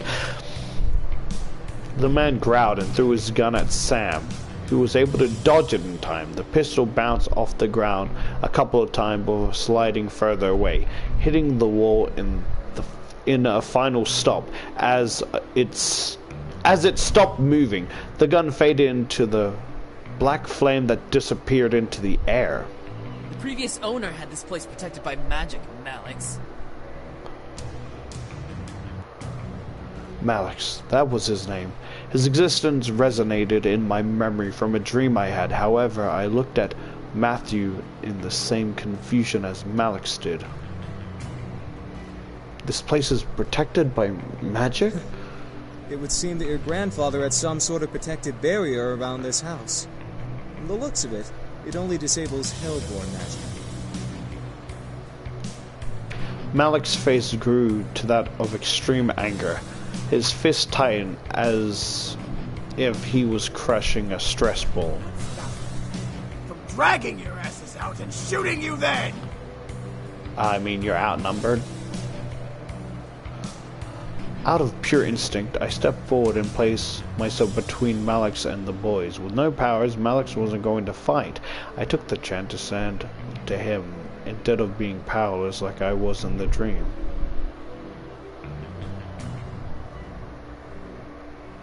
Get out of my house! Malix growled at me, walking right up to me, leaning close to my face. I glared back, feeling my courage skyrocket. Since when does a little stain like you give orders to a guy who can rip your pretty little head from your body? You really don't think, do you? If you kill me, you'd be hunted down by more than just the police. You little... What? All of a sudden, I felt a hand grip my hair and pull it back, forcing me to cry out and stare up at Malix. His hair bored into my mind as he crackled in my face. Let her go! Sam! Eric! Within mere seconds, Sam had punched Malix square in the jaw, forcing him to let my hair go. As I fumbled back, Eric caught me in his arm, gently pulling me away from Malix and back in their grip. Come on, Sam. You and me. Right here. I don't know what the Let's fuck go. was going on, and he fucking pulled my hair. Didn't even consent to that. Come on, asshole. asswipe! Oh, someone's getting a bit protective. However, before both could fight, the woman stepped forward and placed a firm grip on Malix's shoulder. That's enough, Malix. What? Who do you think you're speaking to, woman? The girl who's going to help you kill them. Just not now. Not now. Not now! I stared at the girl, spoke down to Malik. She looked the same, just like pure evil. However, she seemed to be concerned for Malik's or for Five me. of them and 2 of us. Even if we come back with the gang, they can have the place surrounded by human police. We shoot everyone! Think! If we shoot everyone, we'll be hunted. And it'll be a matter of time before makeshift paladins come and try to exorcise us.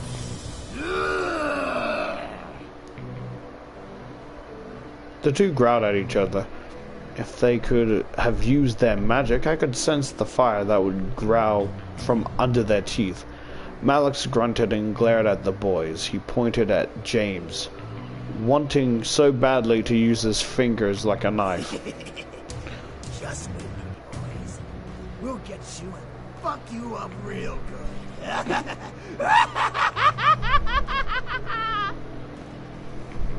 Then Malix turned to me, moving his finger to point directly between my eyes. Don't think you're seeing. Step outside. I dare you.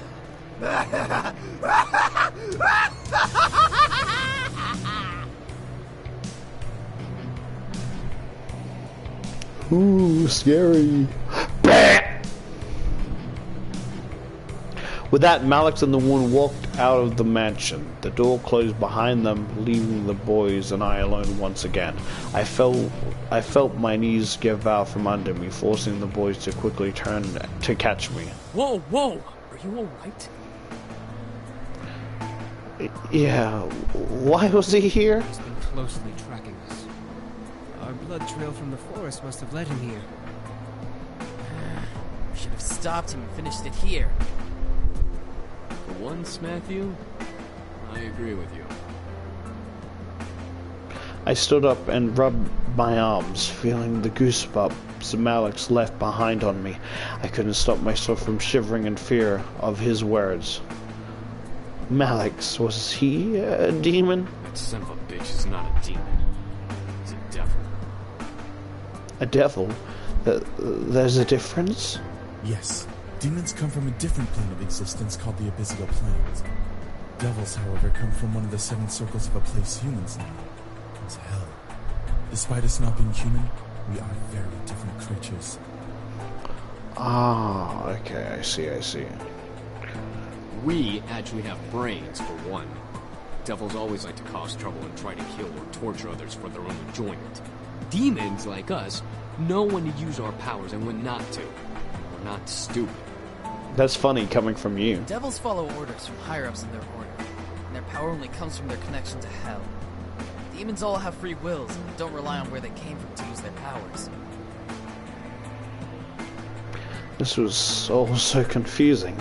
Demons and devils, magic all existed, and I happened to land in the middle of it. What do we do? You've been protected as well. What? What Damien's saying is that the magic that protects this place also protects you. Your grandfather must have cast it when you last saw him or something of that nature. We can sense its aura around your body. I couldn't believe my ears. If it was the 3rd day of surprises, and this one took the cake in being the most surprising. I felt my head spin once again. What did I get myself Please into? Don't worry. We'll find a way to train ourselves and become stronger to finally finish this feud. Kick his ass right now. Until then, we'll protect you as much as we can. If Malix comes back, we'll be here for you. What about going outside? Won't he? Like we said, you have a protection spell on you. Even if Malix attacks you, he won't be able to use his magic on you. He'd be just like any other human you can fight back against. Ugh. Didn't you say you knew Taekwondo? Well, yeah. I felt somewhat relieved that I was mostly safe from Malix. Still, I could not help but feel very nervous and apprehensive about my future. The boys were safe here to train and become stronger, but what if Malix did the same? Even more so, I was lost about how my grandfather knew about magic. I had to find out. At least I had time.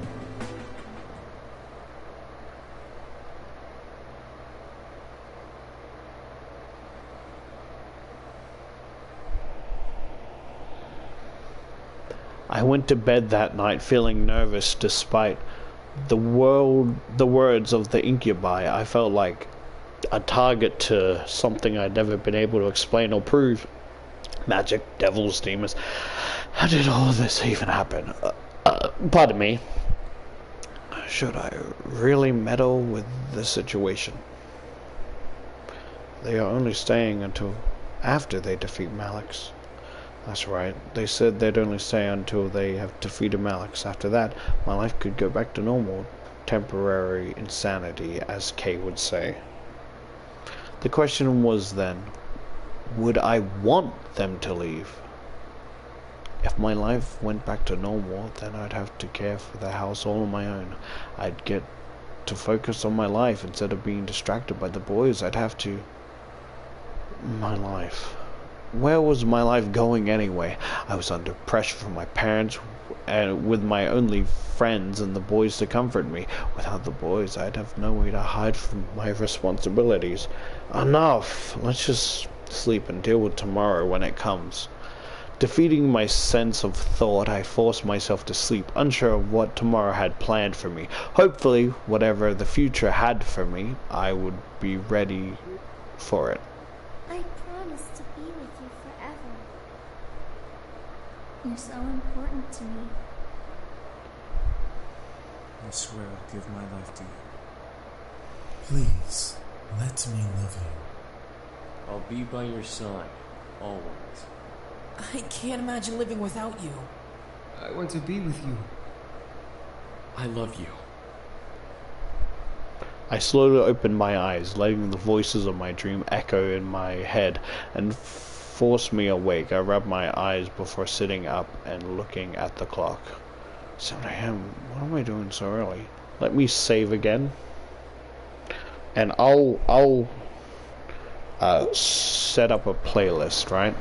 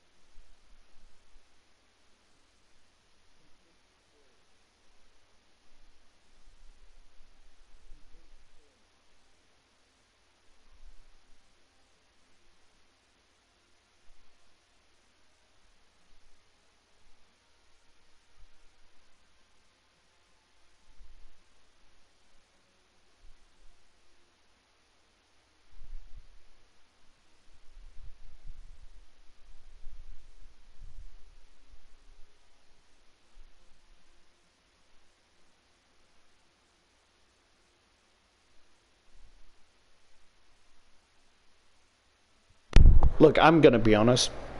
I would love to start a new stream, right? Start a new stream. But the problem with that is I did promise, Okay.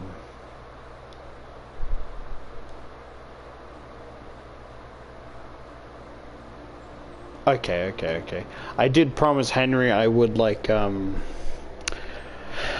join his party after this, so I don't want to keep him waiting. Even though I would love to, like, I am enjoying myself with this.